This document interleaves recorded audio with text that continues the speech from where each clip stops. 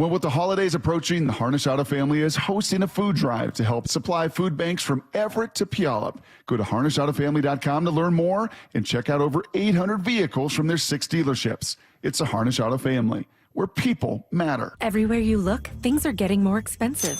So at Consumer Cellular, we're lowering the price for those 50 and up.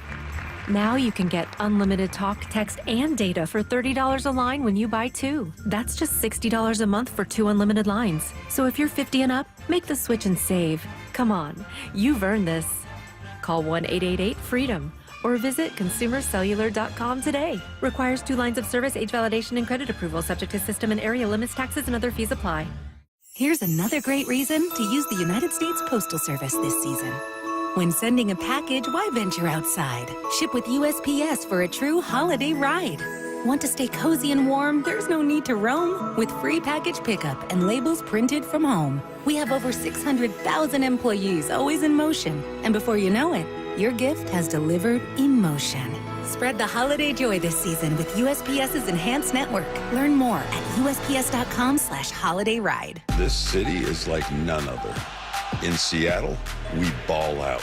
Gino steps up, throws the slant. What a catch! We stand on business. Turns outfield. Got him under. We unite 12 as one. There he goes. DK. And we get loud.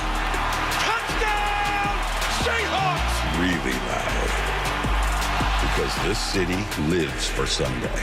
Get your tickets for Seahawks game days at Lumen Field and experience what this city lives for. Visit Seahawks.com today.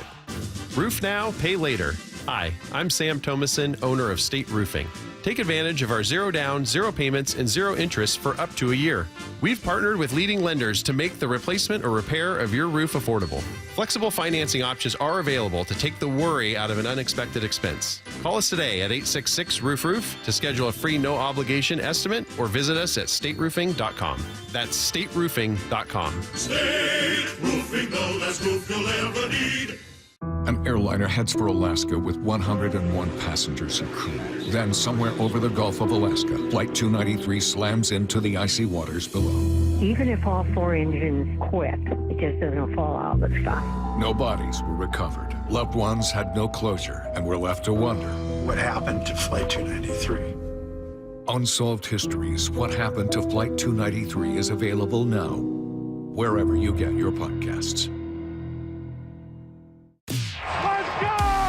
This is Seattle Sports. Streaming through the Seattle Sports app. KIRO AM Seattle. KIRO FM HD2 Tacoma. Home of the Seahawks, Mariners, and everything Seattle sports.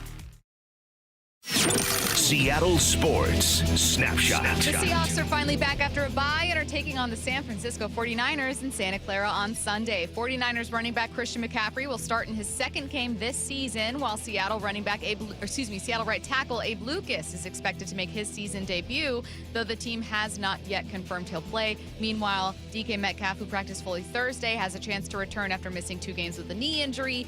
49ers edge rusher Nick Bosa has missed 2 days of practice. He hasn't been ruled out, though. Snapshot, brought to you by Miller Lite. When it's game time, it's Miller time. From the Quantum Fiber Studio, this is Bump and Stacy on Seattle Sports. Streaming through the Seattle Sports app and at seattlesports.com. Now, here are your hosts, Michael Bumpus and Stacy Ross. Here we go now. It's a Football Friday powered by the Snoqualmie Casino and Hotel. We are not starting with football, though. I'm going to get to the latest from Jerry DiPoto. Very interesting interview on Baseball Tonight with Buster Olney of ESPN. Before we do, Bump, how's it going? How's your Friday? Hello.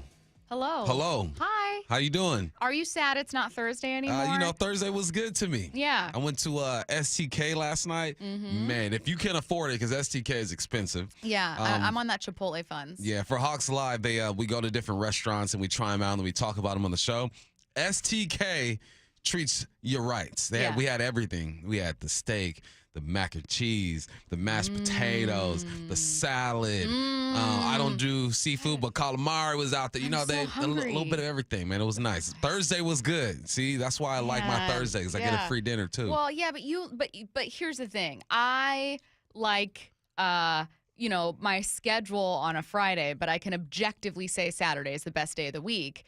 you like your schedule on a Thursday because you got to have dinner, with the guys and interview Seahawks players, and it's a cool night, but it's not. You can recognize Thursday is not the best day of the week, right? Not for y'all. On Saturday, you're chilling. I'm working on Saturday. Yeah, but Saturday, if you can remove yourself from it, you go, okay, Saturday is the best day of the week. It's all right. It's overrated. Bump. Are you excited for Jake Paul, Mike Tyson tonight? I am. I'm so hyped. Excited? I'm so hyped for this. I know, listen, like, you're going into this situation anticipating that this thing's going to be staged. I think it is. Right? We're anticipating that. But I just hope Mike Tyson gives him just one good one to let him feel what a 58-year-old world champion can do. And Jake Paul deserves it. Mike Tyson did slap him the other day, and Jake Paul ate it.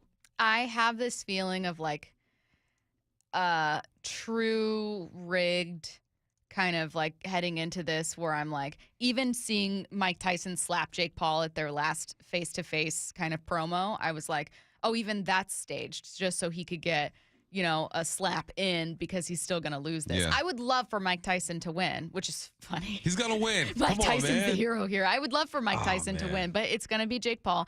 I think that this is just a way for Jake Paul to try to legitimize himself as a boxer, even though he's facing someone old enough to be his father. 58. 58 years old. Come on, man. I know. Anyway, I'll be watching.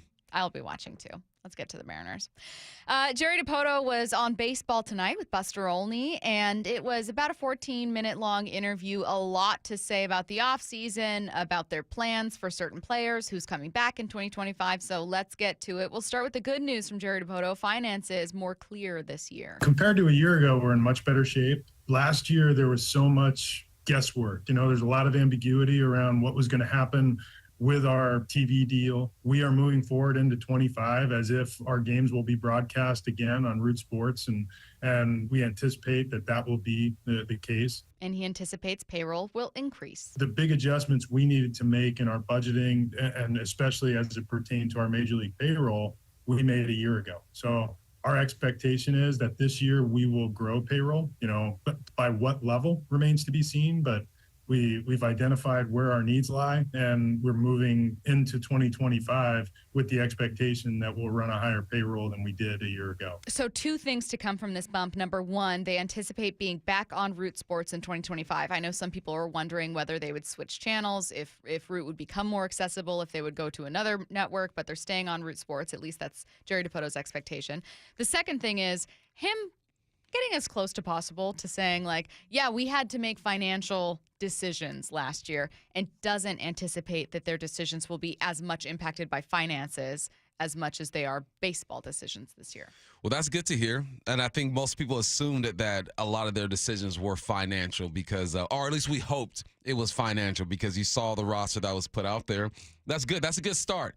You're going to try to put together a baseball team that is competitive and not just one that fits the budget, a tight budget. And maybe the budget's going to open up a little bit. Mm-hmm. I think he does mention about how there's going to be an increase in payroll. So, all right, it sounds good, man. That's a good start to the show because I like that clip. All right, let's talk about what this outfield's looking like. We did at last year's trade deadline. We added Randy Arozarena. Randy will line up in left. We signed Victor Robles to a contract extension. He'll line up in right, where he'll share some time with Luke Raley, who had a really nice year for us. We've got Julio in center. So this is the most stable our outfield's ever been. I found it interesting. So it's unsurprising him mentioning these starters. Hey, it's a really deep outfield. We've got Robles, Randy, Julio. Those are our starters. In a longer clip, he talks about Raley and the flexibility that he offers, being able to play first. He doesn't mention Mitch Haniger. Like, there are a couple names throughout this interview that he doesn't mention, and I was interested because Mitch Haniger accounting for not a small amount of money. Yeah, I think he mentioned the right players for the outfield, though. Yes. I think you need to roll with those guys. Yep. But you're right. You don't mention Mitch Haniger. I think he's still part of their plans.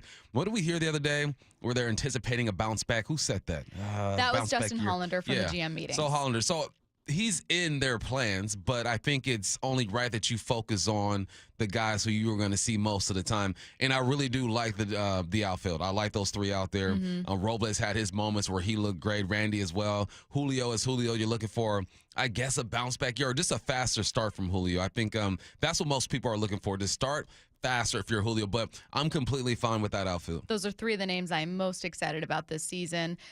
Let's get to the question marks, basically the entire infield. Luke Ray. I should clarify. I don't mean JP's going anywhere. I mean they've got to figure out some answers at second and third. Really can also come in and take part of the first base reps, and we'll try to pair him with somebody that we feel like matches well. We've got JP Crawford at shortstop, and we've got Dylan Moore somewhere. Dylan is a Gold Glover now, an incredibly valuable super utility player, and he plays a big role for us. But second base, third base, part of first base, that's our offseason. Our pitching staff, we think, is one of the best in the league. We're very comfortable with the group we can run out. We feel like we have one of the best catchers in baseball. And, we do have glaring needs on the infield, and, how we're able to manage that over these next few weeks, months is going to determine how good we feel going into the season about our roster. Bump, it sounds like they'd like to retain Justin Turner. So let's say you have Turner, sometimes Raley figuring out first base. You moved on from Polanco, and you have Rojas at third, who we didn't mention. I mean, that leaves two giant question marks. Yeah, I think Rojas had his moments, but he's not a guy that you want to see out there every single day. Yeah. I'm glad he mentioned Demo, Gold Glove, show this guy some love. JP's going to be solid, and Luke is going to be everywhere. He'll be in first base. He'll be in the outfield. He'll help out when needed. I was looking back at the second baseman of the past few seasons, and it's crazy that I got to Adam Frazier and said I low-key miss Adam Frazier. I low-key miss Adam Frazier. Big part of a wild card comeback. Had a great moment in the playoffs, and he's gone off with San Diego, I believe, last year and done some things, but you haven't been able to hit on that second base, man. You brought in Colton Wong. He's supposed to be the defensive guy with an average bat. Defense was all right, wasn't great, and the bat was horrible. You bring in Polanco, experienced guy over there from Minnesota. It hasn't worked out. So something's going on with second base. You definitely need to address that. Everybody knows that. And then third base ain't been the same since Gino left. I think he stayed in the obvious, really. Yeah. I mean, we know JP's not going anywhere. We'll see. We're anticipating JT's coming back. The outfield is solid, yes. Second and third base, you got to find some bats, some gloves. How do you get those second and third basemen? That's really the debate with the Mariners. Yeah. What everyone is going to be talking about with the Mariners, at least here in Seattle, is are they going to spend in free agency, or are they going to acquire someone via trade, with the best pieces they have to trade being one of their 5 starters? This was Jerry Dipoto talking about the potential of trading starters. We do have one of the best starting rotations in baseball, and we feel like that's our strength. Our ballpark really amplifies quality pitching, and 1 through 5 with Castillo and Gilbert, Kirby and Miller and Wu, we feel like that's our strength. So depleting a strength to try to improve in a different area where we're most certainly going to be weaker. You've got a much better chance of being dominant based on starting pitching in Seattle than you do trying to recreate a lineup. We've proven that. So yeah. I think, we'll figure out how to best address our needs, hopefully while holding on to all 5 of those starting pitchers, because they're our backbone. Can I say 2 things about this really quick? Yeah. Okay, so I'm going to leave.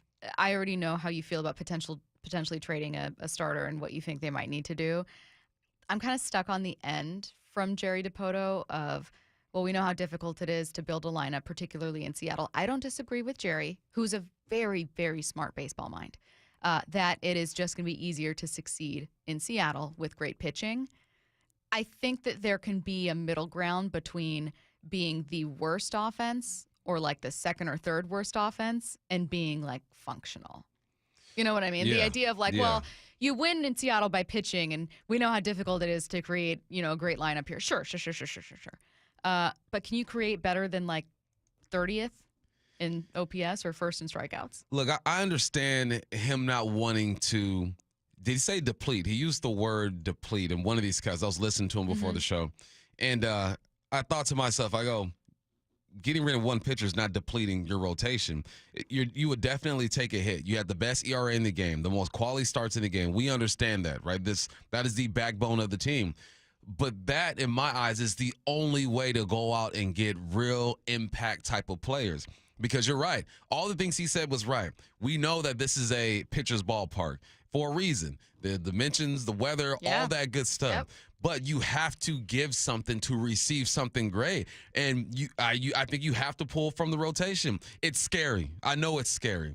I'm the worst fantasy football manager because I do not trade. I'm like, nope. D-Hop's hurt. I'm keeping him. This is the squad. He's getting a ring. This is it. So I understand that on a smaller level. Obviously, Jerry is doing this at a big scale. But we're looking at this. This is not a destination. Players do not wake up and say, how do I get to Seattle to become a Mariner? You have to force them. How do you do that? You trade. I think that this is where he gets nervous because he's done such a great job building this rotation. You see what they've done last year. They've won you some ball games. They kept you in ball games, but you need to score runs. Me personally, I'm exploring all options. I'm looking at one of those arms and saying it's unfortunate, but we got to talk about this. Curious to know whether you guys would be willing to trade a starter. Mac and Jack's text line is open, 866-979-3776. A good chunk of this interview is also about Julio, obviously Seattle's most important player. This was Jerry talking about his offseason prep. Yeah, it's not due to a lack, of preparation. Nobody works harder than Julio. I visited with him just early last month, shortly after the season was over. He has a very structured and disciplined plan for how he approaches his offseason. He has, over the course of his major league career, been more likely to start slow and finish fast. And, our goal is to find a way to extend that over a 7-month period. And, he's proven to be one of the most talented and really productive players in the game.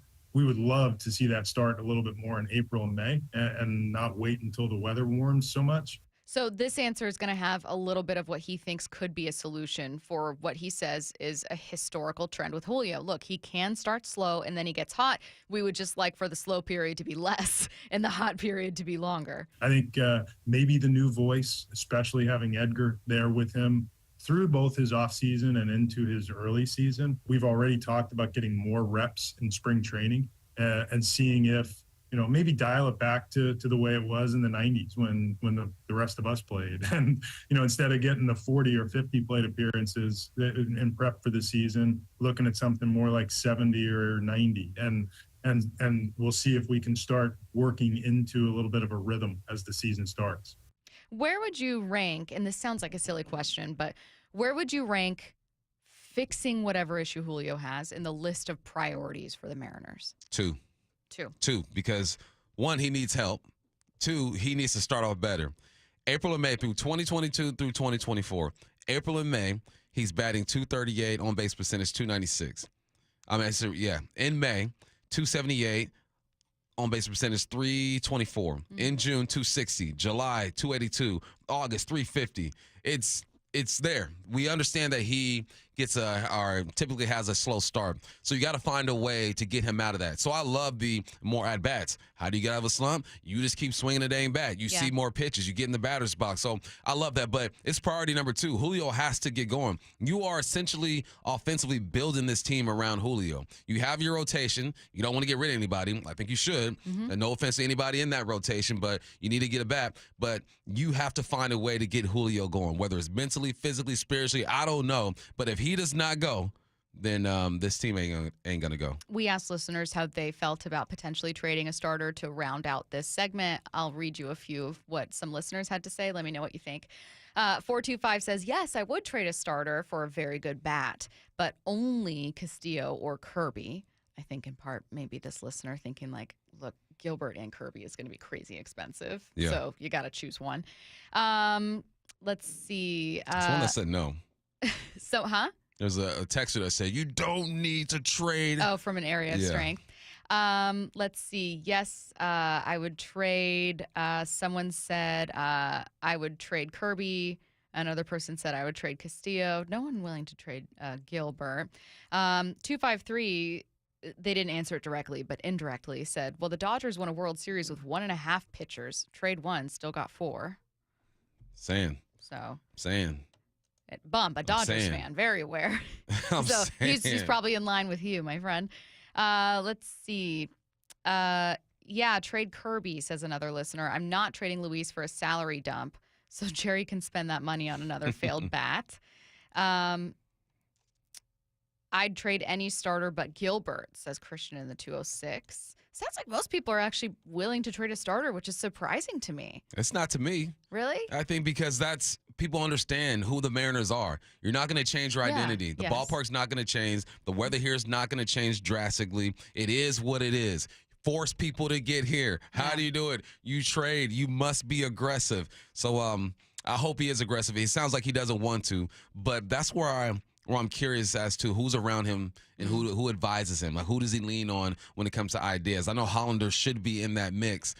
Someone's got to talk to him and make that a real possibility. You can try. If it doesn't work out, so be it, but let's at least try. All right, good stuff from listeners. Let's keep it moving to headline rewrites. Extra, extra, read all about it.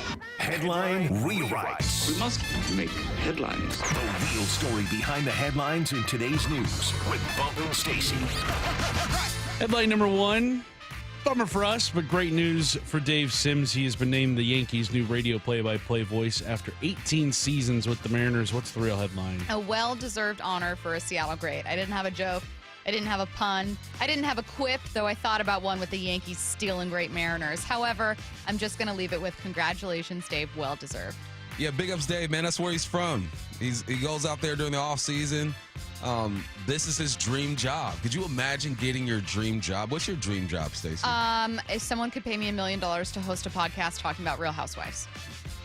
Awesome. So and sports radio. If somebody gave you that offer. A version of my dream. This? Yeah, no, this is, I love my job. I love showing up to work. But if I could work in Real Housewives talk, like if you guys were cultured in any way with reality TV, my job would be more fun.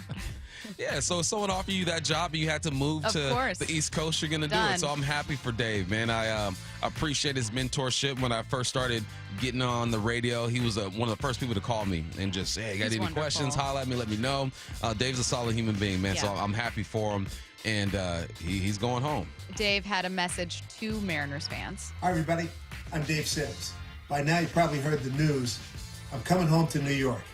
I thoroughly enjoyed my 18 years in Seattle. I love becoming part of Mariner Nation, the great Pacific Northwest. So many great memories, so many good people. From the bottom of my heart, I thank you for having this interloper coming in and being part of your culture. I really enjoyed it, and I wish everybody in Seattle and the great Pacific Northwest all the best as we move forward. Go Mariners and go Yankees. Yanks got a good one. Let's keep it moving. What's next? Headline rewrites. Headline number two, the Eagles kept their win streak going with a 26-18 win over the Commanders last night. What's the real headline? Congrats to Dave Sims on his second win of Thursday. Huge Eagles fans. Now that was big, big win for Philly, and it was close for a while. And then you got into the fourth quarter, and things kind of just fell apart for these guys. Saquon Barkley, I was talking to my buddy on the ride up here, and he goes, "Well, who's the best running back in the league?" I said, "Looking at numbers, it's Derrick Henry, but you're looking at ability, it has to be Saquon Barkley. He's just so dynamic, man." And I think what I've learned throughout the years, and especially this year, is that if you really want to win, you got to be able to run the football. Like, that's as much as football changes, that will never change. If you have a dynamic running back who can change the game, and now these running backs are catching the football out the backfield, and doing all this extra stuff. And Saquon Barkley is just special, man. So big ups to Philly.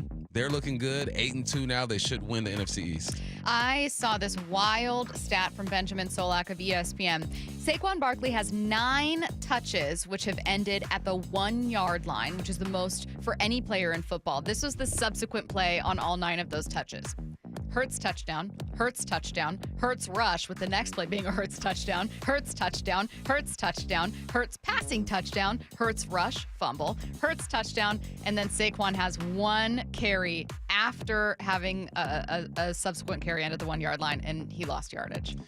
I mean, I think he understands what's going to happen down there. He knows the game. You know, so as soon as you go down, go ahead and just walk off the field, Saquon. But it's nice to have that option, too. Hurts is able to rush the football. What he has, I think, 10 or 12 rushing touchdowns this year. 10 rushing, 12 passing. Hurts looking like the guy we saw a couple years ago. Maybe he's healthy. The culture's better over there. Philly's looking good.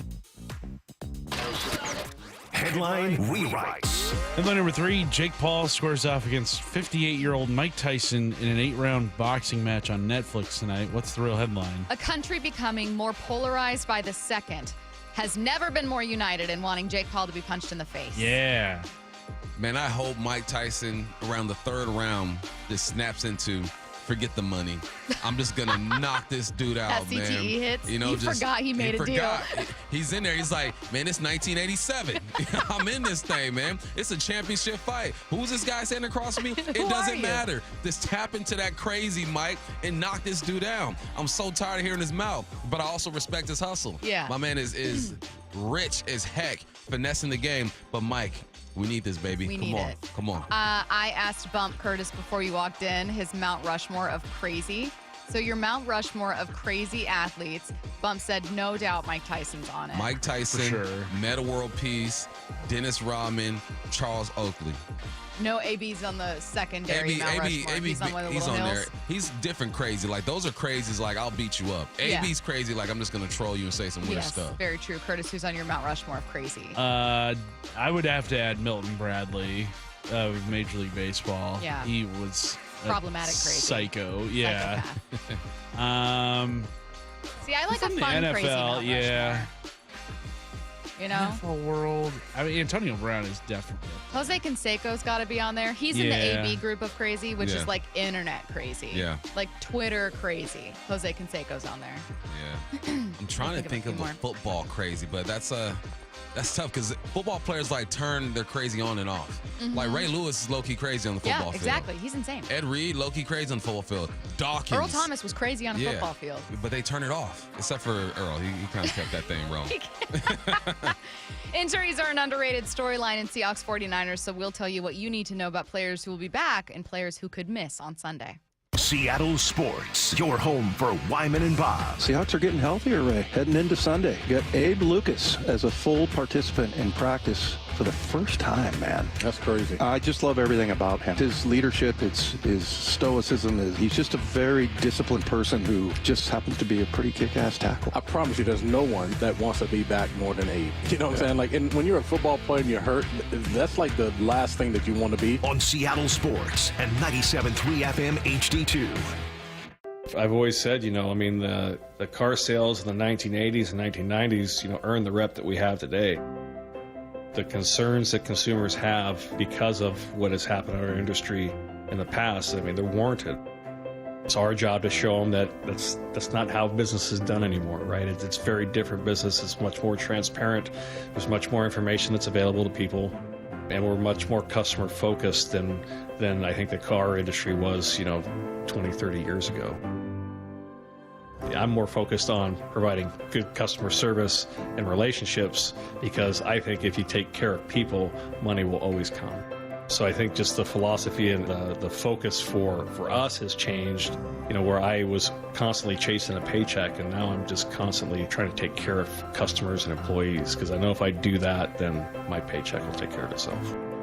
The LJ way is the Lee Johnson Auto family. Hey, it's Mike Salk here for my friends at Snoqualmie Casino and Hotel. Yes, I said and hotel. If you're looking for a fun night out, Snoqualmie Casino and Hotel is just the place to go. Whether it's Vista Prime Steak and Seafood with their reimagined happy hour or Falls Buffet as well. The breathtaking views of the Snoqualmie Valley and Mount Si. You can find all the details at snocasino.com. Seattle's closest is now Snoqualmie Casino and Hotel. Only 30 minutes from downtown. Seattle's closest, Snoqualmie Casino and Hotel. We meet by accident, fixing every last bit, Accurate Auto Body. If you've been in an auto accident, you have the right to take your vehicle to any repair facility. Accurate Auto Body has been family owned and operated since 1994, and they work for you, not your insurance company. Your insurance company may not love them, but you will, because We meet by accident, fixing every last bit, Accurate Auto Body. Collectors, Front Row Card Show is coming to Tacoma. Join us at the Greater Tacoma Convention Center on November 16th and 17th. Baseball, football, basketball, and hockey cards. Plus collectibles such as Pokemon, Marvel, Star Wars, and comic books. SGC and JSA will be there. So bring your cards, comics, and autographs to sell, trade, or get them graded. Hundreds of vendors, thousands of dollars in free prizes. Don't miss it. Front Row Card Show, Greater Tacoma Convention Center, Saturday and Sunday, November 16th and 17th, 11 to 5. For more info, go to frontrowcardshow.com. That's frontrowcardshow.com. We just want to have enough money for retirement. And travel to visit our grandchildren. I understand. That's why at Fisher Investments, we start by getting to know each other, so I can learn about your family, lifestyle, goals, and needs, allowing us to tailor your portfolio. What about commission-based products? We don't sell those. We're a fiduciary, obligated to act in your best interest. So, how do your management fees work? We have a simple management fee based on the value of your portfolio, so we do better when you do better. We appreciate that kind of transparency. We also check in with you regularly to keep you up to date on the markets and your portfolio. What other services do you offer? As a client, you have access to resources on investing, financial planning, estate planning, Social Security, Medicare, and more. Wow, it sounds like Fisher Investments has everything we need. At Fisher Investments, we're clearly different. Learn more at FisherInvestments.com. Investing in securities involves the risk of loss. The Mike McDonald Show. The first word from the head coach after every Seahawks game. We want to play a certain way, and you're just going to chisel away at it every day. Presented by Emerald Queen Casino. Seahawks Insider. Brought to you by Pacific Lamp and Supply. Now here's Maura Dooley. The 49ers offense is second in the NFL, only behind the Ravens when it comes to total yards per game with 412. Mike McDonald joined Steve Rabel on KIRO FM this morning and discussed how difficult it is to decide which Niners offensive weapons to focus in on. You can't just live with doubling one guy all the time, and you can't live, by not helping out guys at certain points. So is it through matchups? Is it through coverage structures? Is it through truly doubling people? I mean, all those things are kind of on the table against these guys, and they do a great job of mixing it up and putting guys in different spots. They know the issues that they present, so they also try to stay ahead of the solutions that you're trying to create too. So it's this kind of back and forth of who's going to have the upper hand on a play-to-play basis, and it's a fun challenge. The Seahawks Insider is brought to you by Pacific Lamp and Supply. For the latest on the Seahawks anytime, go to seattlesports.com. Transform your home from top to bottom with State Roofing. Hi, it's Sam Thomason, owner of State Roofing. It's not just about a new roof, it's about a new look for your entire home. Deck out your backyard or give your exterior a facelift with our siding and window options. And there's no better time to start than now with our incredible offer. 0 down, 0 payments, and 0 interest for 12 months. Why wait to make your dream home a reality? We do more than just roofs. Visit stateroofing.com. Let's talk about what's possible for your home. State Roofing, the last roof you'll ever need. This city is like none other. In Seattle, we ball out. Reno steps up, throws the slant. What a catch! We stand on business. Turns outfield, got him under. We unite 12 as one. There he goes, DK! And we get loud. Touchdown, Seahawks! Really loud. Because this city lives for Sunday. Get your tickets for Seahawks game days at Lumen Field and experience what this city lives for. Visit Seahawks.com today.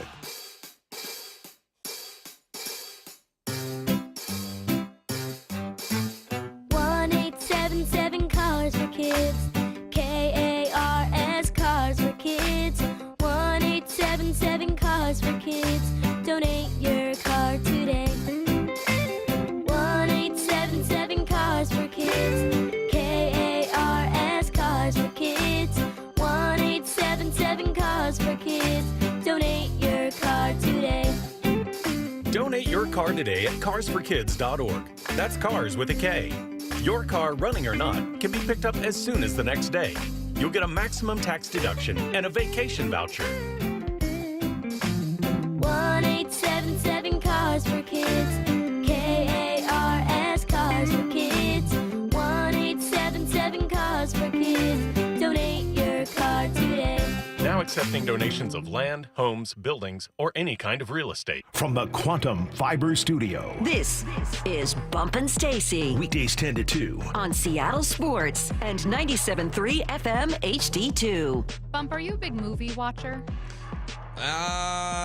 Do you see new movies when they come out? Are you excited for them? I'm excited for Gladiator. The tickets that you bought 3 weeks in advance and printed out the paper. Yeah. I was just about to ask you about it. I was scrolling through X and Kay Adams tweeted, "Are we excited about Gladiator 2?" And of course, everyone's like, "Yes!" Heck yeah. I wouldn't say I'm excited about it. I'm curious. Derek is excited, but I don't think buying tickets 1 week in advance is that crazy. But I was going to ask you if that would be a movie that you would be excited about. Yeah, for sure. Yeah. I'm going to go see that one. All right. Well, let's get to the actual topic at hand here. Injuries, I think, are kind of an underrated storyline in Seahawks 49ers, and it's not because there are secretly injured players that could sway this game, right? Where it's like, well, the Seahawks are so hampered. It's because it's kind of the story of some players making their way back and the story of other players who may be gone that were there last time. Injuries are really a big difference outside of linebacker between this meeting and last time. Mike McDonald on the Mike McDonald preview talked about the potential return of Abe Lucas. You know, when you're putting yourself out there, say, hey, look, I'm gonna go play football in an NFL game to help our team win. Like that takes a leap of faith, and it's not as easy as one might just imagine. Just assuming that and I play a certain way because I'm a certain caliber of player. So that's something, that's stuff that he's dealing with, and he's doing a great job with it. But so we're right behind him the whole way.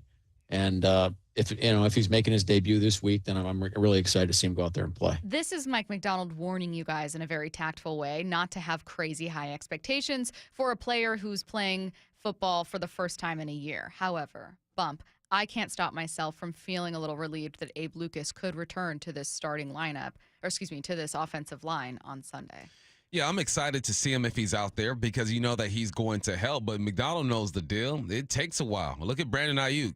He held out. It took him a while to get going, and then he gets going and he gets hurt. It's just a high-risk sport, and you don't know until you get out there.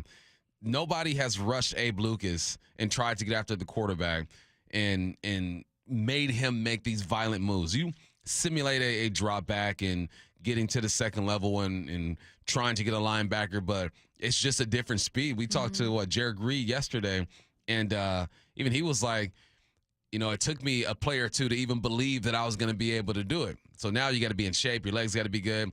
Realistic expectations, 20 plays. And if something happens, maybe he taps into something in his brain and his body responds and he looks great, then so be it. But I would not be surprised, and I wouldn't even be mad if they took their time with Abe Lucas. Don't throw him out there for 100% of the plays like the Niners did with McCaffrey. He was out there like 88% of the plays. Yeah. So that was risky. So I'd take my time with Abe. Christian McCaffrey, let's go to the other side.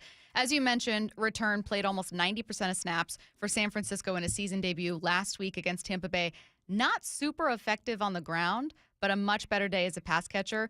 Is that because he's still limited? What did you see in that game? Or is it just, look, that defensive line for the Bucs is still pretty solid? I watched all of his carries, and he doesn't seem 100% confident in his body yet. But that's the scary part because he got that first game out the way. So he's probably watching himself on film. He's listening to his body. He's feeling it. He's talking to trainers, and they're saying, look, your body responded beautifully. If that's the case, he's going to come out this game and be like, all right, I'm ready to go now. Let's get it. But no, I think it was a combination of him not believing in his body yet and this defensive line being great. When I broke my fifth metatarsal of my foot, I got a screw in my foot right now, being there for the rest of my life. And I remember going back to practice for the first time, and I was not the same dude. And mentally, I go, am I good? Like, am I really good? Because my foot is still kind of sore. Yeah. They took me back to the hospital twice to show me x-rays. I had to sit there and stare at the x-ray I need it too. for like 10 minutes and be like, you're good. Look, it's intact. Everything's ready to go. Then once you start believing, you feel a bit better. So that's just a hurdle that athletes have to get over when they come back from injury. Some never get over it.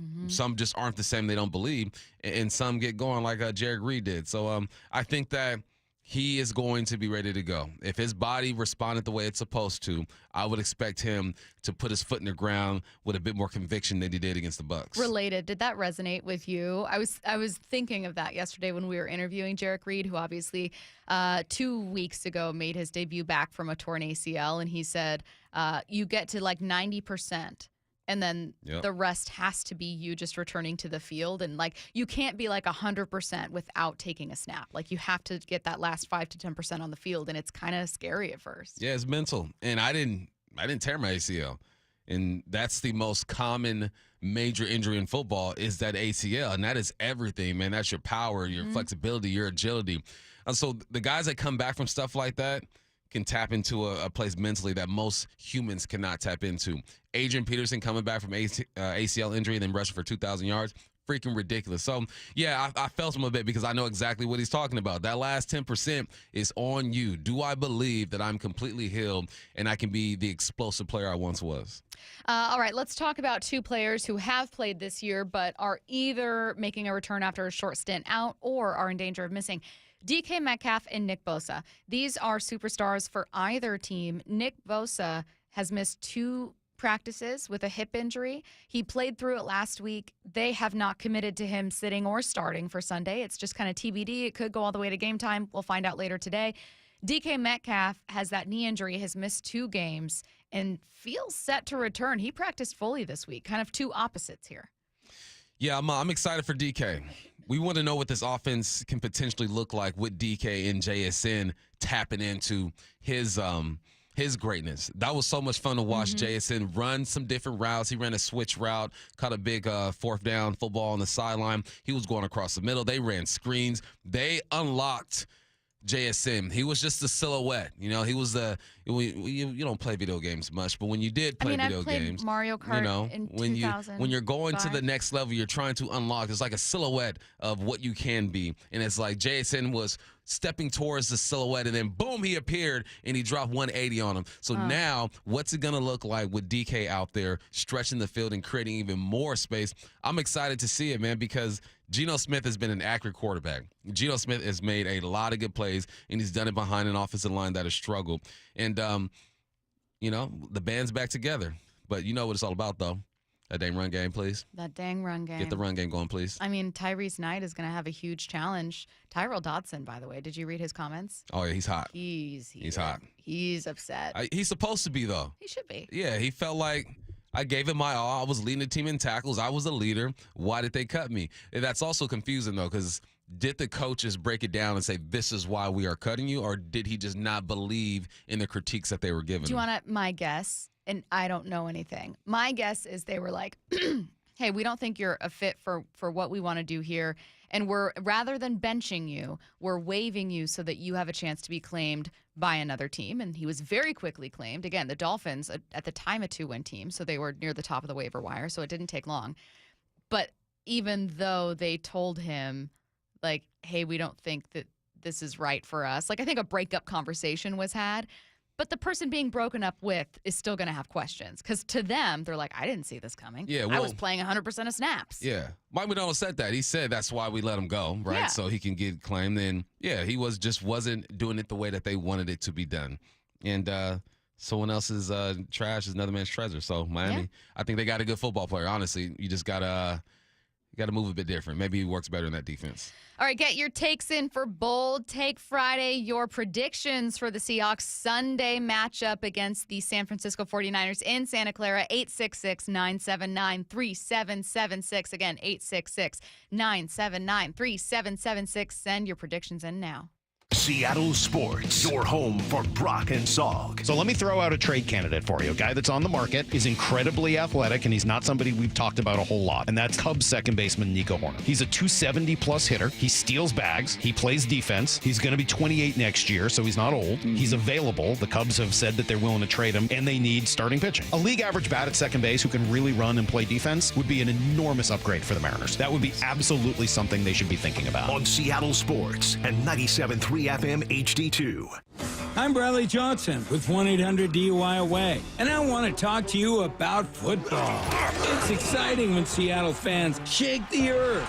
You can even feel that energy on your 100-inch variable refresh QLED surround sound 7.1. At 1-800-DUI-AWAY, we know that enjoying the game often involves alcohol. And the police know it too. Have fun, be responsible on game day, and pace yourself. If you feel sacked in the fourth quarter, get a designated driver to take you to your end zone. If you get carried away with too many Bloody Marys after too many Hail Marys, call for a timeout. You get the point. Be safe. Call 1-800-DUI-AWAY or go to 1-800-DUI-AWAY.com. Watching the game in your blue and green jersey is a lot more fun than wearing an orange jumpsuit. 1-800-DUI-AWAY. Make this holiday season extra special in the kitchen of your dreams while saving thousands. Hi, this is Chad Cicchini, owner of Heritage Homecraft. Our solid wood refacing system delivers a luxurious new kitchen, way easier and less expensive than a total tear-out. Book now, have your new kitchen before the holidays, and you'll save an additional 15% up to $3,000 off your new kitchen. Call now for a free in-home consultation. Heritage Homecraft, 425-485-1600, 425-485-1600, or heritagehomecraft.com. Food banks are in need of our help. Would you please drop off non-perishable food items at any of the 6 Harnish Auto Family dealerships, including Subaru, Chevy, Buick, GMC, and Volkswagen of Puyallup, or Kia and Chevrolet of Everett? It's the Harnish Auto Family, where people matter. You never get a second chance to make a first impression. Superior Linen Service will help your company with logoed apparel, uniforms, floor mats, linen, and more. Give us a call. We answer the phone. Superior Linen Service. It's what we do. Visit suplinen.com.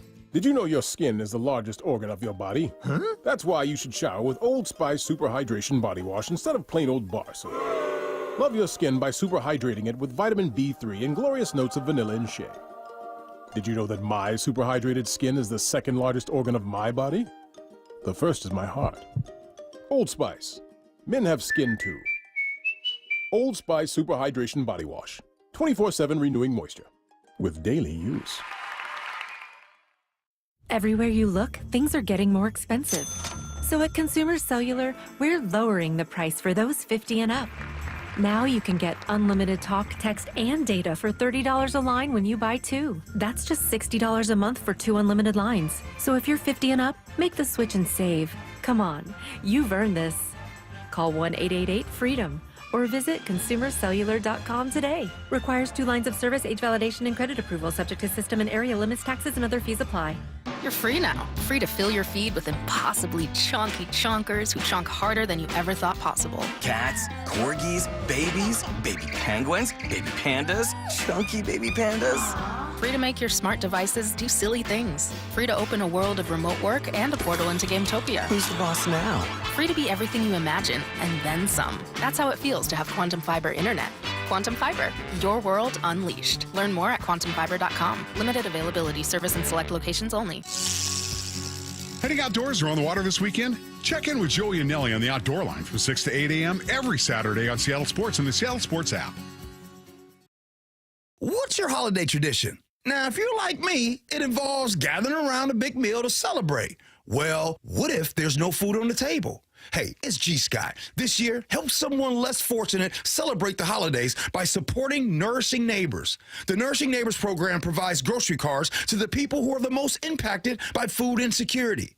So make a donation next time that you're at Safeway and help make sure everyone is welcome at the table for the holidays. Go to nourishingneighbors.com to learn more. For over 111 years, Pacific Lamp and Supply Company has been your #1 lighting specialist in Washington.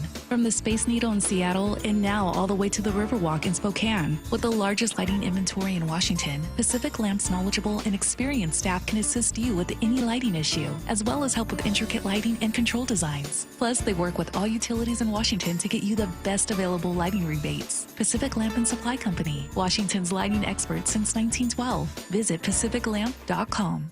Ooh, we got a question. Brian W. asks, it's the holiday season and I'm looking for deals. Is Xfinity having a Black Friday sale? Well, Brian, we got you covered. Get iPhone 16 Pro on us. Just ask us how. Plus, you can also get fast, reliable Xfinity Internet with a line of Xfinity Mobile Unlimited for a great low price. So don't wait. Bring home a new iPhone 16 Pro built for Apple Intelligence. And connect to reliable 5G and Wi-Fi speeds up to a gig on Xfinity Mobile. That's a big deal. More like a gig deal. Now through December 3rd, ask how to get the new iPhone 16 Pro on us with an unlimited Plus line. Plus, get Xfinity Gigabit Internet with free Wi-Fi equipment for only $25 a month for 12 months with no annual contract when you add unlimited mobile. Go to Xfinity.com/Black Friday sale to learn more.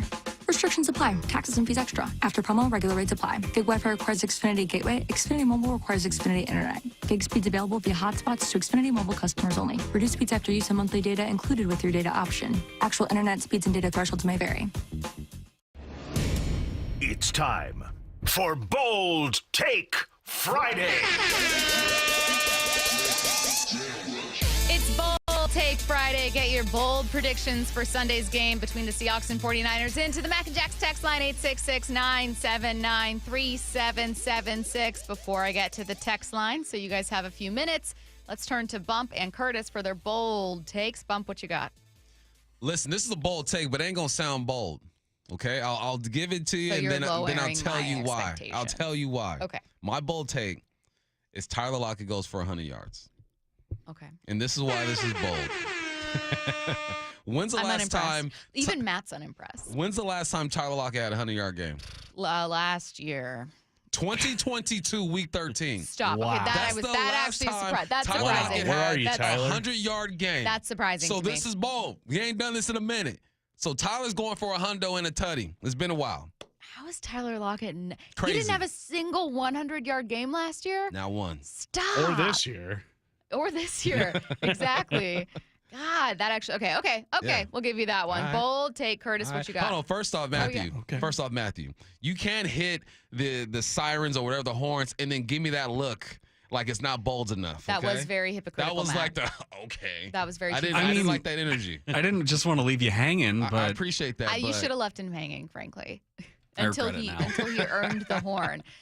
866-979-3776. The Mac and Jacks text line. Send your bold take in for Sunday. Curtis, what you got before my I bold hit take, listeners I'm here? looking at the injury report. I've seen Connor Williams' name appear the last 2 days as a non-injury absence.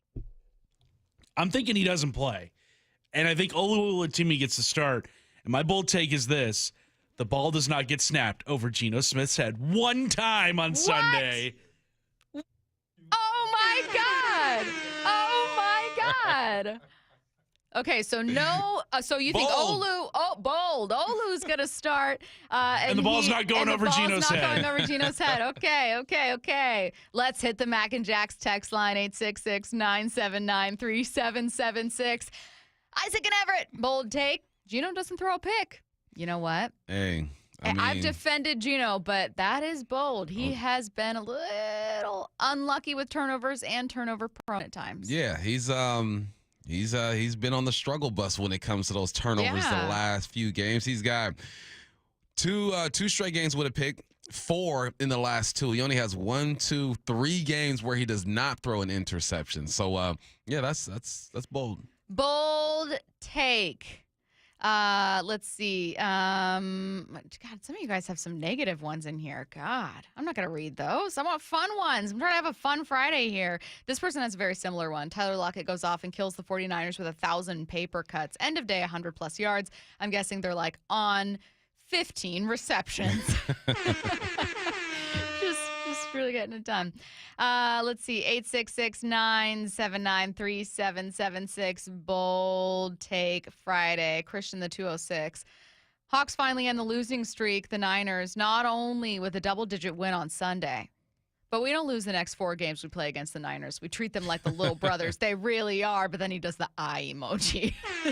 Right? That's like when the little brother sneaks up and smacks the big brother and feels good about it until he turns frankly around. What they have to do. Yeah. I Gotta do am it. not against sucker punching the 49ers in this game. You know what I mean? I'm with it. And that would be basically you get healthier, Nick Bosa doesn't play, you get away with some bad calls going your way, and you go, what am I going to do? Yeah. Take advantage. What can I say? We said it yesterday. When Brock Purdy turns the football over, they lose ball games. So Yeah. let's start there. Bold take, 866-979-3776. My bold take is that Mike McDonald wins a challenge that changes the outcome of the game. That would be fun. Wow. That's a fun Okay. bold take. Okay. Like, it's not really focused on a single performance, but that was a bad challenge. I think you got bad information. I do, too. That wasn't him because it was was what from was the it? The booth. catch on the sideline, Cooper Kupp. That I was think it someone telling him, like, Yeah. challenge that, do it. I don't even know what's going on there. 866-979-3776. Bold take. This is very bold. The 49ers get less than 100 rushing yards. Okay. They do that, we win. Under 100, and Brock Purdy throws 2 interception game blouses. Bold take from the 253, who's a Rams fan. Seattle wins by a last-second 55-yard field goal. 55. Wow. Jason That's Myers, stressful. Man, making up for that missed PAT. This one isn't going to happen, but I love it from the 206, and if it does, I'll publicly apologize. Bold take. Seahawks score less than 15 and still win. Whoa. Defensive battle is what you're saying, huh? There's no way. Absolutely no way. There's a way. If there's a will, there's a way. Exactly. But the matchup I'm most concerned about in this one, Bump, is you made two very big changes at linebacker. One of them I think is a risk going with the rookie, and one of them I really like in Ernest Jones. Those are two completely different players from the last time that you faced this team. The last time you faced this team, you gave up 200-plus yards on the ground, I think. Easy 200. What's this week going to look like? Is it going to be a gamble that pays off for you, or are you going to continue to really struggle? And they have Christian McCaffrey back, who didn't pop off, with the ground game last week, but It's got to be Mo better. It's got to be Mo better. Hopefully the defensive line. It starts with the defensive line. Like, I get the linebackers have to make the tackles, but if the D-line can keep them clean, and if Tyrese Knight can be what the scouting report says, is that he is a good tackler. He's good in the run game. They don't need him to be great in the pass game. So just be what your scouting report says. Bold take from the 509. Witherspoon has a strip sack fumble return for a tutty in the third quarter to swing momentum. Let's go. What have you made? I've got two other folks saying Devin Witherspoon with a pick. One with a pick six is their prediction. Pick six and a sack, says the 509. What's your season take on Witherspoon so I think far? he's having a good season. I don't think he has the explosive splash plays that we're used to seeing last year. Pick six, the big hits. Haven't seen that yet, but he's having a good season. Bold take, Abe stays healthy, says the 724, texting from Pennsylvania. I really like that one. 866-979-3776. Let's find a last one here. Bold take, 360. Byron Murphy breakout game. 2 sacks, 3 tackles for loss. I would love. Let's go. Let's love for a defensive line to have a create mess game. Like messy in a good way. Involved, chaos, wreaking havoc. Yes, exactly. Yeah, I would love for that from this defensive line. All right, you guys, that was Bold Take Friday, a very fun one. Thank you so much for your predictions. We are jumping into the NFL, taking a look around the rest of the NFC West and the rest of the league with NFL Network's Omar Ruiz next. When you're running the hurry up and don't have time for your favorite Seattle sports shows, listen to the podcast on demand. How about that? Unbelievable. Who would have thought? Every hour, every interview, every look behind the scenes. He is your new Seahawks head coach, Mike McDonald. We want to play a certain way, and you're just going to chisel away at it every day. Find us on seattlesports.com, the Seattle Sports app, or wherever you get podcasts. All signs continue to point to it being the right hire. Never miss a minute of Seattle sports, the home of the Seahawks. Matt Coker here from West Coast Men's Health. Guys, if you're taking Viagra or any other pill for ED, I want you to ask yourself this question. Do I want to continue to do this for the rest of my life? If you're like most men, the answer is no. Here at West Coast Men's Health, we can restore blood flow naturally without pumping your body full of chemicals like you've been doing. Guys, you need to come in today and fix this problem now. Why are you putting this off? Viagra's not going to magically start working next week, and you don't want to use shots or go under the knife. Call us today and speak with our clinic manager. Ask him any question you like, how it works, the science behind it, and even the cost. Change your life today like the thousands of men who already have. If you're tired of dealing with ED or Peyronie's disease, then call West Coast Men's Health. With clinics in Redmond and Tacoma, call 206-519-6541. That's 206-519-6541. 206-519-6541. Online at westcoastmenshealth.com. This is Stacey Rost. Is that leaky faucet driving you crazy? Don't wait until it becomes a flood. Call Ben's Plumbing, Heating, and Air. At Ben's Plumbing, they pride themselves on 5-star service, where your satisfaction is their priority. Whether it's a stubborn clog or a complete plumbing overhaul, their team of dedicated professionals is here to help with no commission sales tactics. Just honest, reliable service you can count on. Call today at 206-789-5353 or visit Ben's.plumbing. That's Ben's.plumbing. November is a great time to get a new TV. Now that the top-rated brands like Samsung, LG, and Sony are at the lowest prices of the year. With Black Friday deals available, what more could you want? How about better than Black Friday? Before you click, you should call Video Only to see how you can go lower than Black Friday. That's right, the best TVs at better prices. Check out video only before you buy, or you'll be sorry. Hey there, you in aisle 2. I see you by the fiber and laxatives. You still using those to manage your constipation with belly pain? If your symptoms keep coming back, you may have irritable bowel syndrome with constipation, or IBS-C. So you may need more than over-the-counter treatments to manage it. Ask your doctor about how Linzess can help you get ahead of it. Linzess linaclotide is a prescription medicine that treats IBS-C in adults. It's not a laxative. It's a once-daily pill that helps you get ahead of your symptoms. It's proven to help you have more frequent and complete bowel movements and helps relieve overall abdominal symptoms, belly pain, discomfort, and bloating. These symptoms were studied in combination, not individually. Do not give Linzess to children less than 2. It may harm them. Do not take Linzess if you have a bowel blockage. Get immediate help if you develop unusual or severe stomach pain, especially with bloody or black stools. The most common side effect is diarrhea, sometimes severe. If it's severe, stop taking Linzess and call your doctor right away. Other side effects include gas, stomach area pain, and swelling. Learn more at linzess.com or call 1-800-LINZESS. What does the Seahawks jersey mean? It's football. Drops back, has time, loads up, throws. It's intercepted! Does he keep his feet in? He does! Seahawks ball! It's community. The stands are rocking right now. Nobody has left this place. It is pandemonium. It's Seattle. This is your jersey. This is the Pro Shop. The Seahawks Pro Shop has the largest selection of Seahawks jerseys. Come try one on at the Landing in Renton or at Lumen Field. Roof now, pay later. Hi, I'm Sam Thomason, owner of State Roofing. Take advantage of our 0 down, 0 payments, and 0 interest for up to a year. We've partnered with leading lenders to make the replacement or repair of your roof affordable. Flexible financing options are available to take the worry out of an unexpected expense. Call us today at 866-ROOF-ROOF to schedule a free no-obligation estimate or visit us at stateroofing.com. That's stateroofing.com. State Roofing, the best roof you'll ever need.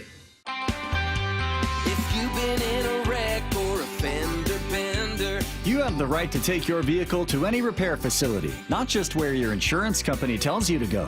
Accurate Auto Body has been family owned and operated since 1994, and they work for you, not your insurance company. With over 25 years of auto repair work, they'll exceed your expectations. we meet by accident, fixing every last bit. Accurate Auto Body. At Accurate Auto Body, all their work is performed by certified technicians, only using OEM parts to guarantee the safety of you and your family.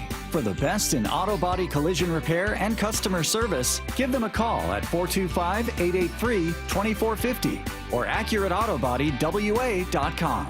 Your insurance company may not love them, but you will, because we meet by accident, fixing every last bit. Accurate Auto Body.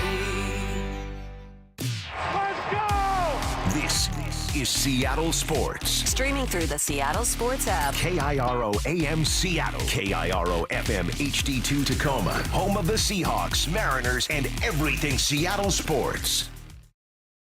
Seattle Sports Snapshot. The Seahawks are finally back after a bye week and are taking on the 49ers on Sunday. 49ers running back Christian McCaffrey will start in his second game this season, while right tackle for Seattle, Abe Lucas, is expected to make his season debut, though the team has not yet confirmed that he'll play. Meanwhile, receiver DK Metcalf, who practiced fully Thursday, has a chance to return after missing 2 games with a knee injury. 49ers edge rusher Nick Bosa missed 2 days of practice with a hip injury, though he's not been ruled out for Sunday. Snapshot, brought to you by Miller Lite. When it's game time, it's Miller time. this hour is brought to you by Floor Coverings International. From the Quantum Fiber Studio. This is Bump and Stacy On Seattle Sports. Streaming through the Seattle Sports app and at seattlesports.com. Now, here are your hosts, Michael Bumpus and Stacy Ross. Here we go now. Let's take a look at the Seahawks and around the rest of the NFL with NFL Network's Omar Ruiz joining us now on the Emerald Queen Casino Sportsbook Hotline. Hey, Omar, how's it going? Hey, good. How are you? Happy week 11. Good to visit with you guys. And, yeah, we're about halfway home here. I know. Happy week 11 to you. I'm excited to have a game to talk about this Sunday. It's not one that I'm especially optimistic about. I'm really nervous about Seattle's chances against San Francisco, but I think I'm just happy to have football back. Tell me how you see this matchup, not necessarily who you have favored, but just kind of how you view the strengths of either team and what they're going to need to do here. Well, I think, from the 49ers standpoint, just kind of looking at my notes, and I think we all know that San Francisco has dominated the series recently, but just looking how dominant, they've been in that George Kittle, Deebo Samuel, Christian McCaffrey are all, the most successful players kind of all time against the Seahawks at their respective positions. And Brock Purdy 5-0, and the numbers just kind of go on and on about how staggeringly one-sided this once great rivalry has become. So I think kind of going into this one, another number that stood out to me about the 49ers, I think last year was an exception because they were kind of focused based on their loss in Philly in the NFC Championship game the previous year. They were so focused going into 2023 to get off to a quick start and try to wrap up that number one seed so they could have home field advantage in the NFC Championship game, which they did, and beat the Lions, of course. But now you're kind of back in 2024, and the way they kind of struggled out the gate, and they've dealt with injuries, and CMC barely came back last week, and all the other turmoil that they've had. This is kind of what a normal 49er season looks like, and it seems like, they're hitting their stride. And you look back since 2022, the 49ers record after their bye weeks is 17-2 combined. And obviously they started 1-0 this season after their bye, and they got Christian McCaffrey back. And last week wasn't perfect, but you look at, the way Christian McCaffrey can open up an offense and the five players that the 49ers had that caught passes in Tampa on Sunday, whereas McCaffrey, Kittle, Jawan Jennings, Ricky Pearsall, Deebo Samuel, they all had plays of at least 30 yards. So that big play capability, kind of return to that offense for a little bit. They, still have their red zone struggles, but I think, they're in position to kind of really hit their stride against a team that, they've had so much success against in the last 2-3 years. And I think Seattle will have their hands full, as you would imagine. Hey, Omar, obviously we support the Seahawks here, but I watch film on the 49ers, and Ricky Pearsall has me excited because he looks like a true receiver. His route running, his hands, his run after the catch. What's the vibe across the league about this young man after his performance last week, and how excited do you think the Niners are that they potentially have their next good receiver over there? Well, I think your point is well taken, and I think the feeling that you have is very similar to what most people have that watch him. And obviously the good story for him to come back from what he experienced before the season and to now be healthy and running around and making contributions. And it couldn't have come at a better time, obviously, with Brandon Ayuk going down a couple weeks ago for the season. And, what a devastating injury that was. And then for Pearsall to emerge here after the bye, score his first touchdown, and look like he's going to be a contributor down the stretch for the 49ers is, something that's more than welcome. And you kind of always, you look at that draft at the end of the first round and they have all these playmakers, then they draft a receiver in the first round. You're like, what are they doing? They had so many more holes. But, just the way the nature of the NFL unfolds and the war of attrition that it is, now you have that perfect, offensive weapon to step in for Brandon Ayuk. And like you mentioned, it looks like he's going to be a guy down the stretch that opposing defenses will have to reckon with. Omar, I don't mean to disrespect the 49ers. It's going to be a tough game. But I think that they last year looked and felt like one of the best teams in the NFC, and were probably entering this season thinking, we should be in a Super Bowl. Like, we have the right roster. We've been there before. And then the NFC got a little complicated, right? The Commanders became a pretty strong contender before we all expected. Philly has now won 6 in a row. The NFC North and East are just making things a little complicated. You've had some teams that have completely fallen out of the playoff picture, like Dallas. But then you have others that have gotten even better than they were last year, like Detroit. How do you see this conference kind of shaking out as we near into these final weeks? And who's the front runner for you right now? Stacey, you're saying the NFC is like a situationship. It's complicated. Exactly. It's really complicated and messy right now. I mean, it's well, I think Detroit is the class, of the conference right now in that, they show they can play horribly against a team that in its own right, is considered a contender in the Houston Texans. Sunday Night Football, Jared Goff, there was 5 interceptions, yet they still hung around and did enough to win the game. That just shows tremendous toughness and resiliency that championship teams show, the championship medal that we always talk about. And, just as an example and a comparison, like the Kansas City Chiefs, they've been kind of winning by the skin of their teeth, but it's because they have all that experience. They have that mental toughness to hang in games. And so we know how physical, we know how talented Detroit can be. But, if they're sharpening that mental toughness as well, they're going to be a tough out in the playoffs. And then, we saw Philadelphia last night, how good Saquon Barkley is. Right. My goodness. If I'm a New York Giants fan, that just makes me seething, sick, right? And if you watch Hard Knocks, the owner of the New York Giants is sick, and that giving Daniel Jones $40 million and then you can't give an extra $1.5 million or whatever to Saquon Barkley, and for him to go off the way he has and almost carry that team the way they've been sort of banged up at receiver, and obviously Jalen Hurts got a little banged up last night, but Saquon Barkley has been sensational. And I think you got to credit Nick Sirianni as well, for as much as we've kind of questioned him over the years, that team year in and year out keeps winning, and they're a factor in the playoff race every single year. And you think, okay, they had that, crazy crumbling to the 23 season. Jason Kelsey, Fletcher Cox retire, so much leadership missing in that locker room. And yet here they are, 8-2 and looking very good. And I think Minnesota will continue to get better. I think, being in the 49er locker room a bunch last year, they had so much faith that if something were to happen to Brock Purdy, like it did at the end of the 22 season, that they wouldn't miss a beat, the way Sam Darnold had impressed people behind the scenes there. And sure enough, he's kind of showed, what he is capable of this year. So it's a very interesting NFC West race. And, we kind of went through the challenges of the 49ers, but, I think when it's all said and done, they'll be there. So, yeah, it's going to be interesting and fresh blood, so to speak. Yeah. You mentioning the Cowboys sort of, fading away. And I don't think we've seen the last of the Packers maybe being a contender based on what we saw from them last year and them kind of getting it together here of late. So, yeah, it's going to be a fun race. But, you look at the entire NFC West, obviously we talked about the Seahawks. The Rams at 4-5, they're certainly not out of the picture, and they're just, injury or two away from, having a better record. And I think the Cardinals will still be good here in the second half. So it's going to be fun all the way around. And, it'll be different. It's like you mentioned, like 49ers kind of take for granted, you kind of put them in the NFC Championship game. They're going to have to earn it this year, and the battles to get there will be exciting. Omar, you mentioned a team I was going to ask you about, a team that made me look like a genius at the beginning of the season.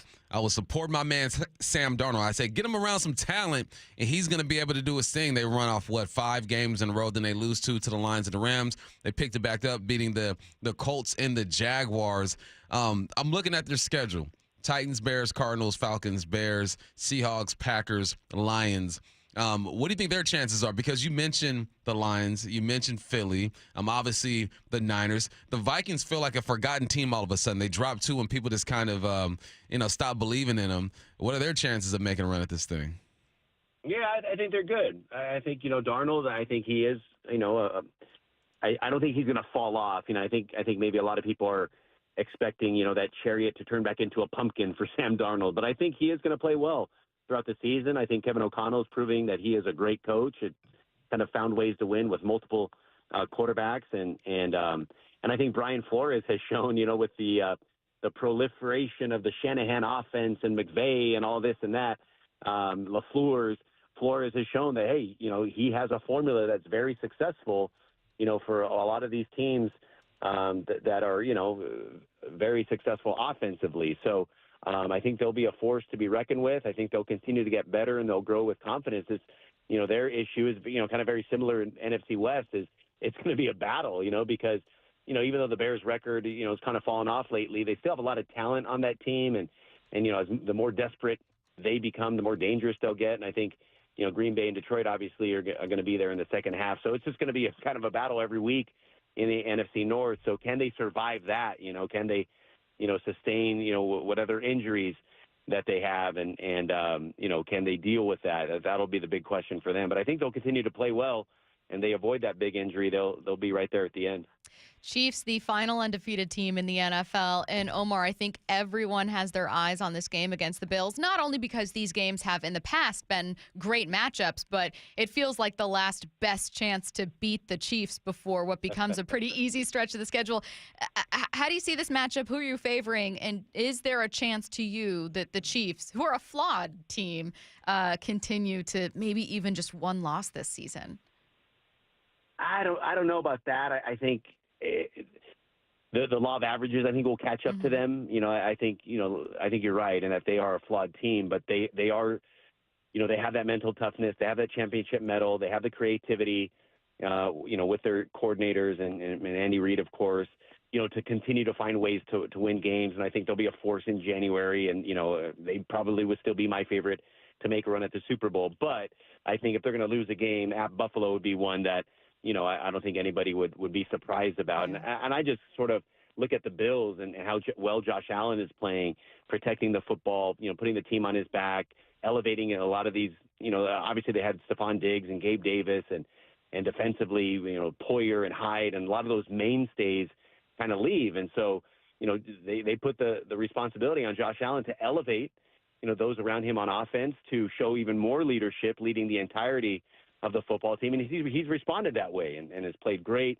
He's accepted that responsibility, and I think he's sort of solidified himself, in that upper echelon. I don't really put anybody on Mahomes' level, but obviously he's right there in that category, right below. And I think this game means more to the Bills, given that, like I said, there are new faces to that team. They're looking to, make names for themselves and really put a stamp on their season to sort of catapult to the second half. And for that reason, I think, and not to mention it's at home in Buffalo. I think it's the first time in this little rivalry, Mahomes-Allen, that the Bills get them at home in the regular season. Bills Mafia will be fired up. So I'm kind of leaning Buffalo, but like we've said so many times on this show and many others, you can never count out Patrick Mahomes and the Kansas City Chiefs, and nobody would be shocked if Taylor Swift come down from her Toronto show and makes an appearance to spur on Travis Kelce there. We had there's 2 games of the week in my opinion. There might be one more, but it started on Thursday with Philly and Washington. And then the next game I'm looking at is the Steelers and the Baltimore Ravens. And I've been so supportive of Russell. I'm like, man, he's in his bag. He's doing his thing. Then Omar, I pull up his stats. He's completing 58% of his passes. But he does have 6 touchdowns to 1 interception. Do you think the Steelers can get it done? And then if they do get it done, is it time we start talking about the Steelers as Super Bowl contenders? I think so. Because I think you're right. We've become so used to the subpar quarterback play of the Steelers post Ben Roethlisberger, and even Ben's last couple of years, wasn't great, and he was very middling. And but that defense has been so good that you get a guy that's throwing 58% completion percentage and has a 6-to-1 touchdown interception ratio. You're like, oh my God, these guys are world beaters. And but I agree with you. I think that defense is that good, and I think Mike Tomlin is that good of a coach, and TJ Watt that good of a defensive playmaker, and Minkah Fitzpatrick, all those guys. Cameron Hayward's still playing great. That I think if Russell can sustain this level of play, I think they can contend. I don't know about enough to win the Super Bowl, but to be certainly a factor in the playoff race. And because of these questions we have about them, I think that makes this matchup so fascinating, because I think we know Baltimore is going to be there. We know Baltimore is a true Super Bowl contender. And so for the Steelers to kind of match wits there, we saw the typical clutch play of Russell Wilson last week, last-minute touchdown, Mike Williams, all that. But can they do it against a great team for 4 quarters, one that's used to playing in January? I think this will be a huge test for Russell and the Steelers, but I think they're capable, and I think if they get past Baltimore, I think we can start talking about them as true, maybe dark horse Super Bowl contenders. Omar, Bump and I could spend another 30 minutes talking to you about the NFL, and this has been so fun, but we have to let you go. We've taken up enough of your time, but thank you so much for joining us. Always a pleasure. Thanks, Omar. Okay, yeah, thank you. Look forward to talking to you guys next time. See ya. Again, that was NFL Network's Omar Ruiz, kind enough to join us on the Emerald Queen Casino Sportsbook Hotline. Let's get to 4 Down territory. This is 4 Down territory, going inside the game with former Seahawks and Coug wide receiver Michael Bumpus. First down, Bump, what would be a good indicator the Seahawks have a legit chance of defeating the Niners on Sunday? Please help all of us feel more optimistic. All right, I got you. We got to look for things, right? Okay. So we have to look for things that let you know, okay, they are in this game. And last time you played the 49ers, the Hawks played the 49ers, they were forced to throw the football because they're down, 20-3 or something like that. So let me read this to you. This is from my guy, Nasa Chobe. He hooks me up with this one. So they lost 6 games in a row to the Niners. Okay. So during the 6-game losing streak to the Niners, the Seahawks have trailed at halftime by a combined score of 104 to 36. The Hawks have only led at halftime once during the stretch. That was in the 2022 wild card game, and have trailed by double digits in 4 of the last 6 games. You go 16-3, 14-10, 24-3, 17-16, 14-3, 20-0, 104-36 if you combine their halftime scores.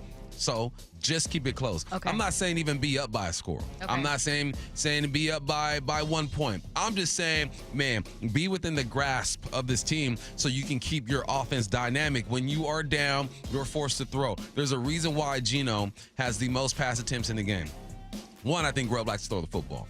2, it's because they're down, and the quickest way to come back is to throw the rock. And what that does, it puts pressure on that offensive line, who has done a great job protecting, and it allows the defense to have more opportunities to take the football out the air.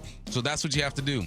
I mean, it sounds simple, but it ain't been simple for these guys the last 6 games they played against the Seahawks. Just keep it close. 104-36 through the last 6 is pretty bad, Stacey. So if it's close, 1 score, maybe even a field goal entering into the second half or entering into halftime, we can still feel pretty optimistic because that will have been a better performance. Feel good about it. Second down. What's a stat you found that's amazing and discouraging at the same time? Did you know that if Michael Dixon was to retire right now, he'd be the greatest punter of all time? He's averaging 48.1 yards per punt. Shane Leschler, I'm probably jacking his name up, averaged 46.6 yards per punt. You got the best punter in the game. But it's also discouraging that going into this game, the Hawks have punted the ball 40 times. The Niners have punted 23 times. All right? So it's greatness. You got greatness in your punter. He's one of the best to ever do it. I feel worse. But I don't need you to punt that many times, though, dog. I need you, if we can keep it to like 5 times, maybe this game 4 times. We don't need you to pad those stats. Don't pad the stats. Yeah. So I was listening or talking to Paul Moyer last night and during Hawks Live, and we're just running through numbers, and we came across this one, and this is amazing. 40 times the Hawks have punted, 23 times the 49ers have punted, and you have the greatest punter of all time if he were to retire today. So we don't need him to be great. I don't want to see him at all. That'd be perfect if we didn't see Michael Dixon at all. But numbers say that you are going to see him, but we need to see their punter a bit more. Is Michael Dixon stay off the football field, offense, put some drives together, kick field goals. Let's not punt the football. You think this is how Bulls fans felt in the 90s knowing they had Jordan? You know what I mean? No, this is not how they felt. Third down. Not at all. If Abe Lucas does play for a limited amount of snaps, how can he still have a big impact on the game? All right, I didn't realize we knew the impact that Nick Bosa had on the game last week, but when you look at the numbers, all right, he only had 4 tackles, 2 QB hits, but he had 14 pressures. According to NFL Next Gen stats, it's the most in the league when it comes to pressure since Bosa had 14 pressures against the Rams in 2022. Bosa had one of the most productive games we've seen from a defensive lineman, but because he wasn't getting sacks, we didn't realize that. So say Abe Lucas only plays 20 to 25 snaps. Okay, just kill some of those pressures if Nick Bosa is lined up across from you. It's a lot to ask, but if he can just kill 3 or 4 pressures on his own, I think that's going to help this football team. I know it's going to help this football team because Nick Bosa is one of the best in the game. So far, 32 tackles, 5.5 sacks, 5 TFLs, 15 quarterback hits, 1 forced fumble, 1 pass defended. He even has an interception. He does absolutely everything for this defense. So I'm looking at Abe. I'm looking at Cross. I'm looking at who else might play? If it's Forsyth, if it's Gerald, whoever it is, just limit the pressure. Easier said than done. Attach a tight end to the line of scrimmage. Use those running backs, whatever it is. My man had too many pressures last game, and he was this close from having a couple sacks. So it's a big ask, but I think if we come together, put our minds to it, okay, and work as a team, we can handle some of these pressures. I'm also looking at the 49ers injury report is what I'm doing, where Nick Bosa has found himself now for several days. He on. 4th down.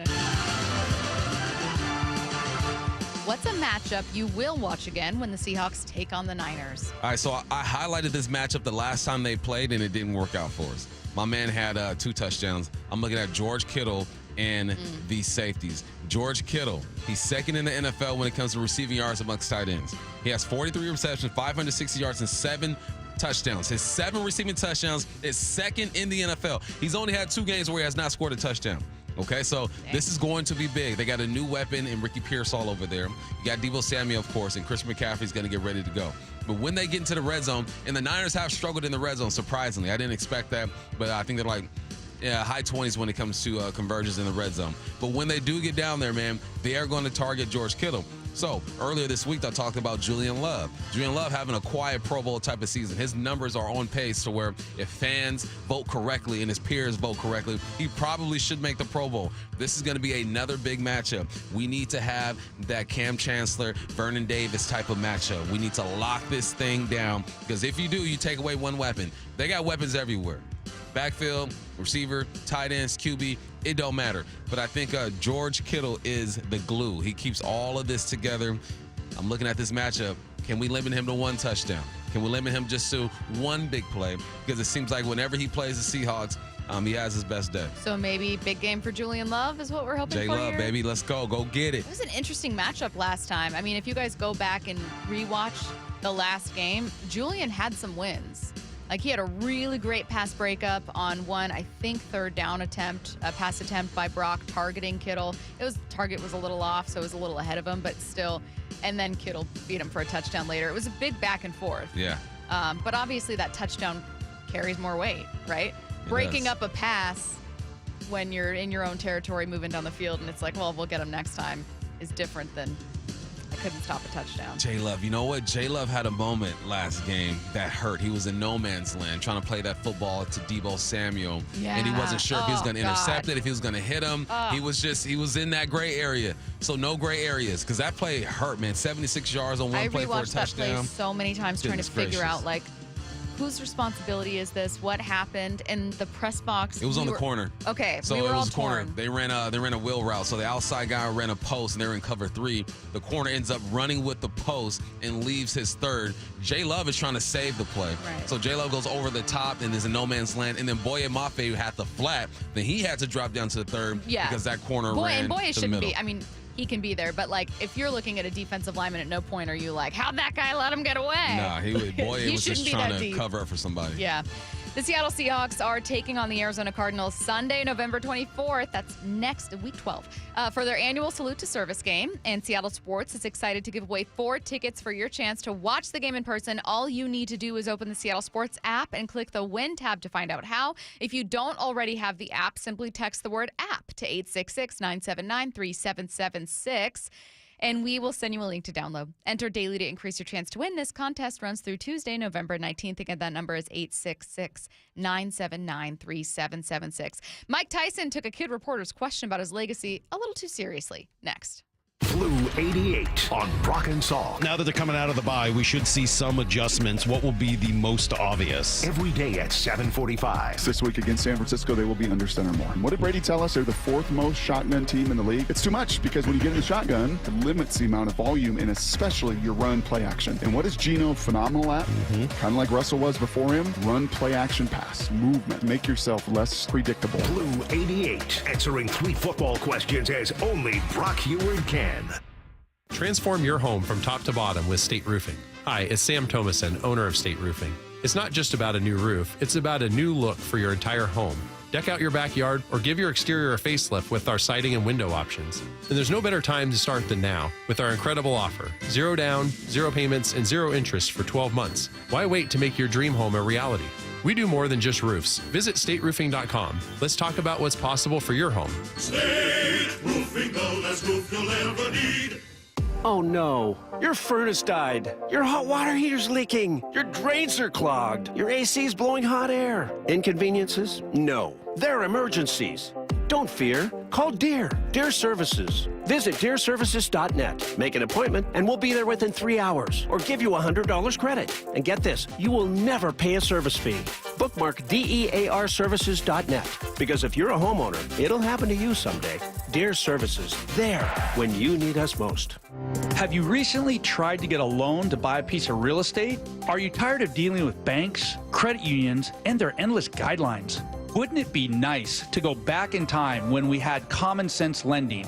Hi, I'm Scott Rureka, CEO of Legacy Group Capital based in Bellevue. We are one of the largest local private portfolio lenders in Washington. We've helped thousands of home buyers and real estate investors reach their financial goals by leveraging the Legacy Common Sense borrowing platform. What that means is we lend our own money, we make our own decisions. If your deal makes sense, we'll get it done. Whether you're purchasing a new piece of real estate or refinancing an existing loan, bridge loans, construction, or regular home loan, it doesn't have to be as difficult as banks and lenders make it. If you're trying to grow wealth through real estate acquisition, come talk to the experts in private lending. Call 425-635-4700 or LegacyG.com. Legacy Group Capital, your common sense lender. LegacyG.com. Be advised, this is your opportunity to save up to 40 to 80% on a hot tub or swim spa this weekend only, today through Sunday. Linwood Event Center. Be advised, this is your opportunity to save up to 40 to 80% on a hot tub or swim spa this weekend only, today through Sunday. Linwood Event Center. 18-month interest-free financing. Our factories have demanded we sell 1,000 hot tubs and swim spas this weekend. Linwood Event Center. Huge factory incentives, factory rebates, this weekend only. Linwood Event Center. We can remove your old hot tub. Free delivery of your new hot tub. Hot tub starting at $2,999. Linwood Event Center. Free delivery of your new hot tub. Just relax and enjoy. Linwood Event Center. Today, 2 p.m. to 8 p.m. Saturday, 10 a.m. to 8 p.m. Sunday, 10 a.m. to 6 p.m. Free admission, free parking, free delivery. Linwood Event Center. Call 833-SPA-SALE or visit hottubandSwimSpaSale.com. Guys, your testosterone level impacts your energy, drive, weight, hair loss, and even ED. Revive Men's Health Seattle will check your T level for free. For your free T level check, exam, and consultation, call 206-529-1111 or visit ReviveMen'sHealth.com. 12s, your Seattle Seahawks return to Lumen Field Sunday, November 24th to take on the Arizona Cardinals during our annual Salute to Service game. Tickets are available now at Seahawks.com. Headed outdoors or on the water this weekend? Check in with Joey and Nelly on the Outdoor Line from 6 to 8 a.m. every Saturday on SeattleSports.com. Seahawks Insider. Brought to you by Pacific Lamp and Supply. Now here's Maura Dooley.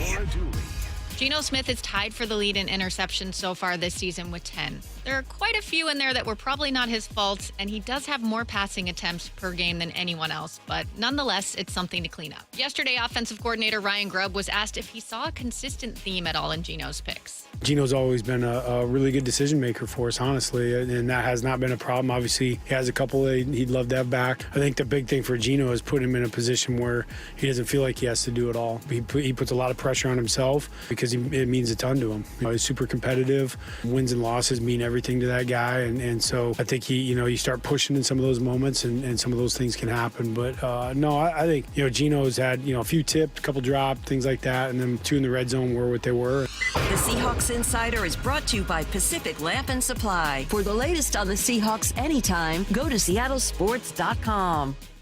Paul's new drone startup just lost its most genius computer scientist. We just lost our best genius to some new genius who's got a genius new idea. I'm going to have to find a new genius, or 2 half geniuses, and fast. He needs a computer scientist that can keep his startup from falling down. I need Indeed. Indeed you do. When you sponsor a job on Indeed, it's easier for talented candidates to find it, which makes it easier for you to hire them. Visit Indeed.com/credit and get $75 towards your first sponsored job. Terms and conditions apply. Shop Dell Technologies Black Friday event for their lowest prices of the year. The future is on sale today with limited time deals on select PCs like the XPS 16 that accelerate AI with Intel Core Ultra processors. Black Friday is their biggest sale of the year and the best time to upgrade, but it's only here for a limited time. Shop now at Dell.com/deals. That's Dell.com/deals. Still getting around to that fix on your car? You got this. On eBay, you'll find millions of parts guaranteed to fit. Doesn't matter if it's a major engine repair or your first time swapping your windshield wipers. eBay has that part you need, ready to click perfectly into place for changes big and small. Loud or quiet, find all the parts you need at prices you'll love. Guaranteed to fit every time. But you already know that. eBay. Things, people, love. Eligible items only. Exclusions apply. At the Home Depot, we know Saturdays are for college football. That's why we have everything you need to never miss a play, like Bear Dynasty interior paint, their most durable one-coat hide paint ever. From a team color statement wall to a fan cave, complete with a mural honoring Nick Saban's 17-year dynasty. Hey, I like that idea. Nothing beats Bear Dynasty interior paint. It's everything you need all in one can. Defend your game time with Bear and the Home Depot. How doers get more done. Valid only when tinted to colors from the Bear Dynasty and Marquee Interior One-Coat Hide Color Collection. This hour is brought to you by Floor Coverings International.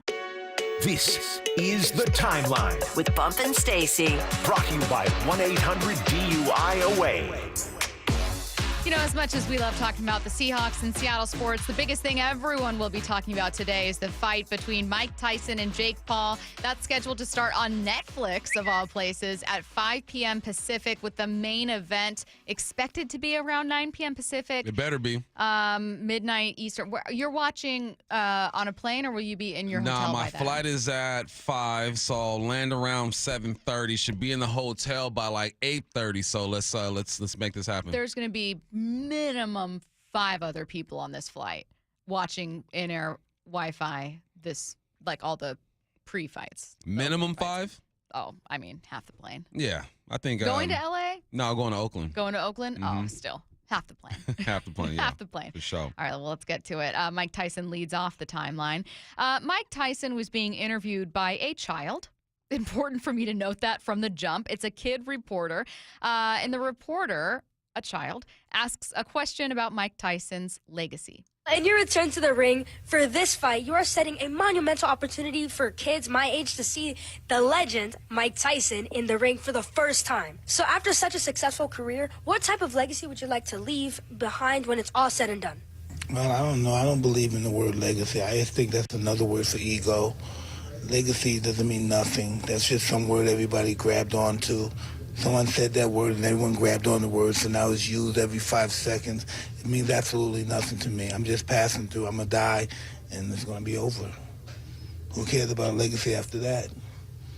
What a big ego. So I'm going to die. I want people to think that I'm this, I'm great. No, we're nothing. We're just dead. We're dust. We're absolutely nothing. Our legacy is nothing. Well, thank you so much for sharing that. That is something that I have not heard before, someone say that as an answer. Can you really imagine somebody say, I want my legacy to be this way when you're dead? Why do you want somebody to think? You think somebody really wants to think about you? What's the audacity? I think, I want people to think about me when I'm gone. Who the cares about me when I'm gone? Well, my kids, maybe, or grandkids. True. Is it true? She's so nervous. I've got to be honest. I don't know if his answer makes me feel more or less confident about this fight against Jake Paul. Like, do I feel more assured that he's going to beat the you-know-what out of Paul, or do I feel more scared? Here's my theory with that answer. He's tapped into Fight Mike. He's Fight Mike right now. He's not podcast Mike, smoking the herbals Mike, Grandpa laughing, grabbing little people and hugging them Mike. He's tapped into Fight Mike. So he's not thinking about his legacy. But come on, that's a little girl, man. Be nice. It's a little girl. He basically said, we're all going to die. Yeah, I mean, he's right. We all turn into dust. Who cares? But honestly, like, Mike, come on now. People are going to talk about you as long as humans are on this earth boxing. Yeah. People are going to talk about you.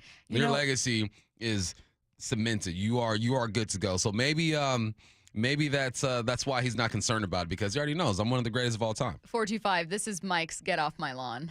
It is. It absolutely is. And big ups to that little girl, man. She handled that pretty good. That is a professional. Yeah, she's a pro. She's a kid, but she has the makings of a great reporter. That's so interesting. And why do you say that, Mike? She goes, I've never heard anyone describe it that way. Yeah.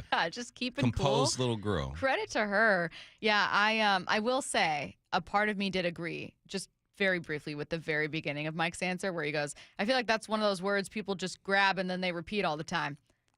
I high-key feel that way about a lot of words. It's a real word, though. No, it is a real word, but so is gaslight. And I feel like people took the word gaslight and used it for I'm so tired of gaslight. That's what I'm saying, though. Goodness so gracious. When Mike Tyson said, I feel like people just use that word all the time, it's a real word that means something and is relevant, but there are people who misuse it and use it way too often. Yeah, but for Mike Tyson, it's relevant. Like, right. You have a legacy, is. dog. Like, it's going to happen. I know you're going to die one day. We all are.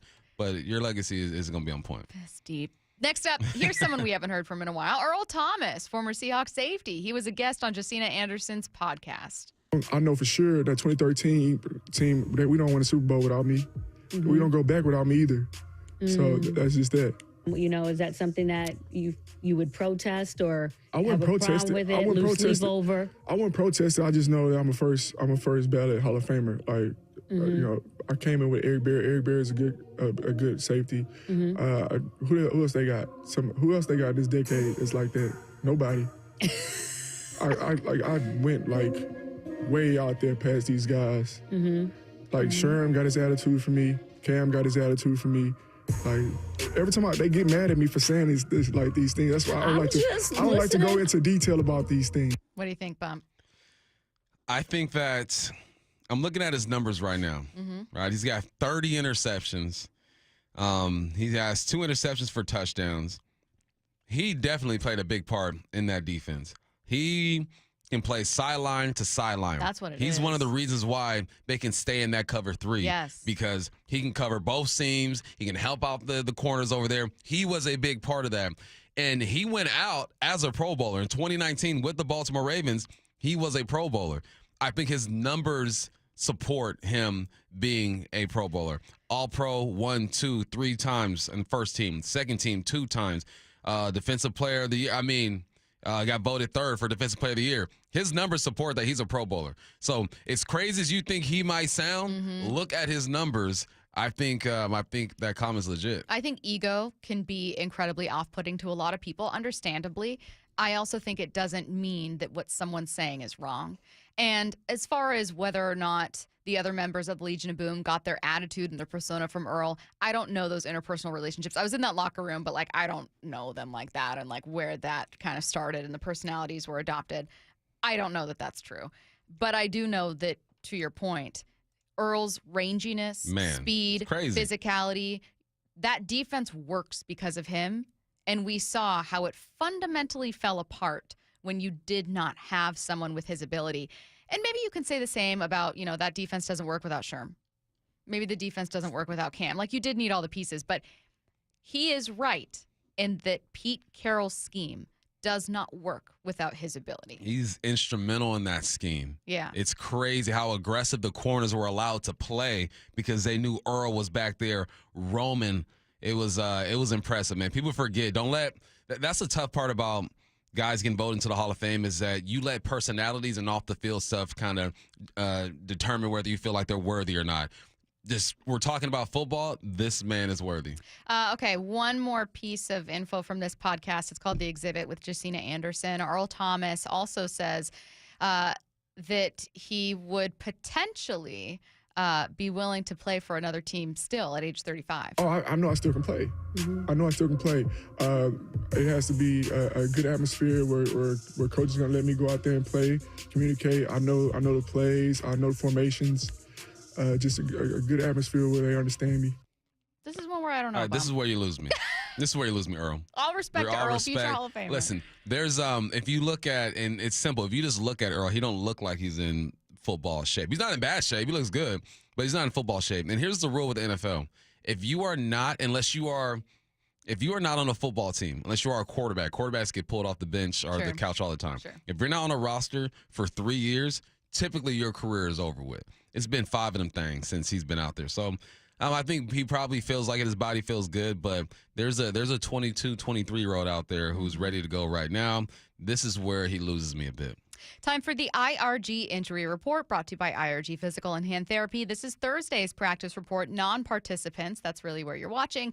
Tight end Noah Fant, tight end Brady Russell both sat out with injury. Center Connor Williams was gone for personal reasons, and nose tackle Jonathan Hankins had a rest day. Good news, Abe Lucas, a full participant in practice. We are waiting for that final injury report set to be released later today. Coming up next, where are these wins coming from after this week? Seattle Sports has your chance to win 4 tickets to the Seahawks Salute to Service game against the Arizona Cardinals on November 24th. 10-5, touchdown, Seahawks! Head to the Seattle Sports app, click the Win tab in the bottom right corner, and enter for your chance to win. Holy catfish! You can enter once per day, so the more times you enter via the Seattle Sports app, the better your odds will be. Do it every day, November 13th through November 19th. Details and rules at seattlesports.com/win. Welcome to IRG Sports Injury Update. We're with Shannon O'Kelly, physical therapist and president of IRG Physical and Hand Therapy. And our guest, Dr. Andre Schaefer, board-certified orthopedic surgeon, specializing in spine, pelvis, and trauma surgery at Orthopedic Specialists of Seattle. Dr. Schaefer, welcome. Our topic today is lumbar disc herniation. Tell us what that is. So lumbar disc herniation is where the cushion that is between the two bones squirts out, and it usually squirts out into the back of the spinal canal, and it can push on nerves and cause pain and weakness and sometimes numbness and tingling down the leg or in the hip and the buttock. How do you diagnose it as a spine surgeon? Obviously, you're going to do a history and physical, but what are you going to do to really say this is a disc herniation? An MRI or a CT myelogram, some type of three-dimensional imaging is really important in sort of defining the anatomy. And then you really correlate that with the patient's symptoms. This is a easily treated injury. Tell us how you treat this. First, we start off with conservative measures, right? Anti-inflammatories, activity modification, physical therapy. And that is successful in a really significant number of people. If it's not successful, though, there are, minimally invasive modalities that we can use, such as injections and even microdiscectomies. Microdiscectomy, what you're doing is you're going to take that bulge away, relieve that compression on that nerve root, those symptoms subside. What about return to activity? Usually you give them 4 to 6 weeks to recover, and then you basically get them to physical therapy. And then that's a really important part of the recovery.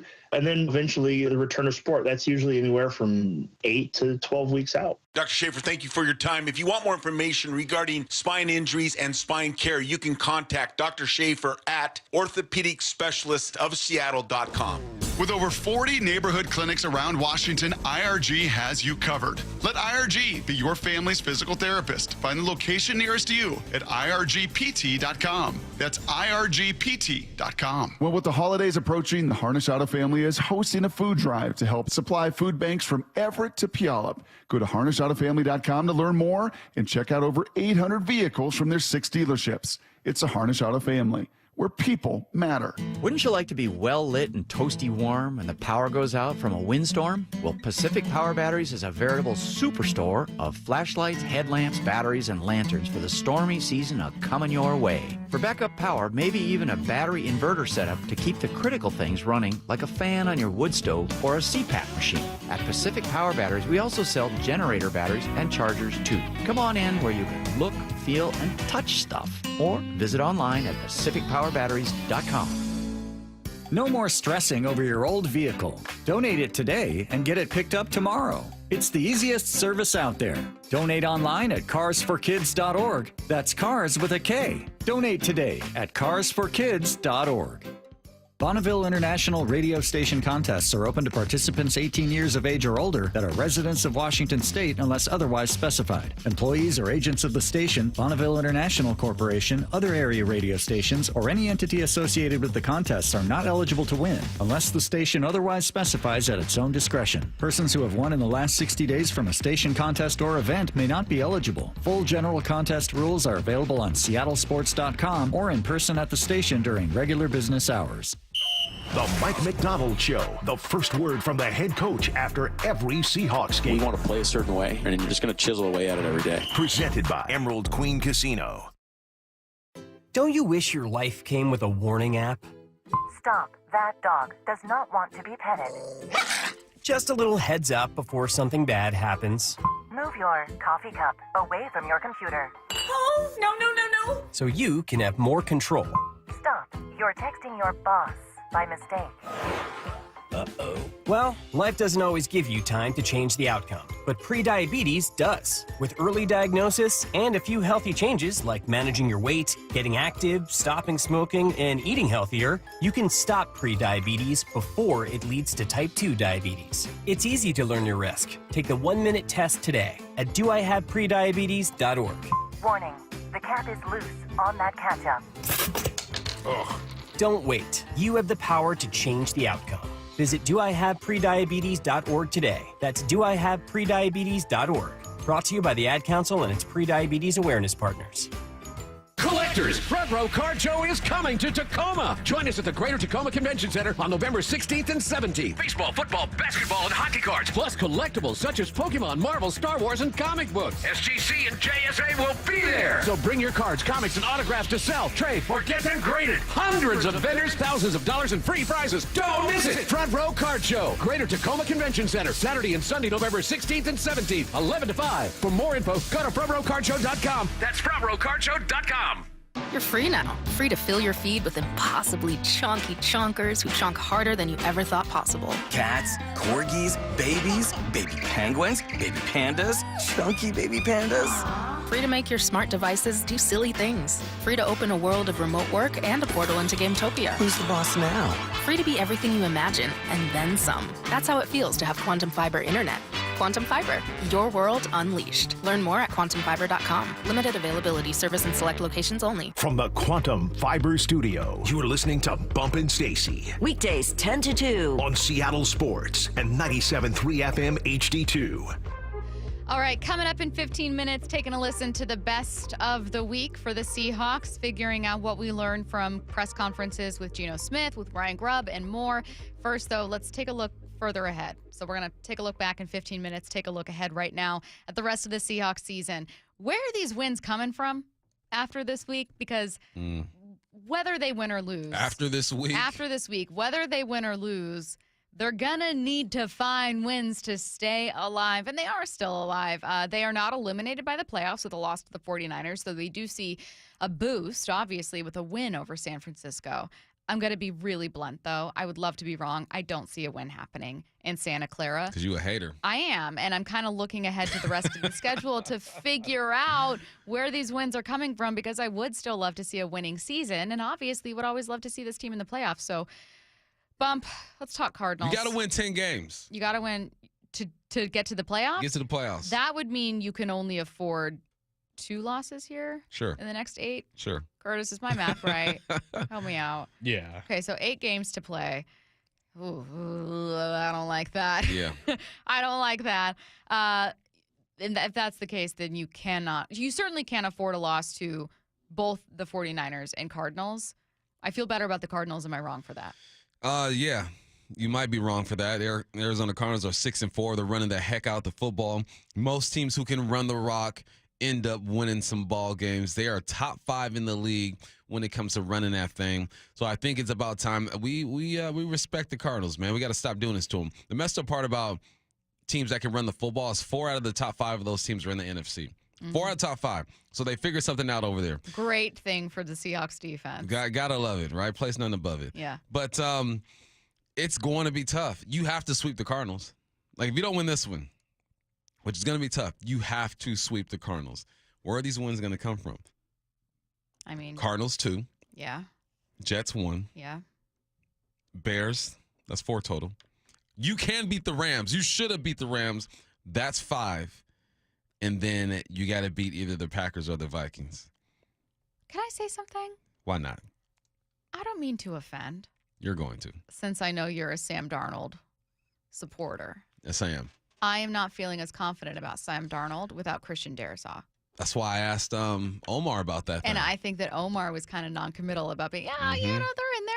Yeah, they're in the mix. They're still going, but that hit to that offensive line is going to be an incredibly costly injury that's flown under the radar. But what they do well is play defense. Those are like the 2 things. If you're not going to be great at anything offensively, or if you're not going to be great at anything, just run the ball well and play good defense, and you're going to have yourself a chance. And you have one of the best receivers in the game. But you're right, man. We know about offensive line woes over here in Seattle. So I'm looking at the Vikings, and yeah, they look like they're gettable. They're gettable. And the Packers aren't a for sure thing either, man. They're 6-3 right now. They lost to the Vikings, they lost to the Eagles, and lost to the Lions. 3 quality losses. I mean, if you're going to lose to any NFC teams, those are the 3 that you're going to lose to. So it's going to be tough. I don't think it's likely. Yeah. I don't think it's likely. You need to but it really all starts this week. You have to come out and right a whole bunch of your wrongs. You have to come out and score 24 points. You have to come out and not allow the Niners to run all over you. You have to be good in the red zone. You have to be better on third downs. And we're asking them to do this against one of the most well-rounded teams in football, despite their record. So it's going to be tough. Man, you're asking me to give hope. So I'm giving hope, but it ain't likely. From the 253, the Seahawks are getting healthier. Key players are returning. They've quietly been taking steps, even though they've been losing.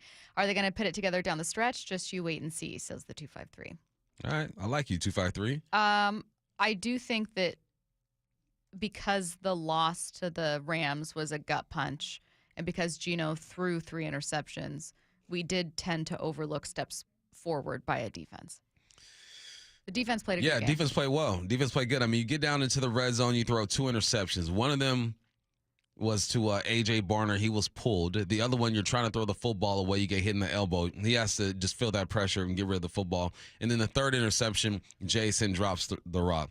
It was it's the red zone woes, man. It's the red zone woes. If you can just tighten up in the red zone, you have a chance. But with the Niners is, can you even get in the red zone? Can you run the football? Can you control the game? The last time we felt like the Seahawks were in control was a long time ago. Man. It was still 75 degrees outside. The sun was out shining bright, and I could still play golf at 1 o'clock and finish before the sun goes down. Okay, next question. We've already talked about kind of going through here where we think the wins could come, acknowledging that that's still difficult and not just suddenly expected, and also acknowledging where the challenges are in the remaining games.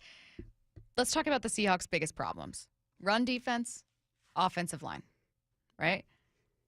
Which one of those things, if improved, gives them the best shot? O-line, Abe Lucas, Charles Cross, Connor Williams, Lincoln, Bradford. We need you. It's all about the offensive line, man. Because Geno has been able to throw the football across the yard. Yes, he's turned the football over. I know you guys are texting in like crazy, okay? But he's been able to operate more efficiently than his numbers suggest with an offensive line that is struggling. What hasn't been able to go is the run game. K9 has a Saquon Barkley type of game in him. What happened last night? What did he rush for? $126 or something like that? 2 touchdowns. K9 has that type of game in him. We just haven't been able to unleash him. And that's the key. If K9 can get going, this offense is completely different. Half of the playbook has been thrown away. Half of the playbook. Someone said they saw Grubb walk into the trash after the game and throwing half of his playbook away because you cannot run the rock. You are so limited when it comes to play calling. So the offensive line is the most important piece of this team that's missing right now. They're the most important piece of this team in general. If they can't get going, this team doesn't stand a chance. Last time I checked, says the 253, one of my favorite ways to introduce a fact. Last time I checked, the Niners have 4 losses. They can be gotten. Let's talk about those 4 losses. In those losses, a common thread has been turning the ball over for the San Francisco 49ers. When Brock Purdy does struggle, go figure, when your quarterback struggles and turns the ball over, they have not been the Lions. The Lions had Jared Goff throw 5 interceptions, and we're like, we can still get you. We can still manhandle this Houston Texans offensive line and get to C.J. Stroud and force him into some incompletions and interceptions and fumbles. I think that the 49ers do not have as dominant a roster, right? It's a very good roster. Yep. But they have some flaws. They're minor, but they have some, and I don't think they overcome big mistakes by their quarterback in the same way. 5 interceptions. 5 interceptions by Goff, and they were able to overcome that. Yeah. I don't think stupid. There's maybe one other team that can do that. And we're not going to see – when was the last time we saw something like that? It was I think – actually, like a player throw 5 interceptions and win, 2012. All right, there you go. So there you go. 12 years. There you go. We're not gonna. I'll be in my 50s the next time we see something like that. But you can force Brock Purdy into some sticky situations. I mean, if that pass rush is able to get going, if they're able to force some 3rd and longs, because that's when they've run into trouble, right? You can't roll out exactly the pass rush look that you want all the time when you're facing 3rd and 1. You got to be very aware of them running, of quarterback sneaks, of what Christian McCaffrey can do. Their playbook opens up when they have less ground to make up. And their playbook is open at all times, 7-11. All times. But for like a 3rd and 11? It's open. Hey. It's open. I've got more faith in the pass rush than the 3rd and long. They have more influence than social media on teenagers. It's crazy. All right, you guys, taking a listen to the best sound from this week, figuring out where the Seahawks stand ahead of Week 11. That's next. Blue 88 on Brock and Salk. Now that they're coming out of the bye, we should see some adjustments. What will be the most obvious? Every day at 7:45. This week against San Francisco, they will be under center more. And what did Brady tell us? They're the 4th most shotgun team in the league. It's too much because when you get in the shotgun, it limits the amount of volume and especially your run play action. And what is Geno phenomenal at? Kind of like Russell was before him. Run, play action, pass, movement. Make yourself less predictable. Blue 88, answering 3 football questions as only Brock Heward can. Right now at Les Schwab, it's the deal you've been waiting for. The Score More sales event. Save up to $160 instantly on a wide selection of 4 tires and 4 wheels. Plus, every tire is covered by America's best tire warranty. 60-day satisfaction guarantee, no hassle road hazard protection, and free maintenance for the life of your tires. Just one more way you'll get more from less. Stop by the store or find your tires at leschwab.com. Limited time offer while supplies last. See leschwab.com/sale for details. An airliner heads for Alaska with 101 passengers and crew. Then, somewhere over the Gulf of Alaska, Flight 293 slams into the icy waters below. Even if all 4 engines quit, it just doesn't fall out of the sky. No bodies were recovered. Loved ones had no closure and were left to wonder. What happened to Flight 293? Unsolved Histories, What Happened to Flight 293 is available now, wherever you get your podcasts. With Floor Coverings International, the mobile flooring showroom comes to you. Book an appointment, pick out the flooring you like, and they'll order and install it for you. It's that easy. Visit FCIFloors.com to book an appointment. Floor Coverings International, the stars of flooring. Want to listen to Seattle sports on your smart speaker? Hey, smart speaker, play Seattle sports. This message is powered by the EQC Sportsbook at Emerald Queen Casino. Emerald Queen Casino, the entertainment capital of the Northwest. Be advised, this is your opportunity to save up to 40 to 80% on a hot tub or swim spa. This weekend only, today through Sunday. Linwood Event Center. Be advised, this is your opportunity to save up to 40 to 80% on a hot tub or swim spa. This weekend only, today through Sunday. Linwood Event Center. 18-month interest-free financing. Our factories have demanded we sell 1,000 hot tubs and swim spas this weekend. Linwood Event Center. Huge factory incentives, factory rebates, this weekend only. Linwood Event Center. We can remove your old hot tub. Free delivery of your new hot tub. Hot tub starting at $2,999. Linwood Event Center. Free delivery of your new hot tub. Just relax and enjoy. Linwood Event Center. Today, 2 p.m. to 8 p.m. Saturday, 10 a.m. to 8 p.m. Sunday, 10 a.m. to 6 p.m. Free admission, free parking, free delivery. Linwood Event Center. Call 833-SPA-SALE or visit hottubandSwimSpaSale.com. Hey, Mike Salk here, and we got some exciting news at the station. Riverside Roofing and 710 have renewed our partnership into a deal that will carry us into our 8th calendar year working together. A big thank you to Don, Brandon, Jordan. Not only are those guys terrific roofers and businessmen, but even better people. And I've been fortunate to get to know them, text them back and forth, playing golf together. Just truly awesome people. And all that matters when choosing who you want to work with. People want to work with people they like. And most importantly, they want to work with people they can trust. And that's Riverside Roofing. You've heard me say it for years now, and you'll continue to hear it for a whole lot longer because it's true and it works. We've had people text into the show. They say, Salk, you told me I could trust them, and you were right.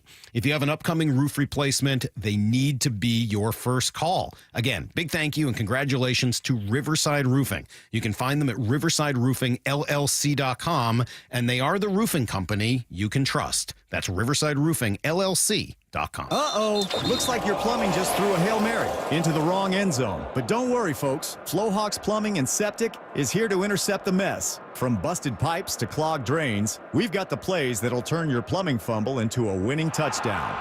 Why risk a penalty? Call Flowhawks, the hometown heroes who will blitz that plumbing problem before it costs you the game. Because when your pipes are on the line, we bring our A game. Talk to the Hawk. 1-800-FLOWHAWK. That's 1-800-FLOHAWK. Here at NC Machinery, people always ask, what can you do with Cat Compact equipment? Well, here goes. Build gardens, patios, and parking. Set posts and poles. Plant trees. Remove pipes, stumps, and rocks. Clear snow, brush, and trees. Trench, grade, and maintain. Landscape your backyard, your front yard, your neighbor's yard. Get through doorways, alleyways, and fence gates. Build roads, trails, fire breaks. Move gravel, wood chips, and hay. Clean pens and barns. Break concrete, asphalt, and gravel. Use tools like hammers, tampers, trenchers, mulchers, and mowers. And for the doers doing, the landscapers, contractors, and landowners digging, call NC Machinery to get 0% for 60 months on select compact equipment. Terms and conditions apply. This city is like none other. In Seattle, we ball out. Gino steps up, throws the slant. What a catch! We stand on business. Turns outfield. Got him under. We unite 12 as one. There he goes. DK. And we get loud. Touchdown! Seahawks! Really loud. Because this city lives for Sunday. Get your tickets for Seahawks game days at Lumen Field and experience what this city lives for. Visit Seahawks.com today. Let's go! This is Seattle Sports. Streaming through the Seattle Sports app. KIRO AM Seattle. KIRO FM HD2 Tacoma. Home of the Seahawks, Mariners, and everything Seattle sports. Seattle Sports Snapshot. The Seahawks are finally back after a bye, taking on the San Francisco 49ers in Santa Clara on Sunday. 49ers running back Christian McCaffrey will start his second game of the season. Seattle right tackle Abe Lucas is expected to make his season debut. The team hasn't yet confirmed he'll play, though. Meanwhile, DK Metcalf, who practiced fully Thursday, has a chance to return after missing 2 games with a knee injury. 49ers edge rusher Nick Bosa has missed 2 days of practice. Hasn't been ruled out yet, though. Snapshot, brought to you by Miller Lite. When it's game time, it's Miller time. From the Quantum Fiber Studio. This is Bump and Stacy on Seattle Sports. Streaming through the Seattle Sports app and at seattlesports.com. Now, here are your hosts, Michael Bumpus and Stacy Ross. Here we go now. Taking a listen to what we learned about the Seahawks this week. We've got sound from Geno Smith, Mike McDonald, and Ryan Grubb, so lots of focus on offense here. Let's start with a focus on the Niners offense, though. Before I get to that Geno sound or to sound from Ryan Grubb, this is one more cut from the Mike McDonald preview I wanted to get to. Steve Rabel asked Mike McDonald about having to pick your poison with the Niners offense. There's stresses to every defense, and there's strengths to every defense, and so we know that. Our guys know that, and you can't just live with doubling one guy all the time, and you can't live, by not helping out guys at certain points. So is it through matchups? Is it through coverage structures? Is it through truly doubling people? I mean, all those things are kind of on the table against these guys. And they do a great job of mixing it up and putting guys in different spots. They know the issues that they present. So they also, try to stay ahead of, how the solutions that you're trying to create too. So it's this kind of back and forth of, who's going to have the upper hand on a play-to-play basis, and it's a fun challenge. But they got a heck of a squad. And Bump, we are going to spend 90% of the next 15 minutes talking about Seattle's offense, talking about Geno, talking about Ryan Grubb. So just very quickly, right off the jump, one question about the 49ers offense against Seattle's defense. What does Kyle Shanahan do to make it so tricky and make it such a headache for Mike McDonald and these defenders? He does what most good offenses do. Well, yeah, I guess most of them. They make the defense adjust and communicate before the ball is snapped, and they attack leverage. If you look at most of their formations, it's going to be more compact. Hardly are going to see them in just a basic 3-by-1. They will do it. I watched most of their games this year, obviously studying the last game the most, and I saw a trips formation one time. 1, 2, 3 receivers to the right, spread out evenly. You're hardly going to see that. So the pre-snap motion and movement forces the defense to communicate, and it allows them to attack. Like when you are in motion and you're tight, there are several things that George Kittle can do, and every defense knows this, right? He could block the end. He could motion back and be a pulling guard. He could get to the end of the offensive line and he motions back as a tight end. So now you go from, all right, my eyes are going left to right, and now George Kittle's in the backfield. The strength of the defense or the offense has changed. The defense has to adjust to that. And then also from that position, he can release. So just George Kittle alone with all those movements forces the defense to adjust and react. Now you throw Devo doing that stuff. You got Pearsall doing that stuff. McCaffrey has started off in the backfield, motions out to the slot, and then comes back to the wing position. It just makes you think. Straight up offenses just allows the defense to say, okay, strong right. What's our call? 3-by-1. Here we go. With your 49er, it goes, all right, strong right, tight bunts, motion left. Okay, now it's strong left. He's in the backfield. Okay, now we got to treat this as a two-back situation. You have different rules for different formations, and it makes you tap into all your rules. Best of luck to the Seahawks defense. Glad that's not my job this weekend. Moving on, we are going to look at what Geno Smith had to say first about facing the 49ers in particular. Yeah, it's very personal, man. I think when you think about division, opponents, these games matter the most. Especially with, the 49ers. They've been at the top of our division, one of the best teams in the league for a while. And if we want to be that type of team that we say we are, we got to go through teams like this. And, I have no doubt in my mind the type of guys that we have, the type of preparation we're going to put in, and really the way that we're going to step on that field. I know that I'm going to step on it with that chip on my shoulder, that edge that I always have, and I know my guys are as well. Bump, one of the things that a lot of sports fans, including us, can sometimes lament about free agency is, on the one hand, you're like, great, everyone gets, potentially a shot at signing a really cool player, guys can get their money, blah, blah, blah, but it does kind of water down long-standing rivalries. However, I don't think that's always the case between the 49ers and Seahawks. Right now, it's a little one-sided, but I think that does something to your pride as a player. Like when Geno says it's personal, I believe it. Geno's 0-5 against the Niners. Yeah. He has not beaten these guys. At one point, the Hawks were 16-4 against the Niners. Now the Niners have rattled off 6 in a row. Yeah, it does something to your pride. They're a division opponent. You're going to see them twice a year, and every time you've seen them for the past 3 seasons, they've been able to walk off the field with a smile on their face. But it's also a blessing that you have the Niners in your division because they're so good. Because now they're measuring stick. How good are we? Are we good enough to beat one of the best teams in the game? So it should be personal. Every game is personal, but there are some games that are a bit more personal. It makes complete sense that Geno feels that way, especially because he has not beaten them. I thought what Geno had to say here about Seattle's offense was interesting. Yeah, I think we can beat anybody. I think we got the guys in this locker room. We got the coaches. We got the right mindset. We got the right work ethic. I think we have to be a little bit smarter and definitely be smarter in the situational area.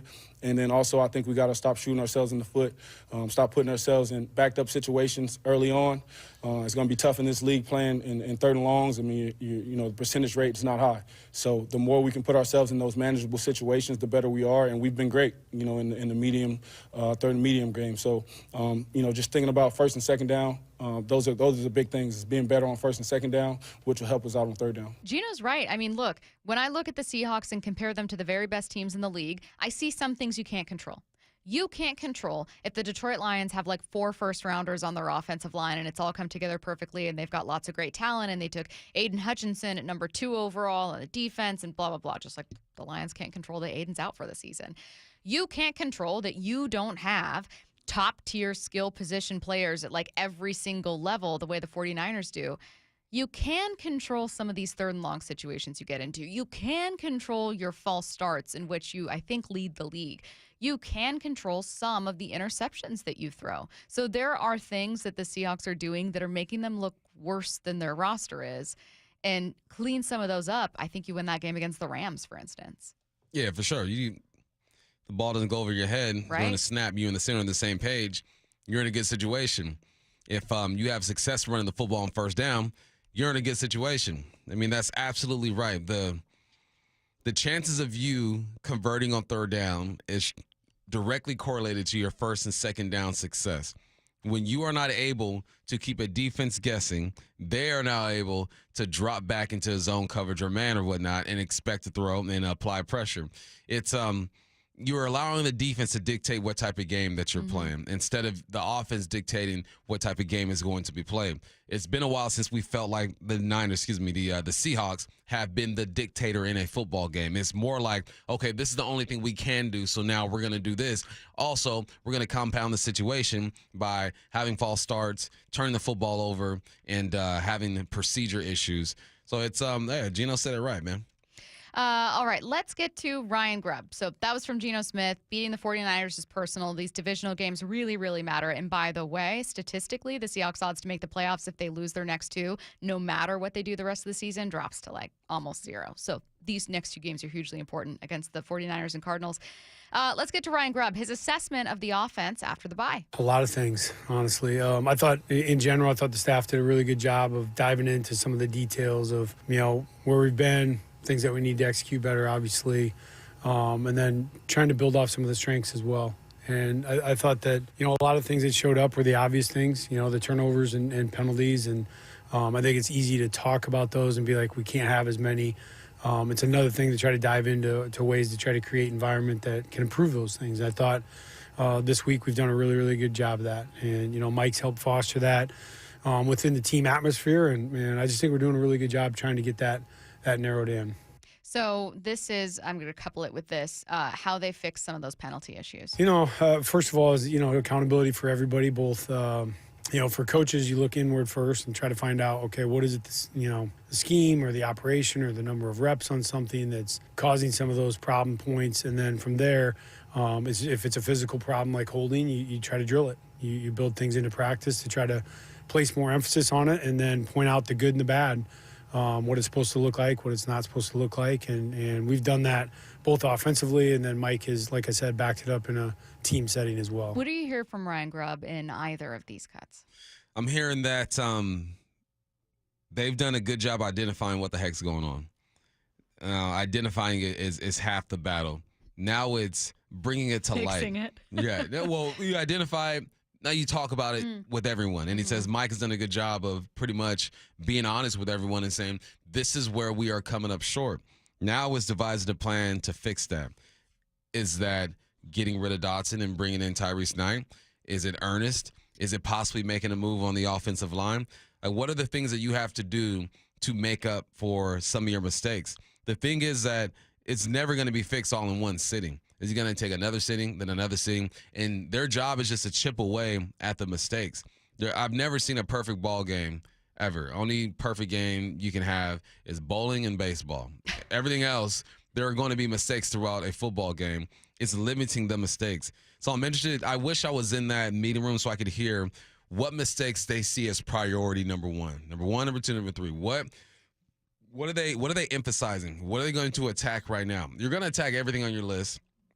But there's some things that are standing up.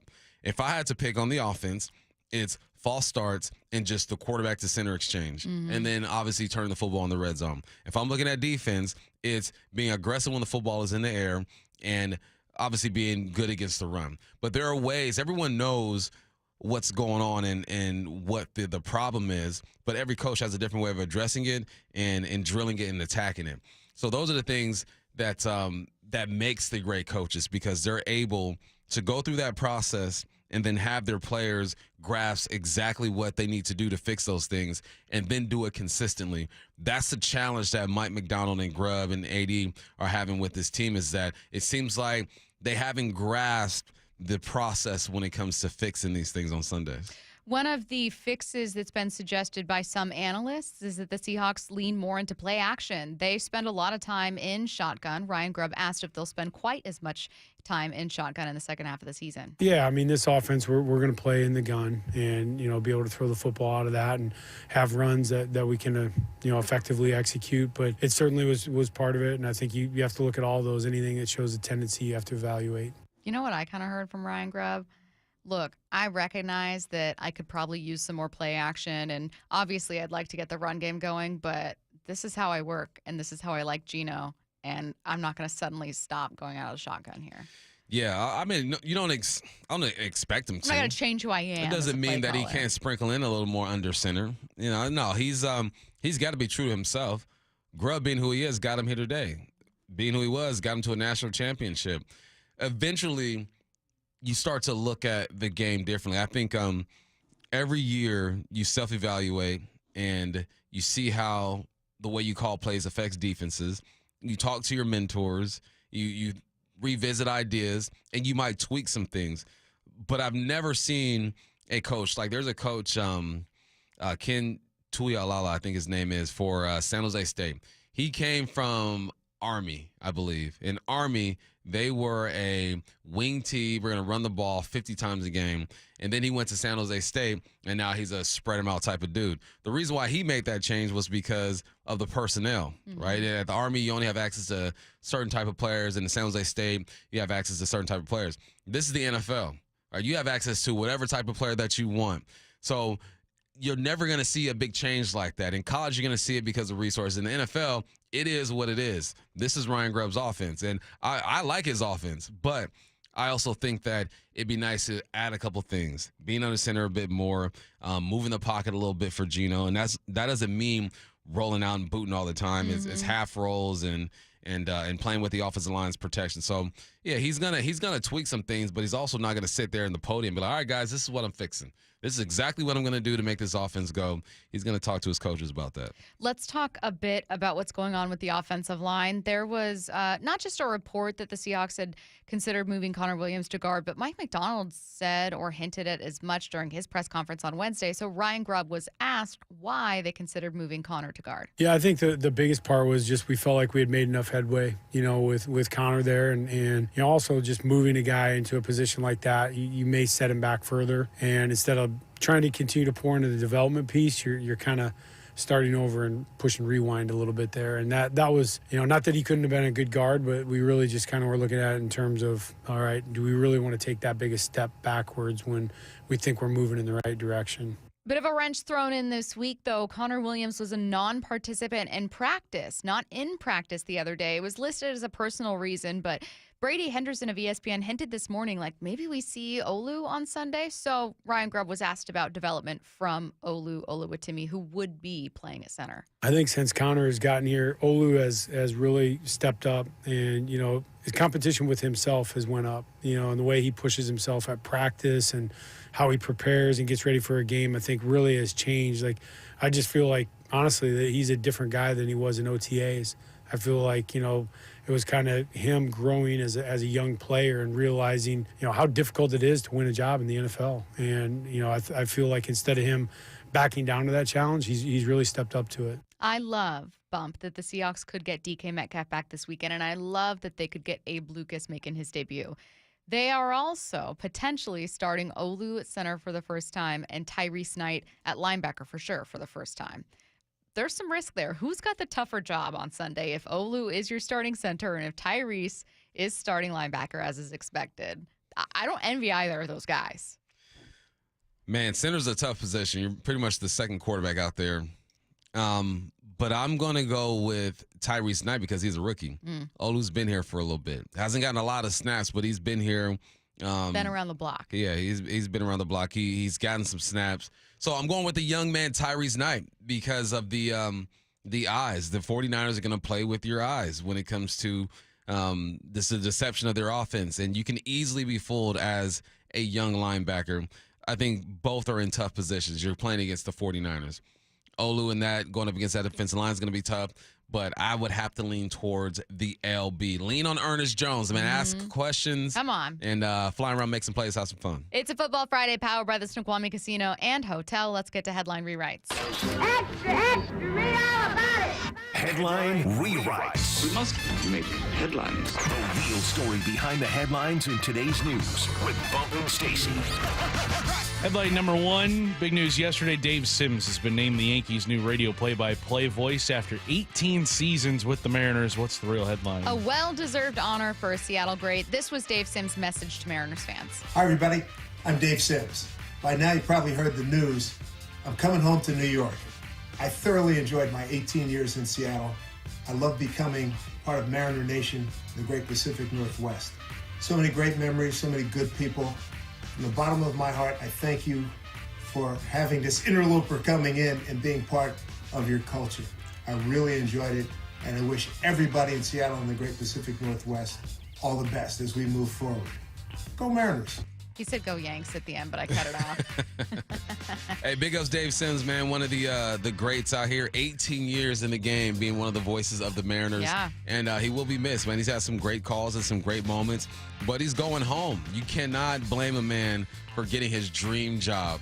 And I'm really happy for Dave Sims. When I got into the game, he's one of the first people to hit me up years ago. And, just not even about the profession, just, hey, what's up? I'm Dave Sims, man. Welcome to the show. You know, it's he's just that type of guy, man. But he will be missed, and I might just tune into some Yankee games so I can hear his voice. I might. What's next? Headline rewrites. Headline 2, the Eagles kept their win streak going with a 26-18 win over the Commanders last night. They remain in first place in the NFC East. What's the real headline? Congrats to Eagles fan Dave Sims for his second win of Thursday. New Yankees play-by-play voice and also his Eagles get a win over the Commanders to take first place in the NFC East. Bump, this was a game that ended with some fireworks. A little slow to start, though. Yeah, it was tough. 7-3 at halftime. Washington was up. You only get 6 points between the two in the third quarter, and then the fourth quarter rolls around, and Philly gets going.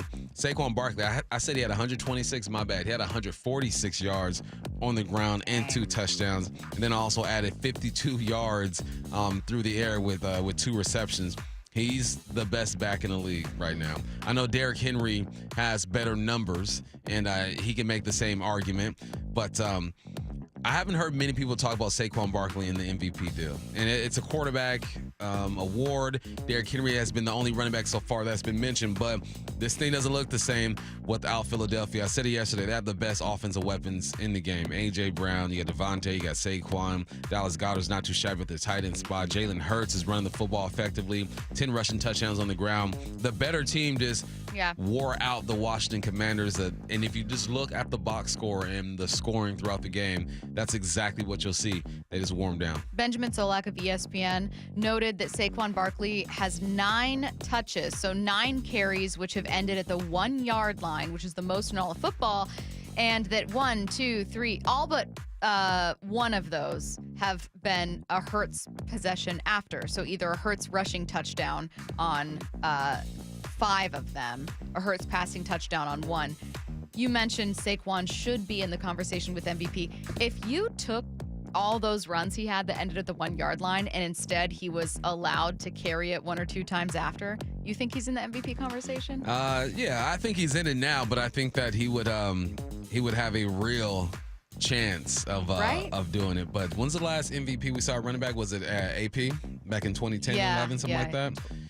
12? Well, wait, was it? I think it was 12. Did he get it his same comeback player of the year? Yeah. Then yeah. Mm-hmm. Yeah. So but we know what this award is. Running backs, receivers. It sounds good. If Cooper Kupp ain't gonna get it, and he had the year he had when they won the Super Bowl and he got the Triple Crown, it's gonna take an amazing performance. Saquon would have to go for over a couple grand on the ground for him to get it. But it is what it is. He's a baller. Running back would need, how many touchdowns or yards do you think a running back would need? You'd have to break through a single rushing record. What is it, like 2,100 yards, something like that? So let's say you get 2,200 yards and 30 touchdowns. Yeah, that's. If you are not MVP after a season that no one will be able to replicate ever, what do you even do? Mm-hmm. Well, God, Jamal Williams, the running back in 2022, had 21 touchdowns and didn't even receive an MVP vote. 21 touchdowns is a lot of touchdowns from a single player that's not a quarterback. He had just over 1,000 yards that year, but I mean, for a running back to be MVP in today's NFL, you've got to probably surpass 2,000 yards. Yeah, I mean, if it wasn't going to be Derrick Henry, him not getting it means you have to do more than him to get it, because he deserved. What in the year Derrick Henry had 2,000 yards? Who was MVP that season? Was it Brady? Probably Aaron Rodgers. Aaron Rodgers or Brady. Because I could see if a quarterback, if you get over 5,000 yards and you get 50 touchdowns, it's going to go to the quarterback. Yeah. But it probably should too, though. 50 of them things. God, there's just too much talent. There's too much talent. Taking a look around the NFL next. Seattle Sports, your home for Bump and Stacy. Well, as it turns out, Brock, my dad, while he doesn't have any problem with the hay being in the barn, does not like barn. Here's the thing. I kind of agree with my dad. And I've never said anything about it. No, I kind because it's your thing, and I don't really care. It doesn't bother me. No, it's amateur. The hay, I like when you just say it's in the barn. It's in the because barn. that's where the hay is. That's right. You don't need to say barn. You're better than that. No, you know what? You would never say that on Fox. No, I would not. See? Nope. Yep, I totally own that. Streaming live on the Seattle Sports app. Hey, what's up? It's Michael Bumpus. I want to talk to you about my friends at Contour Fence, man. They're locally owned and operated, serving the Puget Sound area since 1984. They specialize in residential and commercial fencing solutions. So, man, you got to hit these guys up. There's nothing like having a beautiful fence around your house. It just changes the personality of it. If you're missing some panels, they can help with repairs as well. Schedule a free consultation directly on their website. When you go to the website, it's going to be easy to navigate. You find some reviews, over 1,000 10 customers. Love what they're doing. When you go to that website, make sure you use Hawks10. It's going to give you 10% off any repair or replacement. If you prefer to talk to someone like I do, call 425-481-7128. You can visit them at contourfence.com today. 1-877 Cars for Kids. KARS Cars for Kids. 1-877 Cars for Kids. Donate your car today. Donate today at carsforkids.org. That's cars with a K. Your car can be picked up as soon as the next day. Receive a tax deduction and vacation voucher. 1-877 Cars for Kids. Donate your car today. Now accepting donations of land, homes, buildings, or any kind of real estate. Emerald Queen Casino, the entertainment capital of the Northwest. The best place to watch all your favorite sports. Featuring wall-to-wall viewing screens, 6 windows, and 30 kiosks. Be there at emeraldqueen.com. Emerald Queen Casino, the entertainment capital of the Northwest. Be advised, this is your opportunity to save up to 40 to 80% on a hot tub or swim spa. This weekend only, today through Sunday. Linwood Event Center. Be advised, this is your opportunity to save up to 40 to 80% on a hot tub or swim spa. This weekend only, today through Sunday. Linwood Event Center. 18-month interest-free financing. Our factories have demanded we sell 1,000 hot tubs and swim spas this weekend. Linwood Event Center.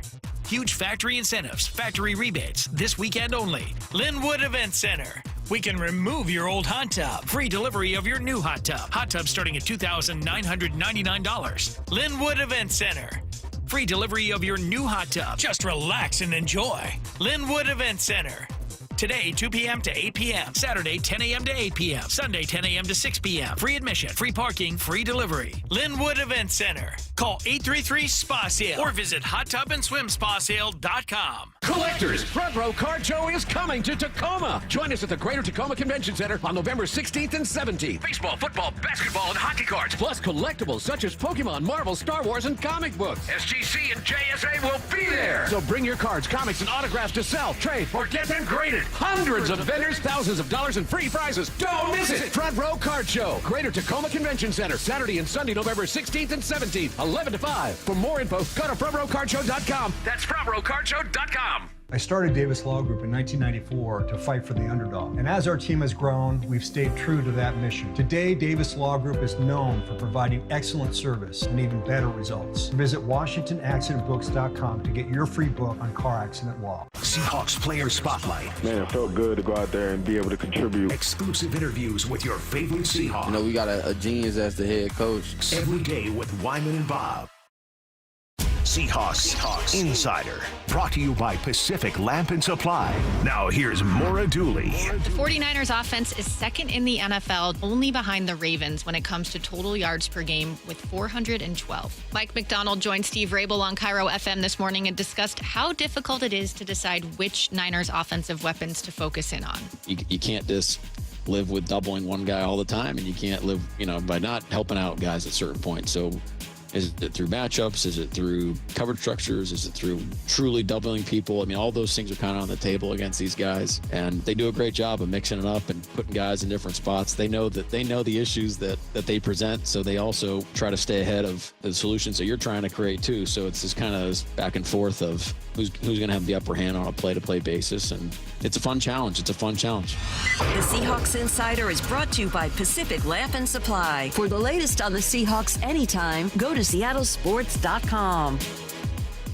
Hey, Brock Heward here with Shannon O'Kelly, President and CEO of IRG Physical and Hand Therapy. Can you tell me again, and the entire audience, Shannon, what is direct access? Brock, in the state of Washington, direct access means if you are experiencing pain or a musculoskeletal dysfunction or a problem, you do not need to get a referral from a physician to see your physical therapist. And here at IRG, we encourage our patients to get a hold of us right away after an injury. Why? Is because we know if we get them in early through direct access, they get better, meaning their outcomes are improved, they get back to functional pain-free activity quicker, and the downstream costs are decreased. It's better for us, but more importantly, it's better for the patient. Remember, direct access, no referral required. We're not pushing the doctor out of the loop. We're still engaging with your physician, but we're just getting the patient in early. With over 40 clinics, convenient neighborhood locations all over, you never have to travel far. Visit irgpt.com. That's irgpt.com. Endless hours of research, seeking referrals, dozens of calls. Hiring the right attorney can be a challenging process during an already difficult time. JP Pendergast with Pendergast Law explains. In Washington State, Tom, there are thousands of attorneys to choose from. Referrals and online research can be helpful, but discovering the right attorney requires a conversation. It can be hard to identify integrity and authenticity without that interaction. So, what do you recommend? We encourage anyone looking for personal injury representation to call for a free consultation with our team before making a decision simply based on referrals or online research. Accident victims need an attorney that listens, demonstrates honesty, and is genuinely understanding of their unique circumstances. The care, attention, and preparation that our firm provides throughout the case mirrors the effort involved when taking on the insurance companies. Save time and avoid mistakes after an injury. Contact the caring and compassionate team at Pendergast Law. If you or a loved one has been injured in a car accident, call Pendergast Law. We can help. From the Quantum Fiber Studio. This is Bump and Stacy. Weekdays 10 to 2. On Seattle Sports and 97.3 FM HD2. Taking a look around the NFL, we are going to start with the Steelers. Interesting, by the way, to have Omar Ruiz of NFL Network on with us earlier. You asked him, Bump, about the Steelers and what he's seen from them. And, when do we have to kind of admit that they could be Super Bowl contenders? And he said, I think you're getting close. I think it could happen here soon. In an interview with ESPN's Hannah Storm, Russell Wilson confirmed that the Broncos threatened him to change the injury guarantees in his contract before he was benched in 2023. The truth was I got to Denver and played my first year. I had a torn lat and trying to play throughout the whole season, with my whole lat, my right side torn. And last year I played well. I remember going into that Buffalo game and I was told I was going to be benched for the next 9 games if I didn't change my injury guarantee. And I was like, all right, I'm just going to play my best ball and not worry about the distractions or anything outside and keep it internal and just play ball. And I knew that may be the end in that moment. I didn't want to believe it. I wasn't going to let anybody else feel it or sense it in the time in those games. But, the only guy that knew was Cortland. I think a big part of it was understanding that there was still a mission to be done. What'd you think of that? I mean, we already knew that was maybe the case, but this is him saying, no, that really happened. I mean, it's just confirmation. You got your confirmation code called Russell Wilson. And I think here's the thing. People can look at this and say, oh, that's messed up, but it's business. If they don't think he's going to be the guy, they don't want to invest in him, they got to be 100 with him. I don't like the business that they did over there with Russell because he did fight through some injuries and played well his second year. But Sean Payton just didn't believe in him and didn't want him. So he was doing everything he can to make sure he can get rid of Russell Wilson and save some money. Yeah, I would hate as a fan of a team to watch my team spend a ton of money on someone and then that person not perform. You would have this feeling of like, man, I feel like I got ripped off. I know it's not my money, but this kept my team from, buying contracts for other players that could make the team better. So I get this feeling of buyer's remorse. But when people start getting worried about or upset about players that want to make sure they get their money and push for it, it's because teams also do stuff like this. Teams also try to protect themselves. Yeah. So this was a team that said, forget the contract we signed with you. Change it. Change this contract. They tried you know what I mean? They tried to mafia him. Like, we're gonna break your leg if you don't do what we want you to do. Next up, Tyrell Dodson talked about, he spoke with Dolphins reporters on Thursday. Sounds like his release from the Seahawks caught him very off guard. Still trying to figure it out. I don't know. What they tell you in the exit meeting? Still trying to figure that out, man. We got a great exit meeting. We're still trying to figure it out. But God is amazing, So just keep leaning on God, and He got me here. So what's next? What did you feel about your play this season? I think I played pretty well. Led the team in tackles. There's a new coach over there, so a lot of guys leaned on me. Leaned on them. I was a leader. So another man's trash is another man's treasure. So it is what it is. What did you make of Tyrell's comments? I think he's bitter, and he's supposed to be. Sure. Like, how many people get cut or fired from their job and be like, all right, cool. Yeah, I see it. I agree with you. Even if you were wrong. I was talking to my buddy on the way here today, and him and his pretty much co-pilot are discussing this one guy's behavior, but he hasn't done anything to really, require a guy being fired and the other guy saying, nah, we should just do it. But it's like, no, but he hasn't really done anything. That's how Dotson feels. He goes, what do you mean? Yeah. I was here. I led the team in tackles. I was a leader. I was vocal. I talked to the media. I did everything you asked me to do, and now I'm gone. So he's supposed to feel that way. I wouldn't expect anything less. If he were okay with it, then you know that he just wasn't giving his all. So I think this is a typical response for a guy who's been cut. I was reading a lot of like Dolphins fan pages and subreddit and blogs and everything just to try to see like where can I get the biggest serving of fan reaction to Tyrel Dotson. And most people were really, really excited. And I think that it's possible that Tyrel looks really solid in that defense and it just didn't work out here in Seattle, and it doesn't mean that moving on from him was the wrong thing. What I don't think is that this is like a Bobby Wagner situation or a thing where like it may have caught him by surprise, but I don't think this is something that the team didn't handle professionally. What I gather, it was still like a, hey, we're, sorry, but like we are, deciding to move in this direction. It happens. To your point, yeah, you should be upset, but I don't think this is like someone earlier sent in a question saying that Tyrel's comments made them nervous because it feels like the job he was supposed to do wasn't clearly communicated.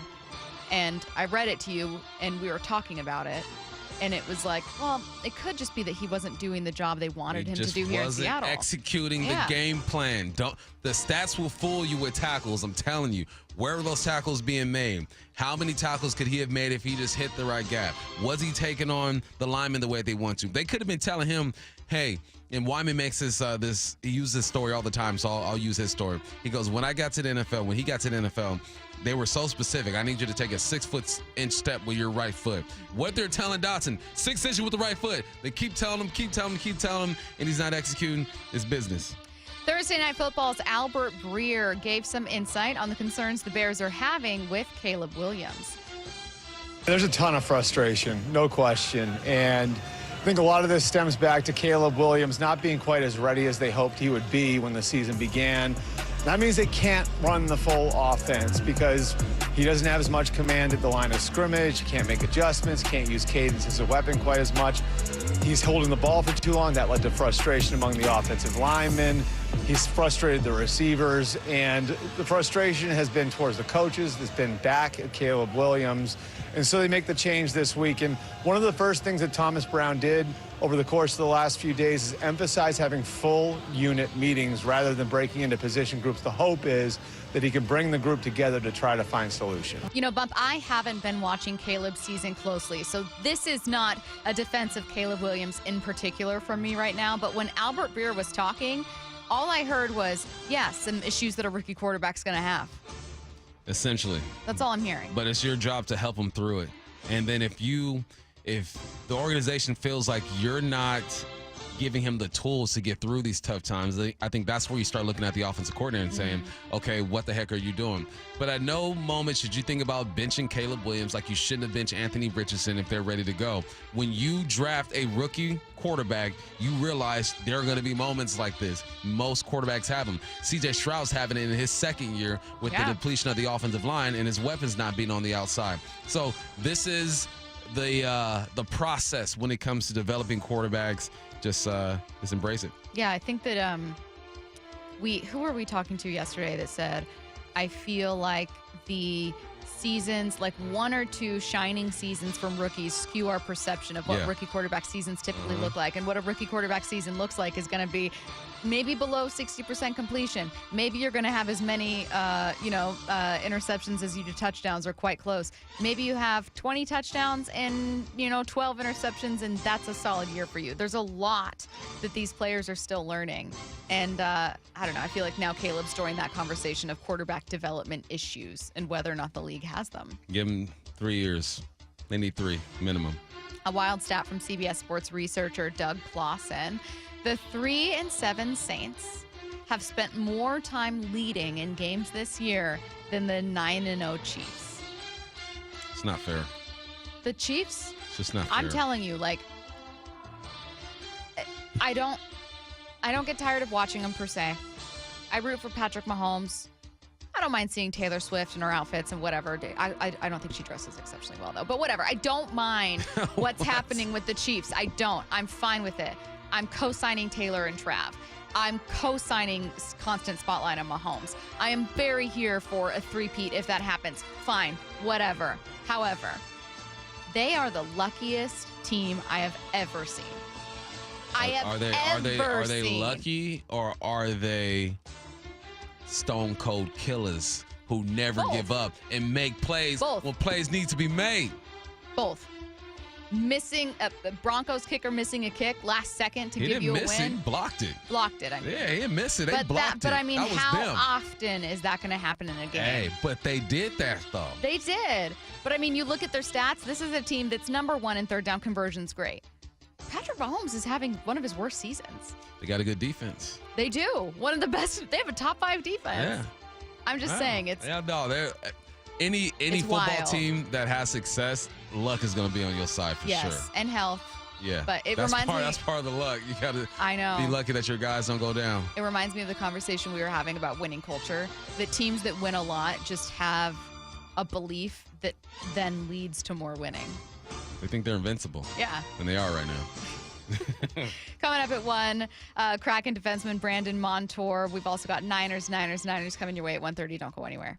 Blue 88 on Brock and Salk. Now that they're coming out of the bye, we should see some adjustments. What will be the most obvious? Every day at 7:45. This week against San Francisco, they will be under center more. What did Brady tell us? They're the 4th most shotgun team in the league. It's too much because when you get in the shotgun, it limits the amount of volume and especially your run play action. And what is Geno phenomenal at? Kind of like Russell was before him. Run, play action, pass, movement. Make yourself less predictable. Blue 88, answering 3 football questions as only Brock Heward can.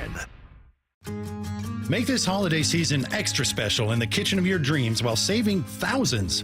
Hi, this is Chad Cicchini, owner of Heritage Homecraft. Our solid wood refacing system delivers a luxurious new kitchen way easier and less expensive than a tear-out. Heritage Homecraft's specialty is custom cabinet refacing and quartz countertops. Our own craftsmen will reface your existing cabinet boxes with 1/4-inch thick solid hardwood and add new custom-built solid hardwood doors. We can make design changes, add cabinets, install custom features, and top it off with a beautiful quartz countertop, all in about a week. Book now, and we'll be able to schedule the installation of your new kitchen before the holidays, and you'll receive an additional 15% up to $3,000 off.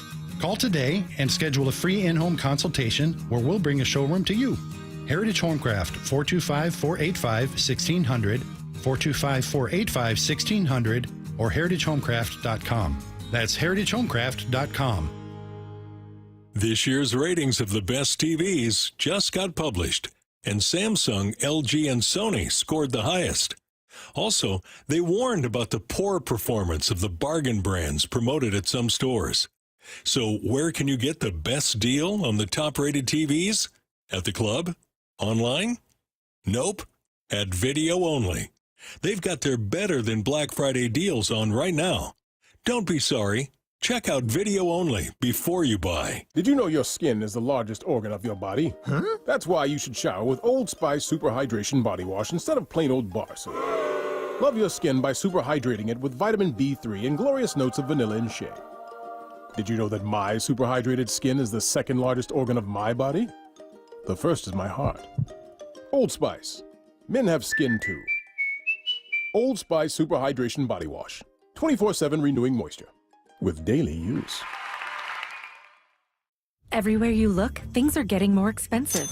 So at Consumer Cellular, we're lowering the price for those 50 and up. Now you can get unlimited talk, text, and data for $30 a line when you buy 2. That's just $60 a month for 2 unlimited lines. So if you're 50 and up, make the switch and save. Come on, you've earned this. Call 1-888-FREEDOM. Or visit consumercellular.com today. Requires 2 lines of service, age validation, and credit approval. Subject to system and area limits, taxes, and other fees apply. Stream every Seattle sports show with the Seattle Sports app. Brought to you by Fred Hutchinson Cancer Center. Get new videos, podcasts, and articles on the Seahawks and Mariners from your favorite Seattle sports personalities daily.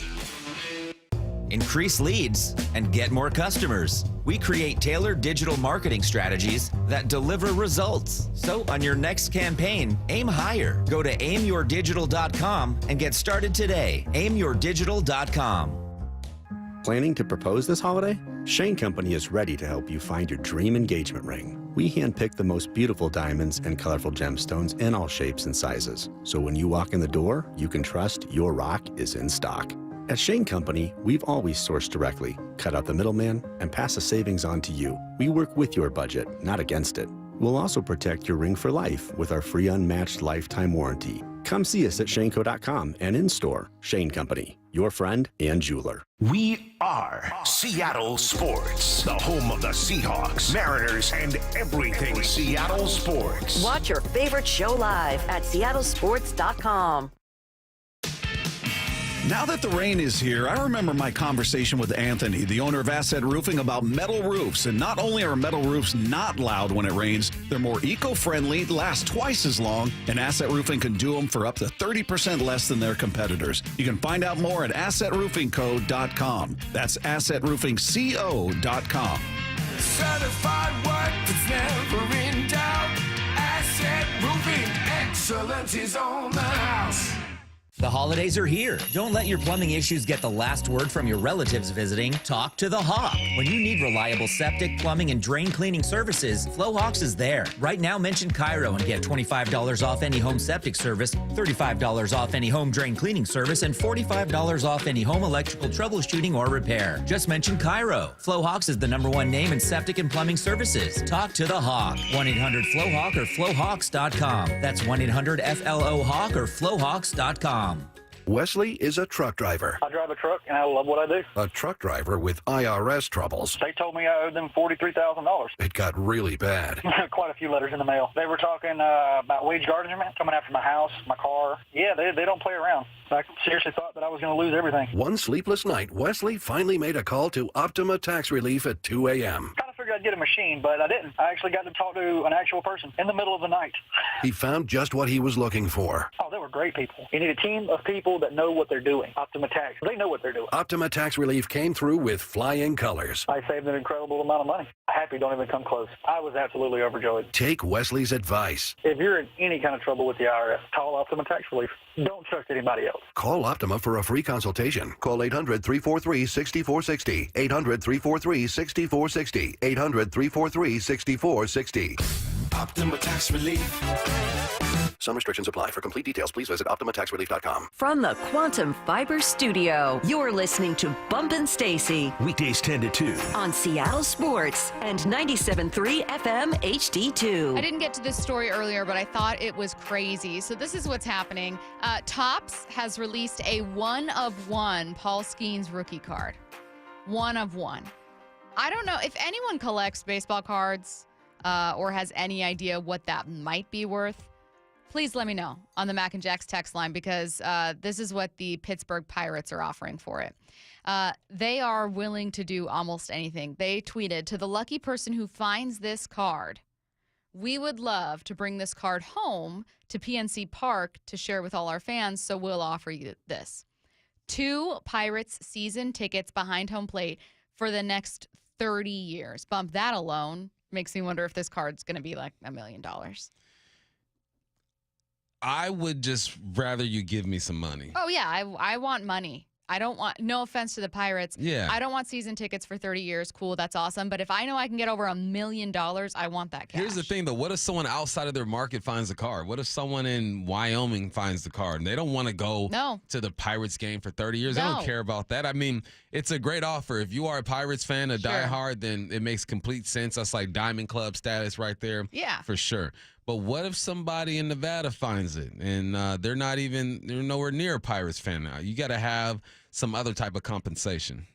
Let's see. A softball game for 30 at PNC Park with coaching from Pirates alumni. This is an insane. I don't even know 30 people. What I'm saying, I don't either, but I'm just saying, hey, come have a softball game at our professional park, and we're going to let former Pirates players coach you guys up. Like, this is an insanely lucrative package of goods they're offering. It's just making me want to sell the card more. That's all it's doing. If I were a Pirates fan and I found this, I would say, all right, take off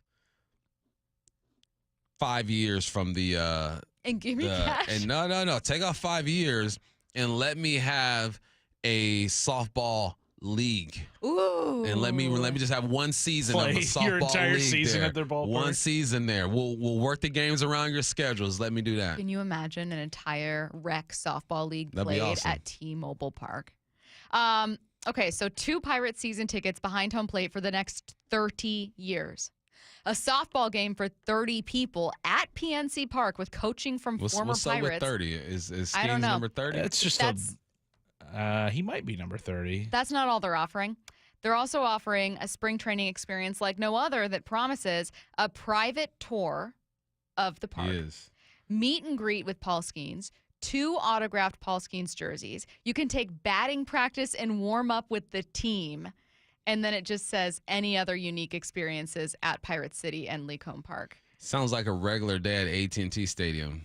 Like Jerry Jones having the tours and stuff walk through there. And you think these players want just some average Joe out there during batting practice? They're trying to get their mind right for the game. Yeah. It sounds like a lot. But, yeah, if you are the lucky one to find this, good for you. I hope you are a Pittsburgh Pirates fan. Someone said, here's what I would do.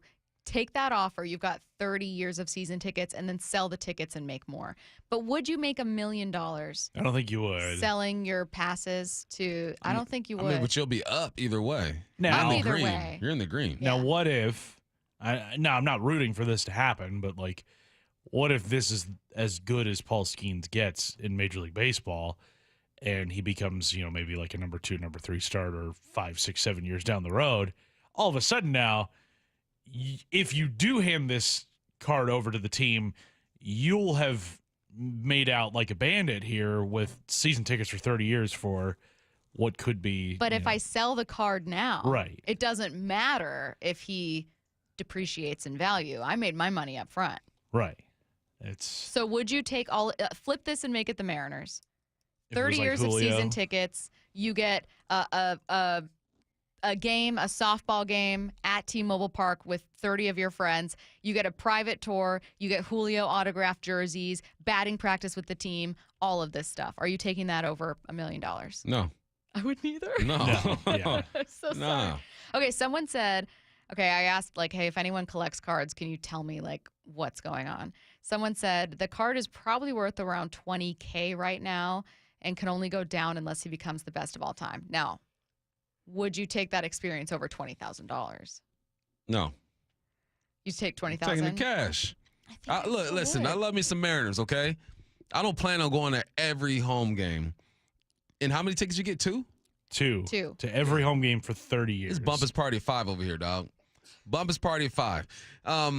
It'd be enticing. I mean, $20K, that's not life-changing money. But I can put it away for my kids. Yeah. You know? Sam, the delivery man, says, if I got that card, it's going straight to auction. I think that's how I feel. That's the way to do it. Go to the Yeah. auction. People will go crazy. That is exactly. the total number of games those season tickets would be. It's 2,430 games. Yeah, no way. You would get tickets for. No way. Also, Livy Dunn, Paul Skeens' also famous girlfriend, said that she would hang out in the suite for someone, right?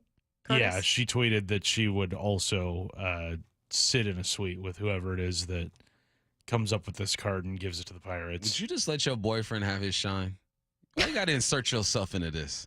I mean, also, I wouldn't she want to might sit be more next to famous her. than him. Yeah, but she ain't baseball famous. She's crossover. She's like definitely more celebrity famous than he is, which I know is unfathomable to Hold many on. sports fans. But Hold I'm on. telling you, Hold my friends on. know who Livy Dunn is. No one cares if she's sitting with you at a baseball But game. that's the thing. This is in the realm not of social media, but of baseball. A random, my uncle has no idea who Livy Dunn is, Right. but does know who Paul Skeens is. Yeah. So I think that's who's more likely Like, what to are be we gonna talk opening up about? these baseball card I packs. want to sit and watch a game with people I know. You know, like baseball, it's an experience. I'm not going to ask you about your tumbling and stuff and the I mean, she's commercials that probably you're got in. a lot Ask of you about your interesting tumbling. stories from her world travels. Maybe she could tell you about Paul, you know? Oh, man. I think she's Got any recipes? She's making a lot of money, and I'm happy for her. She's capitalizing on her looks and her skill. But how is you being at the game going to enhance my baseball experience. If you were also a 20-year-old girl, maybe. Well, yeah, I would imagine a lot of college age men are probably seeing this and are like, oh, I got to get my hands on this Paul You're Skeens thirsty. card. She has a Exactly. boyfriend, Skeens, she's not leaving you for. No, 360. You don't speak for all men, Bump. She's young, though. Y'all some thirsty. Yeah. Y'all thirsty as Go heck. get some water. Let's see. Wally from Snoqualmie. But what if she ends up liking you and you become friends? I'm moving on. Oh, man. Can she golf? Can you imagine all of a sudden Bump's like, no, we've been talking about golf for like an hour in there. We haven't even been paying attention to the game. I tell you one thing. My wife is not letting me have a 20-something-year-old woman friend like that. Kraken defenseman Brandon Montour joins us next. For Down Territory, going inside the game with former Cougs head Seahawks wide receiver Michael Bumpus. What's a stat you found that's amazing and discouraging at the same time? Did you know that if Michael Dixon was to retire right now, he'd be the greatest punter of all time? He's averaging 48.1 yards per punt. You got the best punter in the game, but it's also discouraging that the Hawks have punted the ball 40 times. I don't want to see him at all. That'd be perfect. But offense, put some drives together, kick field goals. Let's not punt the football. For Down Territory, every day at 11:15 and 1:15 on Bump and Stacy. Hey, Brock Ewart here with Shannon O'Kelly, President and CEO of IRG Physical and Hand Therapy. And Shannon, we're not just rehabbing injuries anymore. Now we're in the business of speed and performance. Talk to me. Yeah, Brock, we're really excited. We just opened up our IRG Physical Therapy and Sports Institute in Fremont. It's 5,000 square feet of AstroTurf rubberized flooring. We're not only going to treat your physical therapy conditions, but we're also going to help you as a patient athlete, a recreational athlete, work on strength, speed, explosion, vertical explosion, horizontal explosion. I mean, we're going to create an athlete out of you and get you back to activity at your best. What was the genesis of this? Oh, there's a huge need out there. I mean, you talk to people and you start looking at patients that are going through rehab. Rehab is just part of the process, getting people to a point, but then the next point is really doing the strength and function explosion and the athletic training skills that everybody wants and needs. Schedule online right now at irgpt.com, irgpt.com. I've always said, the car sales in the 1980s and 1990s, earned the rep that we have today. The concerns that consumers have because of what has happened in our industry in the past, they're warranted. It's our job to show them that that's not how business is done anymore, right? It's very different business. It's much more transparent. There's much more information that's available to people, and we're much more customer focused than I think the car industry was, 20, 30 years ago. I'm more focused on providing good customer service and relationships, because I think if you take care of people, money will always come. So I think just the philosophy and the focus for us has changed, where I was constantly chasing a paycheck, and now I'm just constantly trying to take care of customers and employees, because I know if I do that, then my paycheck will take care of itself. The LJ way is the Lee Johnson Auto family. Want to listen to Seattle sports on your smart speaker? Hey, smart speaker, play Seattle sports. This message is powered by the EQC Sportsbook at Emerald Queen Casino. Emerald Queen Casino, the entertainment capital of the Northwest. At State Roofing, you can trust us to get your project done right, because we prioritize quality and excellence in everything we do. Take advantage of 0 down, 0 payments, and 0 interest today, and don't pay until 2025. Call State Roofing at 866-ROOF-ROOF or visit stateroofing.com. Are you looking for a construction loan to build your dream home? Are you a local builder needing a better financing option for your next spec project? Hi, I'm Scott Rireka, CEO of Legacy Group Capital in Bellevue. Stop wasting time with local banks and credit unions and their endless guidelines. We're the experts for common sense residential construction loans. We lend our own money, we make our own decisions. And if your deal makes sense, we'll get it done fast with flexible terms. For homeowners, we advise you every step of the way with things like budget and timeline, ensuring the completion of your dream home. For builders, Legacy's not only your lender, we'll source your next deal, provide permitting services, and if you're short on equity, we'll invest alongside of you. Legacy Group Capital has lent more than $1 billion, helping over 130 local builders and hundreds of homeowners. We can help you. Construction loans don't have to be hard. Borrow smart with a common sense construction loan from Legacy Group Capital. Visit LegacyG.com. LegacyG.com. So here's the deal with Mariners season ticket memberships. You've got two great options. With a Flex membership, you have the freedom to pick your seats, games, and number of tickets whenever you want. Or if you like knowing where you're sitting all season long, go with a reserved membership and lock in your seats from day one. Both plans get you access to exclusive pre-sales, year-round discounts, special event invites, and more. Check it out at mariners.com/25. Cal Raleigh wins it in the 10th inning for the Mariners. Do you find yourself stuck in a timeshare? Get the real facts about the timeshare industry and your options for cancellation. Chuck McDowell, founder of Wesley Financial Group, has put together a free information guide that reveals the secrets the timeshare industry doesn't want you to know, including the 5 ways to get rid of your timeshare. Call now and get this timeshare cancellation guide absolutely free. Call 800-838-6161. That's 800-838-6161. 800-838-6161. This is the story of the one who, as a maintenance specialist for a historic high-rise, knows that vintage charm historically needs constant attention. Which is why, when it's time to upgrade turn-of-the-century mechanicals, they turn to Grainger. With easy access to 1 million-plus products and the scale to deliver when and where you need them. The right tools and supplies are never far away. So the one can keep that vintage building running like new. Call, click Grainger.com, or just stop by. Grainger, for the ones who get it done. This is Seattle Sports. Streaming through the Seattle Sports app. KIRO AM Seattle. KIRO FM HD2 Tacoma. Home of the Seahawks, Mariners, and everything Seattle sports. Seattle Sports Snapshot. The Seahawks are finally back after a bye, taking on the San Francisco 49ers in Santa Clara on Sunday. 49ers running back Christian McCaffrey will start his second game of the season. Seattle right tackle Abe Lucas is expected to make his season debut. The team hasn't yet confirmed he'll play, though. Meanwhile, DK Metcalf, who practiced fully Thursday, has a chance to return after missing 2 games with a knee injury. 49ers edge rusher Nick Bosa has missed 2 days of practice. Hasn't been ruled out yet, though. Snapshot, brought to you by Miller Lite. When it's game time, it's Miller time. This hour is brought to you by Mazda of Everett. From the Quantum Fiber Studio, this is Bump and Stacy on Seattle Sports. Streaming through the Seattle Sports app and at seattlesports.com. Now, here are your hosts, Michael Bumpus and Stacy Ross. Here we go now. All right, Kraken star Brandon Montour is going to join us at 1:30. So before we get to that, let's jump into Niners. Here we go. Niners. There's gold in them die hills. Niner gang, bing, bing, bang. That addition at the end is, I think, my favorite. And sometimes I forget that Bump did it. Sneaks up on you. I know. It is Niners. Bump and Curtis are facing off in a weekly game show, and here's the deal with Niners. This is my second Niners quiz that I've made, and I don't know how many, like the 8th or 9th that I've made as a quiz master. So some of these questions get a little weird. You know what I mean? I had some last-minute additions. Weird, so I'm just warning you. You both have a weird question or two, and it's going to make sense very soon. Incredibly soon. Bump, you're up first. Bump, George Kittle is leading the 49ers in receiving yards. Already? Including athletes, actors, politicians, and fictional characters. Name 4 famous Georges. What? George Clooney.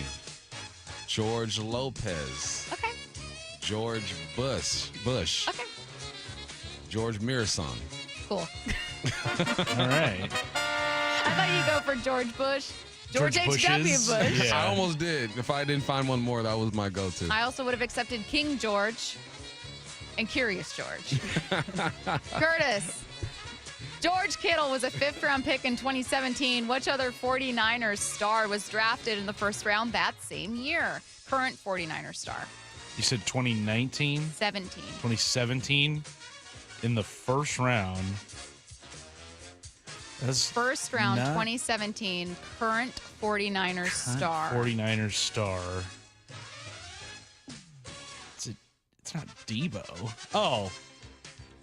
He was not drafted by the 49ers, but he is a 49ers star. Christian McCaffrey. Christian McCaffrey is That's right. correct. That's a tricky one. I know. I didn't even offer Bump Double or Nothing. Or me. My mistake. Bump, do you want your double or nothing? I'm good. Okay, Curtis, do you want your double or nothing? No, I'm okay. good. Bump's double or nothing, which I'm glad he didn't take. It would have been in what round did the 49ers draft George Kittle? Your double or nothing, Curtis, would have been who was the first running back selected in 2017? Was it Christian McCaffrey? I'm going to say no. I think it was Leonard Fournette. It was Leonard Fournette. Yeah. Let's see. Bump, your next question. Tied up 1-1. The 49ers, multiple choice. The 49ers are second league-wide in total offense. Good for them. Who's first? A, Atlanta. B, Cincinnati. Or C, Baltimore? Baltimore. C. You want to go double or nothing? C's get degrees. No, I'm good. Okay, your double or nothing question is actually pretty easy. What was it? Which team leads the league in passing offense? Oh, wow. Wow. You know what? You know, sometimes you see like a bet that you should have made, and you're like, dang, I could be a millionaire right now. If only that would have happened. If I could find that Paul Skeens. If only I could do that. 1 of 1. Okay, 2-1. Curtis. We all know the 49ers have lost 2 Super Bowls to the Chiefs. We all know. Far be it from me to remind them of that during that quiz. They have lost 2 Super Bowls recently to the Chiefs. Yes. They've also lost 2 NFC Championship games, though. In back-to-back years in 2021 and 2022, to whom did they lose those NFC Championship games? The Curtis LA, nodding. yeah, Spelling bee. the LA Rams and the Philadelphia Eagles. Correct. Yep. Okay, tied up 2-2. Curtis, do you want double or nothing? No. Okay, your double or nothing question would have been, which 2 teams battled in the AFC Championship in each of those same seasons? Chiefs and Bengals, and I think Chiefs and Bengals. Yes. Yeah. Wow. See, both of you guys, you could have been up right now. Instead, you're down. Well, you're tied. We're tied. You're tied. Bump. Christian McCaffrey might be the 49ers' best running back right now, but who's their all-time leading rusher? All-time leading rusher. This is how Bump buys time. For the San Francisco 49ers. This is how Michael Bumpus buys time in a quiz. It's what's his name? The old head. Oh my God. The old head. Curtis, do you know? Yes. Dang. Old head. Why am I blanking? Oh, George. George? No, it was not George. Frank fucking Gore. George. God. I didn't get a countdown. You didn't give me my 10-second countdown.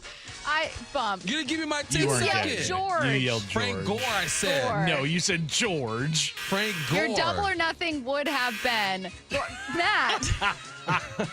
Hey, Matt, you follow directions. You wait until I get my 10-second countdown. You don't just push the button. Okay. To keep rules fair, Curtis does not get a 10-second countdown, Matt. That's fine. Okay. Your double or nothing would have been Gore is 3rd all-time in the NFL in career rushing yards. Who's first and second? That was a tough double or nothing. In the NFC? NFL. No, NFL. NFL history. Emmitt Smith. Yes. And, You could honestly probably guess it. I don't know. Who else? Walter Payton. Oh, yeah. Yeah. I believe in you, Bump. Okay, so still 2-2. Curtis, a chance to take the lead here. Curtis, your question is not easy. Let me go ahead and get this in front of me. I'm ready. Curtis, Bump and I spent 10 minutes today talking about the Seahawks' remaining schedule. In order, what is their remaining schedule? Through the rest of the season? For the rest of the season. 49ers, Cardinals. Yes. Jets. Yes. Cardinals, yeah, because Yes. they go Cardinals again. Packers. Yes. Vikings. Wow.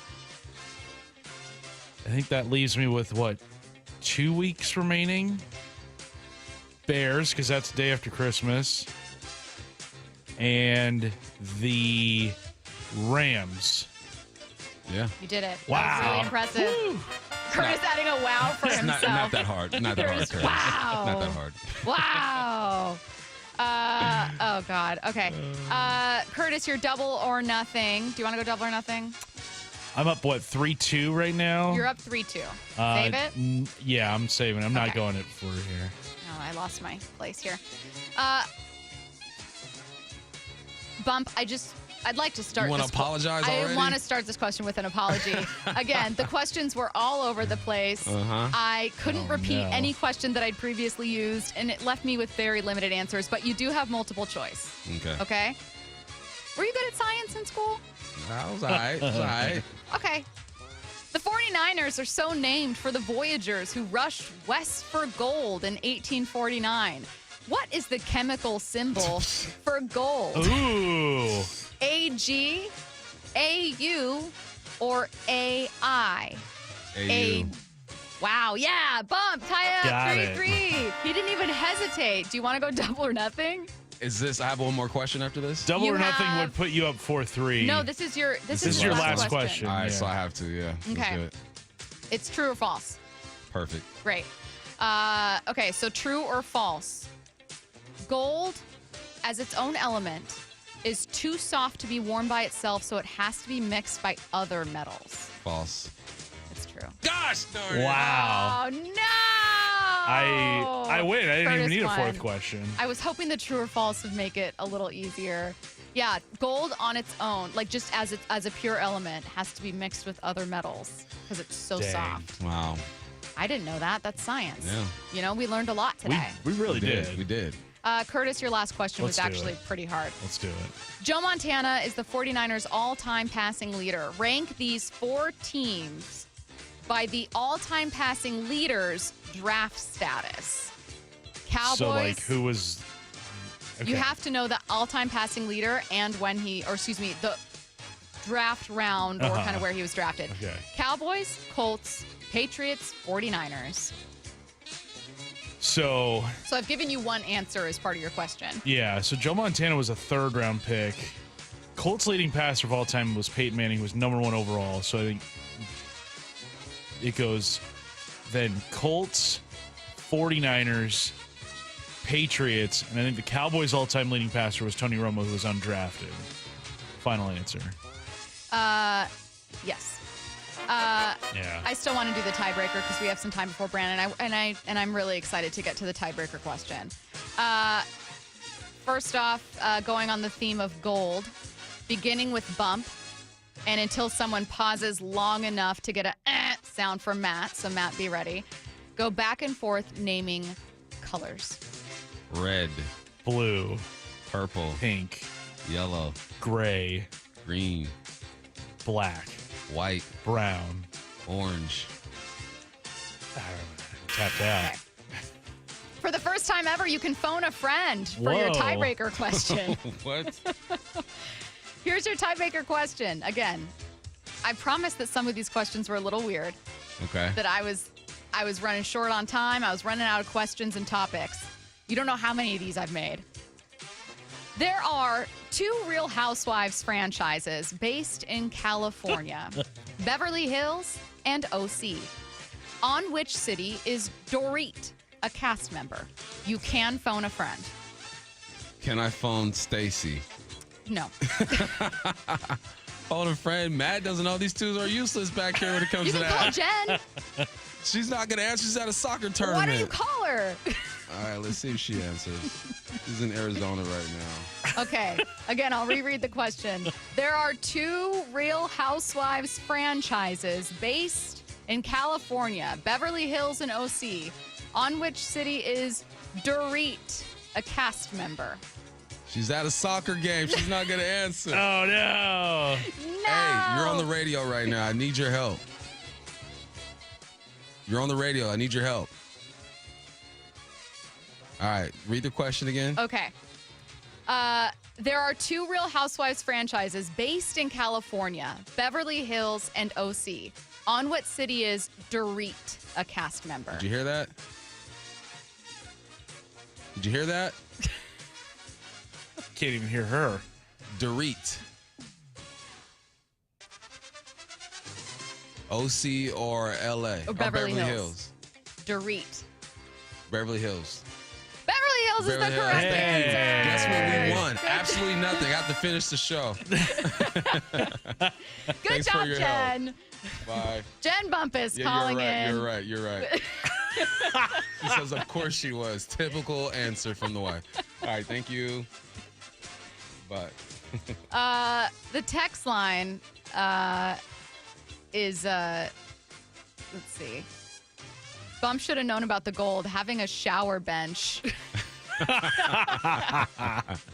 Says you should know. You have shower bench money. You should know all of that. I knew the element sign, but not the actual. You wouldn't be in this situation if you knew Frank Gore. I knew it. I just couldn't get I saw his face too. His son played for Mississippi State. I'm so mad at myself. Yeah, that gold one was tough. Yeah, I thought. What I thought? I thought like when you mine for gold, it's at the bottom of like rivers and That's stuff. fair. So you're shaking it up. I'm like, Yeah. oh, it must be heavy enough to.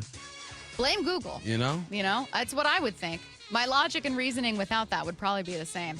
All right, we're going to be joined. That sounded like was scripted. Did you? My logic. My logic and reasoning without that would have been the same. All right. By the way, get your questions in for What I Need to Know, 866-979-3776. I'm excited to get to a game show for a team I haven't done. Like the Jets is going to be fun. Yeah, that should be fun. First-time Cardinals will be fun, and then I'm going to have to flip it around and do another one the week after. Vikings will be fun. Mm-hmm. Bears are going to be fun. Mm-hmm. The old franchises with like lots of Hall of Famers. I think that's where, Curtis already wins most of these, but the older the franchise, the better it is for him. I say this with all due love to Jake, my former co-host, who is also a dear friend, but it wasn't particularly close when Jake was here. So you do keep it pretty competitive. It got so bad. I think Jake just had test anxiety. It got so bad that we made one bonus round questions about Jake. And he still Curtis lost. won. I still beat him. I need to find that sound. Because I know you better than you. I know. It would be like, in what year did, Jake play his first season at BYU and Curtis? 2010. Yeah. Jake, dang it. I know. All right. Well, while we wait for Brandon Montour, why don't we get to the Seahawks final injury report out ahead of this one? Curtis, do you have that one up right now? Yeah. The guys who are out, Noah Fant with a growing injury, Brady Russell with a foot, and then Connor Williams, personal. Okay. So Connor Williams not playing in this one. Olu Oluwatimi is starting Here's at your center shot, then. kid. Man. Go take the job. I'm not going to lie, I'm a little bit nervous. It's not like Connor Williams has had his best season with Seattle. He's really struggled, right? I have not been like super pleased with offensive line play, but to have someone who hasn't been starting out there against a really good team is tough. Hey, mentally he'll be all right. Yeah. It's the physical. Let's get physical. Good news, as Curtis mentioned, no designation for Abe Lucas or wide receiver DK Metcalf. So as expected, both on track to play. DK to return after missing 2 games and Lucas to make his 2024 debut. Is it fair to have high expectations for the offensive line with Lucas back out there? Yeah. Have higher expectations than we've had the past few weeks. Yes. Higher for sure. Higher for sure. Yeah. We'll wait for Brandon. Let's go ahead in the meantime and jump to 4 down territory. This is 4 down territory, going inside the game with former Seahawks and Coug wide receiver Michael Bumpus. First down, what would be a good indicator that the Seahawks have a legit chance of defeating the Niners on Sunday? All right, so they've lost 6 in a row to the Niners, and it's been rough. If the halftime scores have been 16-3 Niners, 14-10 Niners, 24-3 Niners, 17-16 Niners, 14-3 Niners, and 20-0 Niners. That means over the 6-game losing streak they've had, the Niners have a total score. They're up 104-36 at halftime. So all I'm saying is keep it close. You keep it close, you have a chance. You can say that about every game, but we've seen these guys come and win games late. But with the Niners, it's just harder, man. This is a good football team. And then you become one-dimensional, the dimension that you've been all year, honestly, and that's passing. That's all you've done. That's all you've done has been that dimension and just throw the football. And we want to see them running. If you're close, you can run. So, yeah, man, that was depressing. The homie, NASA Chobe, producer for the Seahawks radio network, we do podcasts together, and we did one yesterday. And that was a stat that was out there, and it blew my mind that it was crazy. That bad. So keep it close. You got a chance. Wild. Second down. What's a stat you found amazing and discouraging at the same time? If Michael Dixon were to retire today, he would be the greatest punter of all time. Go. He's averaging 48.1 yards per punt. That is more than Shane Leckler who averaged 47.6 yards per punt. He's the best in the game, the best in the world, but I don't want him to be. We don't need him to be, but he just might be because the Hawks are averaging or have punted 40 times this year. 40 times, and the Niners have only punted 23 times. That lets you know how the offenses are operating. There have been so many 3-and-outs by the Seahawks, but they did force some 7 3-and-outs by the Rams last week, so maybe we could switch up that mojo. And this year, Dixon is averaging 49.5 yards per punt. Listen, I'm glad we got the greatest punter that ever walked the face of this earth, okay? But he deserves a break. Give him some time off. Let him sit on the bench and just chill. Put some drives together. Maybe punt once or twice. They're human. They make mistakes. They're not going to score every drive. So you know what? Let's have the greatest punter to ever live, to ever breathe this air. Okay? Have him sit down and chill for a bit. Third down. Abe Lucas on track to play, doesn't have an injury designation on Friday's report. If Abe Lucas does play for a limited amount of snaps, how can he still have a big impact on the game? Just got distracted. Text lines. Yeah. Bump, you got screwed. They do make 24-karat gold jewelry. Just saying. That wasn't the question. Just saying. He's saying that, look, that it's dense enough to be its own, is what he's saying. Just saying. Once again, I've been bamboozled. Pure gold is too soft for everyday wear, pure. So it is alloyed with a mixture of metals like silver. Karat. No, that's not. I don't even know that's real. I don't know enough to know this is real. I just appreciate the 425. Pure gold. 425. I always get a text from a listener about how I messed up something with the got quiz. my back. I'd like to see They got my you back. guys come in here and make a quiz about the 49ers. Nah. Make Here's the thing. 8 quizzes about the 49ers. I can take L's. You know, they make you better. Make you better. All right. The call just didn't go your way. It just didn't go my way. It just didn't go your way. You know, sometimes you just have to lick your wounds and move on. But third down, Abe Lucas can help out with Nick Bosa, man. I don't know how many snaps he's going to play. I would say like 20 to 25 snaps. You got to fill him out and see what's out there. Nick Bosa created 14 pressures the last time he played against the Seahawks.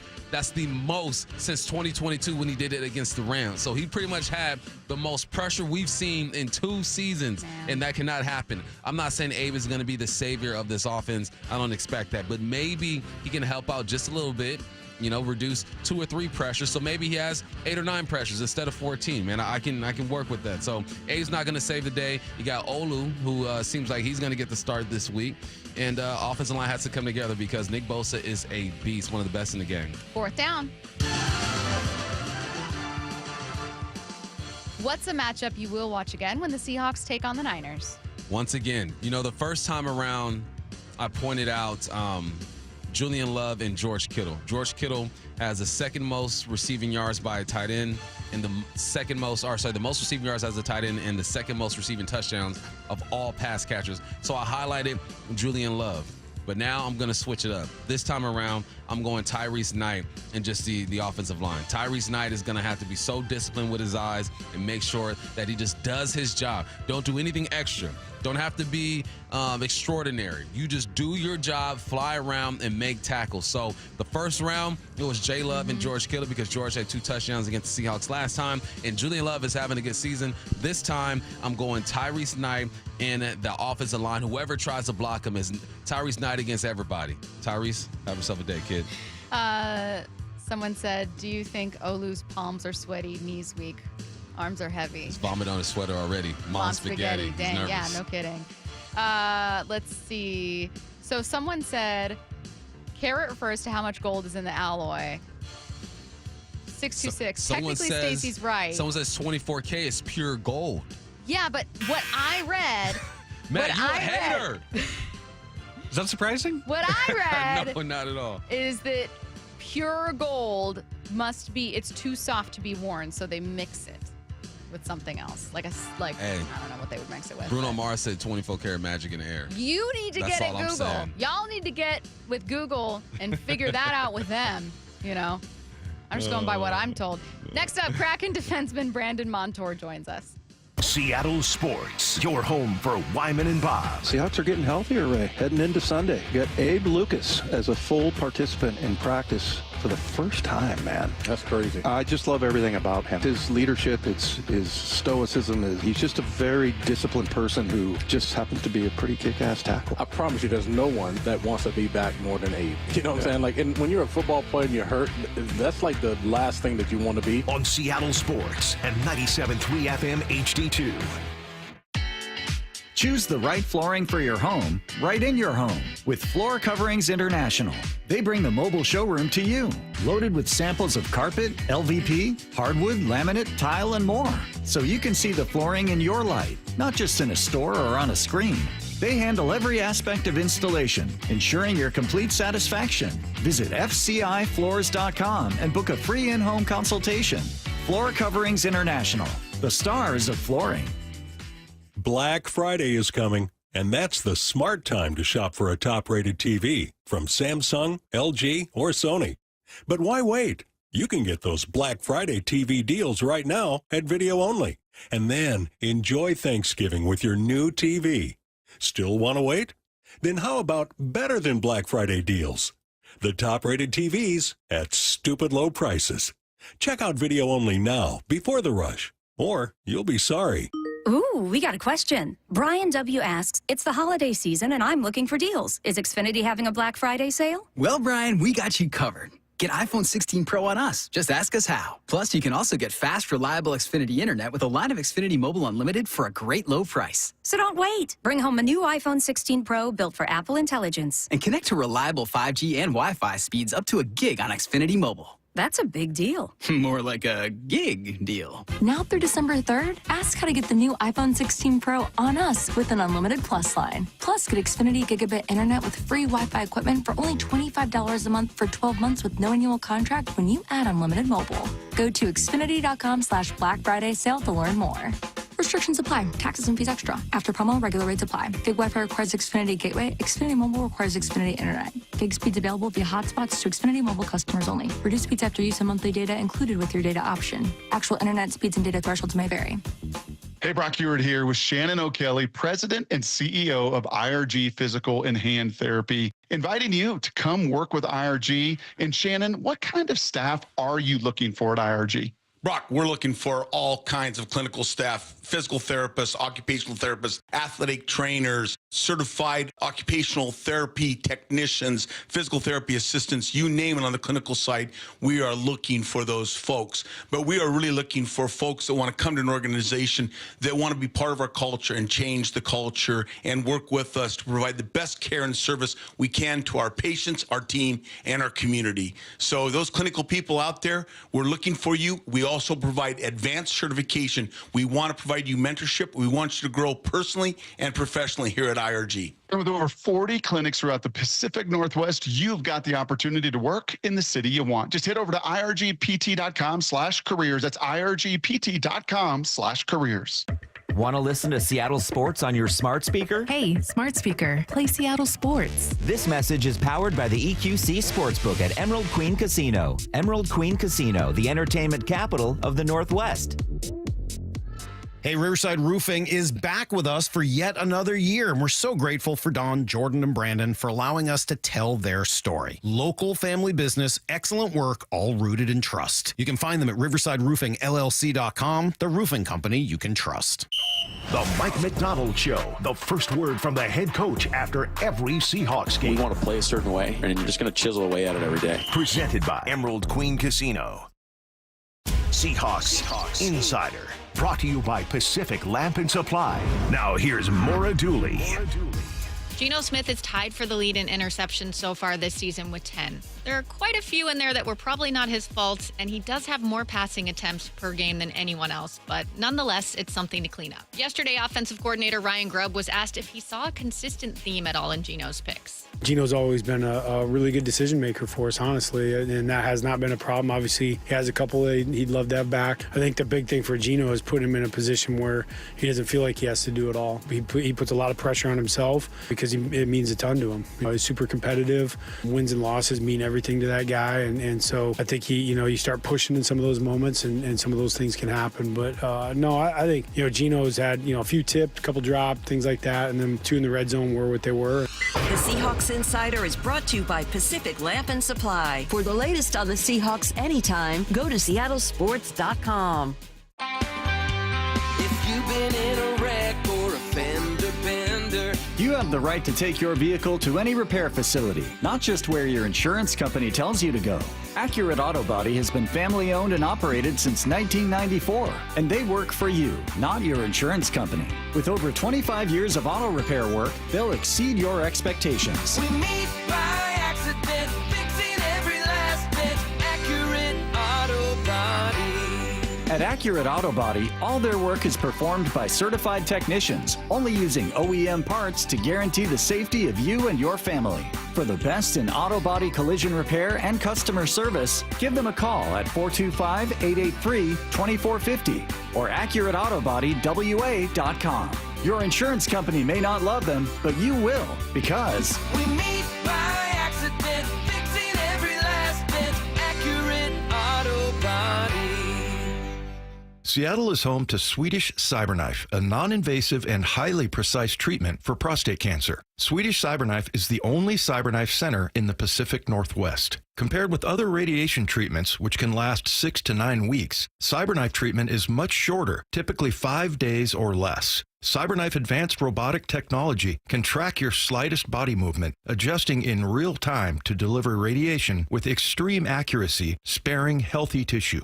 The vast majority of patients experience minimal side effects and can continue normal activities during treatment. CyberKnife offers curative cancer treatment while minimizing side effects and disruption to a patient's life. The experienced CyberKnife team has helped advance the field with research, protocols, and published findings. Swedish CyberKnife treats patients from all over Washington state. If you, a friend, or family member is diagnosed with prostate cancer, go to swedish.org/cyberknifeprostate. Treat prostate cancer with Swedish CyberKnife. This hour is brought to you by Mazda of Everett. From the Quantum Fiber Studio. This is Bumpin' Stacy Weekdays 10 to 2. on Seattle Sports and 97.3 FM HD2. All right, we have some breaking Seahawks news. This was Mike McDonald just seconds ago to reporters. Connor early this week decided to retire. So personal reasons, we respect that. So wish him the best, and we got to move forward. Is there any chance that he comes back? Do you think there's changes in life? I don't believe so. So we honor his wishes and keep all those reasons and conversations private for obvious reasons, and wish him the best. And Olu will play center for us right now, and we're excited for his opportunity. Just like all these other guys that have had, these young guys that have had opportunities, and Olu's right there. He's been working his tail off, and he's got a great opportunity. We're excited to see him play. When did Connor tell you that? It's been a process throughout the week, so we'll make the necessary roster moves. I believe that happens tomorrow, with all the designations and things like that. That'll happen officially tomorrow, I believe. So, again, I'm sorry for some of you that were waiting to hear from Kraken defenseman Brandon Montour. Kraken are cooking right now, 3 in a row. We're going to just reschedule and focus on them a little bit more next week. But obviously, with this breaking news bump, we have to talk about the Seahawks starting center deciding. I don't know when Connor Williams decided this, but Mike McDonald asked, when did you hear this news? It's been a process throughout the week. So I'm assuming Mike McDonald has learned within the last week that his starting center is going to retire. Your reaction, Bump? I'm surprised. He hasn't had the greatest season, and he's a veteran who signed a one-year deal who was hoping to rejuvenate his career and maybe either play well enough to where the Seahawks would commit long-term to him or maybe find somewhere else to be long-term. But this is surprising, man. He hasn't had the greatest, the last thing we remember of him isn't great. Yeah. So I kind of feel bad. I hope this isn't just, an emotional decision he's making. I hope he's okay with it because, you can come out of retirement, but to leave a team mid-season says a lot. And I'm sure his teammates feel a certain way about it. but it provides an opportunity for Olu. I would imagine during the bye week, he did a lot of reflecting. And he had time to think about it. How's my body feel? How's my mind? Maybe I'm not playing where I need to be. I just don't have the love for the game anymore. It's unfortunate, man, but it provides opportunity for Olu. And we're going to see a different offensive line. And I think some people can look at this situation and be optimistic because you're going to see Olu. You're going to see a little bit of Abe. And this could spark something. But for the person, Connor Williams, I hope he's just completely okay with this decision because walking away from the game is tough. At least he's walking away from the game on his own terms. A lot of people get booted out the league, and you never come back. But no, I was not expecting this. So again, breaking news from Mike McDonald that starting center for the Seahawks, Connor Williams, has retired. McDonald says Olu Oluwatimi will start at center against the 49ers. They don't have a ton of depth there, so let's fingers crossed that Olu can stay healthy. Connor was coming off of a torn ACL suffered with Miami when last year he was one of the better centers in football, having previously spent time at guard. So the Seahawks were obviously hoping that someone who had experience at center, had played well there, and was just kind of coming back from an injury could get back into the swing of things. Again, Bump, you mentioned we don't know the reason behind his decision to retire, given that he had been coming off an ACL injury and it started every game, but was coming off that injury. Maybe he felt like he didn't have it anymore. Maybe there's something else at play. We don't know, and both of us feel it's not fair to speculate. All we do know is that Connor Williams has told the team that he has decided to retire. He is not playing with them moving forward. Instead, it will be Olu Oluwatimi in that spot. What does it do for the chemistry of an offensive line? I mean, the good news is they get Abe back. You just wish that he was coming back to a group that had been playing together all year. Now you're going to have another shakeup. Well, here's the reality of the situation. Connor wasn't playing very well. Yeah. So you get some fresh blood out there. You get new energy. You get a different type of player. And it does kind of mess up the chemistry because even though Connor wasn't playing his best, he still knew Lincoln and Anthony Bradford, and they would communicate. And there are some things that they could communicate without even speaking. But Olu has been getting rest with the ones. He got rest with the ones in training camp, and then throughout the season, he's been sprinkled in there as well. The reason why Connor was brought here was to kind of mentor Oluwatimi and provide competition at that spot. And that's exactly what happened. I'm sure Olu learned some things from Connor Williams and provided some competition. This is, this happens in sports all the time. A lot of people get opportunities because of one's failures or another guy moves on, and this is the circle of life in the NFL. It's unfortunate, but now I'm kind of excited to see what this line looks like. Yeah. When I looked at those snaps that went over Geno's head, Geno wasn't ready. He just wasn't ready for it. And if there's anyone who knows the snap count and knows when to be ready, it's going to be Geno, right? So there had to be some miscommunication going on there. And then I also think that Geno's done a great job protecting that offensive line, too. He has never stepped up there and said, this offensive line isn't getting the job done. But we got to step up in other areas. He always stood up there at the podium and took it himself. So I think this could be addition by subtraction. I think Oluwatimi could come in there and surprise some people, but he has a heck of a game in front of him going up against the 49ers. End of the day, you hope that Connor Williams mentally is in a good place because deciding to step away from a game that you grew up loving, that you went to Texas, you made it to the NFL, you reached the pinnacle in midseason deciding to retire, that tells me that there's a lot more going on with Connor Williams than people might assume. I saw some people questioning, hey, Connor hasn't had a great season. At least two people texted in and said, hey, is it, kind of one of those things where it's a professional courtesy to a veteran, like they were going to bench him and maybe he decided to retire? I don't know, but I don't think that's the case. No, I don't think so. Mike, if they were going to bench Connor for Olu, they would have already done it. Yeah. Unless there's something in the contract that I don't understand, which sure. But this has been a struggling position all year. Yeah, you could always, you can bench him whenever. Sure. The timing, I don't think the timing means anything. I think that if he didn't want to be with this team, he could have just asked to be traded or just be released. And the fact that he's leaving money on the table, too, lets you know that he just doesn't want to do it anymore. He got like a $3 million signing bonus. He had about $3-4 million left in his contract when it comes to game checks. Yeah, he's leaving that money on the money. table. He's walking away from money. So that tells me that he just didn't want to do it anymore. 866-979-3776. Bump and Stacy, do you think this decision could have been made 2 weeks ago to help the rookie? I think it was a Connor decision, and it doesn't sound like Mike Macdonald was aware of the decision until this week. At least what I'm reading from Mike Macdonald's response when he's asked, like, what's this process been like? And he said it's been about a week-long process for him. If it's a week-long process, I'm assuming that they had conversations during the bye week or at the beginning of the season, and they're trying to make sure that Connor's doing the right things. Like, hey, go home and sleep on it and take the day off, and you come back and talk to us, because this isn't a decision you just make overnight. This is a big decision. You're ending your career. And he might wake up at the end of the season and say, okay, I want to get back at it. But again, the fact that he's walking away from money on the table lets you know that he just didn't want to do it. It could be his body. It can be his mind. His play hasn't been on point. You can question yourself. There's some things going on, but it provides an opportunity for a guy that I think Big Ray's been wanting to see, too, in Oluwatimi. Additional updates from Mike Macdonald. He said the knee injury that Williams overcame, a torn ACL with Miami, is not a factor in the decision. All right, there you go. So he says,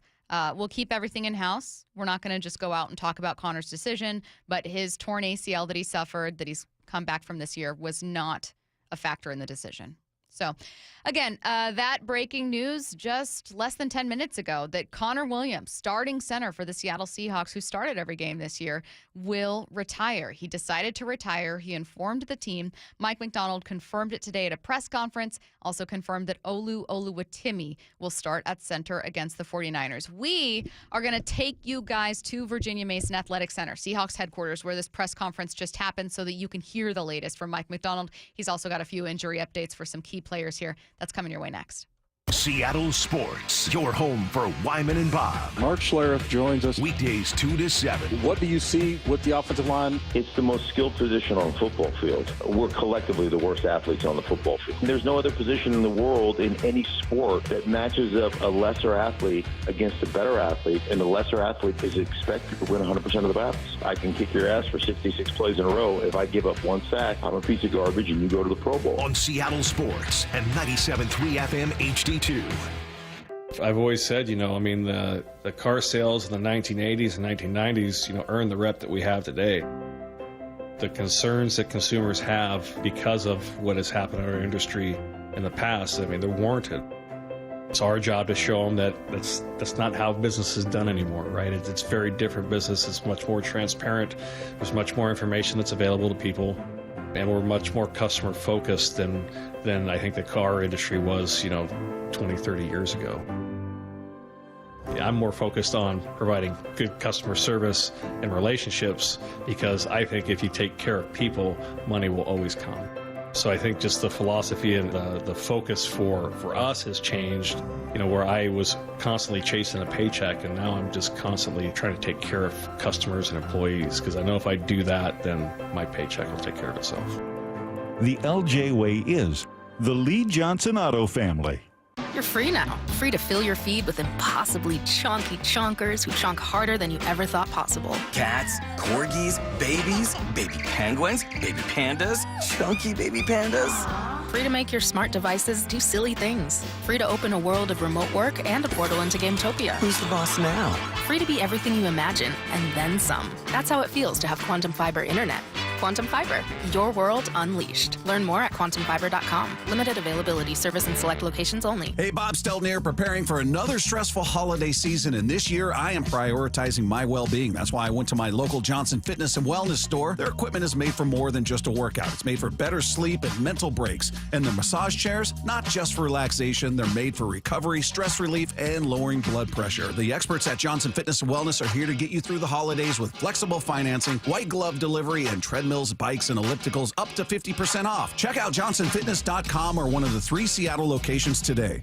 Last year's RV trip, we met a couple with the same bumper sticker. What are the odds? Your cousin isn't a good storyteller. He was a podiatrist, or was it a pharmacist? You don't say. Oh, I can't remember. But she owns an RV protected by Progressive, and you don't. So until you get your own RV, her stories are the most interesting stories you've ever heard. Wow, interesting. And when you do get your own RV, save money by bundling it with your home, auto, or other vehicles with Progressive. Oh, anesthesiologist. He was an anesthesiologist. Progressive Casualty Insurance Company, affiliates, and other insurers. Not available in all states. Everywhere you look, things are getting more expensive. So at Consumer Cellular, we're lowering the price for those 50 and up.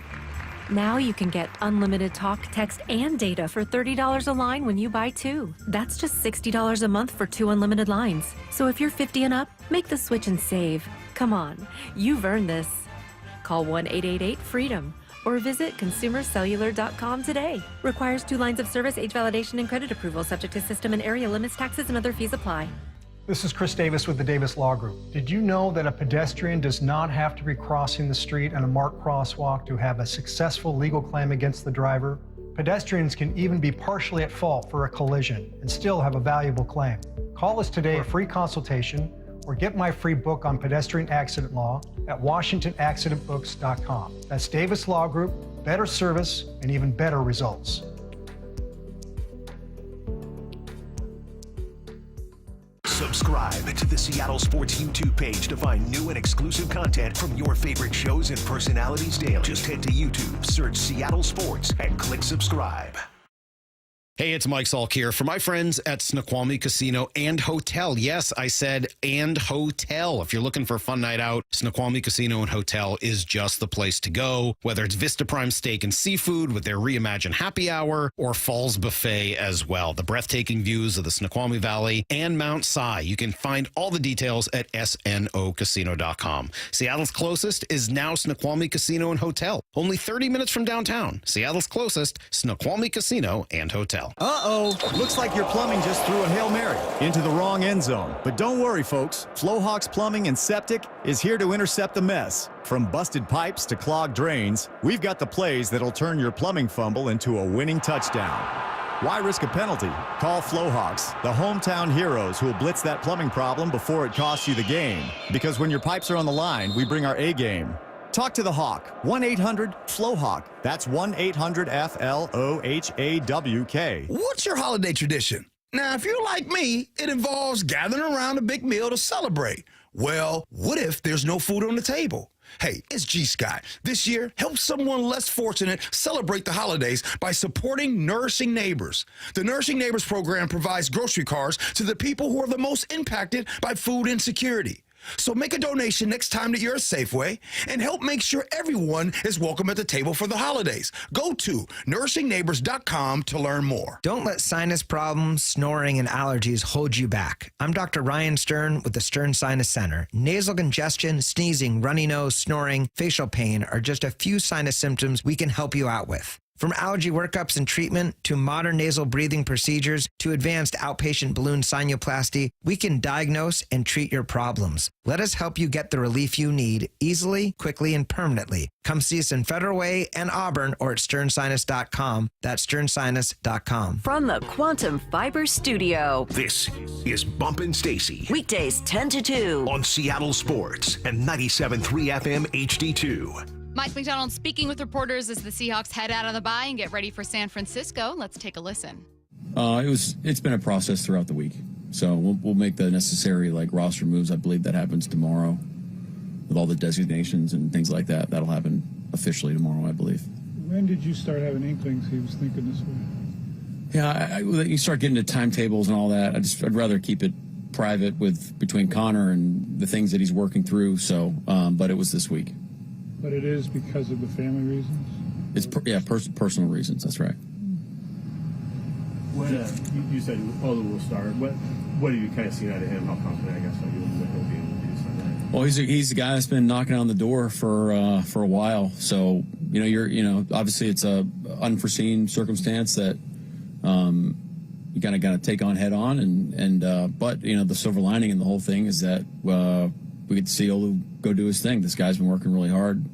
Basically started at center for us the whole offseason until we signed Connor. So got a really good week of practice with Connor not here, and on we go. What are your other options at center? Well, Jalen Sundell would back him up, and then from then, all the interior guys have been cross training throughout. They just lack reps up to this week, so we're going with 2 centers and rock and roll. Christian Haynes got some snaps at center in the Senior Bowl. Is that something you guys have ever looked at with him? Well, again, he's one of those guys that snapped and could get us out of a game. But right now, it would be Olu and then Jalen. How did DK look this week and did full week of practice? Yeah, excited to have DK back. not sure how we're designating, but he's ready to go.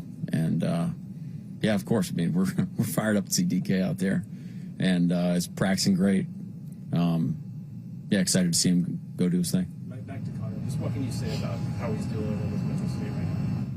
Yeah, we wish him well. I mean, this guy's come in and worked really hard for us, and obviously he made the decision that he made, and we're still here to support him and everything that he needs. I mean, can you say was his knee a factor in any of it? No. Are you expecting Gabe Lucas to start on Sunday? We're anticipating to see him, right now in a pretty significant manner. These things are still, we're still on a progression here, so the amount of reps that he's going to get, we'll see as the game kind of unfolds. We have a plan. We have a target rep count. We'll kind of leave that in-house right now, but yeah, excited to see him go do his thing. What did you see from him this week in practice? He's practiced, and he's. I mean, I know you're talking about only X amount of practices that he's had in a year, but again, I think this is a great opportunity to give him a shout out of, hey, at some point, I mean, you're taking a leap of faith here about going and playing an NFL football game. I mean, we're talking about a guy that's tough as nails and has really gone through this whole process about really for a couple of years now. It's something that he's been dealing with for a while, and just proud of his mentality and putting himself in this position where he can go help us win. The tight end spot, I guess, with Noah and Brady, kind of how does that lift that whole percent? We'll kind of leave the personnel decisions up in the air right now until we have to. But just that, the guys that have been playing same roles, just on however the game plan unfolds. Noah's situation, is that something that we'll be back a couple weeks or so? No, we won't put him on IR. We won't put him on IR. He's making progress, looking good, just not ready yet. How's Rayshon Jenkins doing? Is working back from? I believe he's eligible to come back next week, so we'll see next week. But excited to have him back when we get the opportunity. But respecting the personal nature of the situation with Williams, was it football? Was it anything that was beyond your control? Is I guess the way to put it. It's out of everybody's control. It's just what the situation is. So we gotta honor the situation and respect where he's coming from and move forward. With this and Tyrell Dodson, you get some guys coming back, some guys leaving. Yeah, come back. It's exactly how we planned it too. We drew it up just like this. How do you keep the locker room focused on field and getting this game this weekend? I thought we've had an excellent week of preparation. Our guys are doing a phenomenal job. This is the NFL. Things are that's part of the messaging too. When things happen, is hey, this is kind of more the norm than not. Is things are going to kind of move and shake, and there's going to be storylines, and which is good. It means people are interested in what we're doing and all that sort of stuff. But our guys know. This is noise, man. We got to ignore the noise. Stay forward. Let's rock and roll. Let's focus on what we can control, which is having a great week of practice, our attitudes every day, and they've done that to their credit. So they deserve a lot of credit. Olu starting, is that just for this week? Is that fluid, or is that for the rest of the that's the plan. Is he's going to start for us. So we're excited for him. What did you see from Tyrese Knight this week, kind of being put in that role? Same things we've been seeing. You wouldn't know that anything's different. This guy.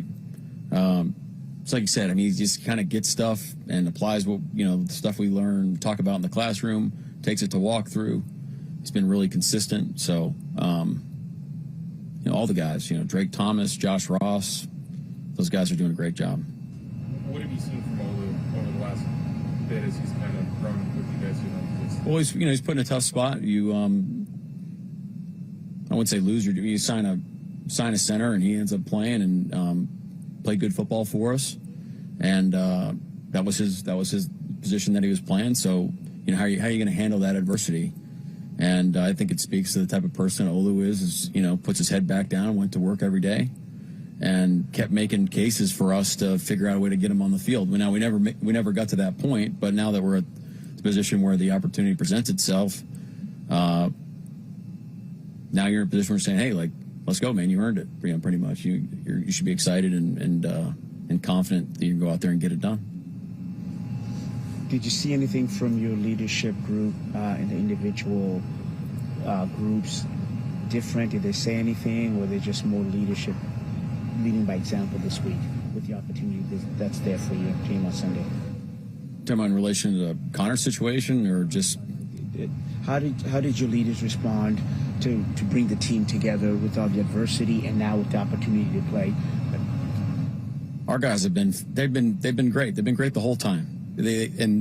We're lockstep in how we're approaching the season, and when we face adversity, we understand what we need to do and what we want it to look like. We know it's not there yet, but the only way you can do it is by making it right when you get the opportunity. So you're talking about Olu, his opportunity, us as a football team going down to San Francisco and playing, big time divisional game against a division rival. I mean, now we're excited about the opportunity that's in front of us.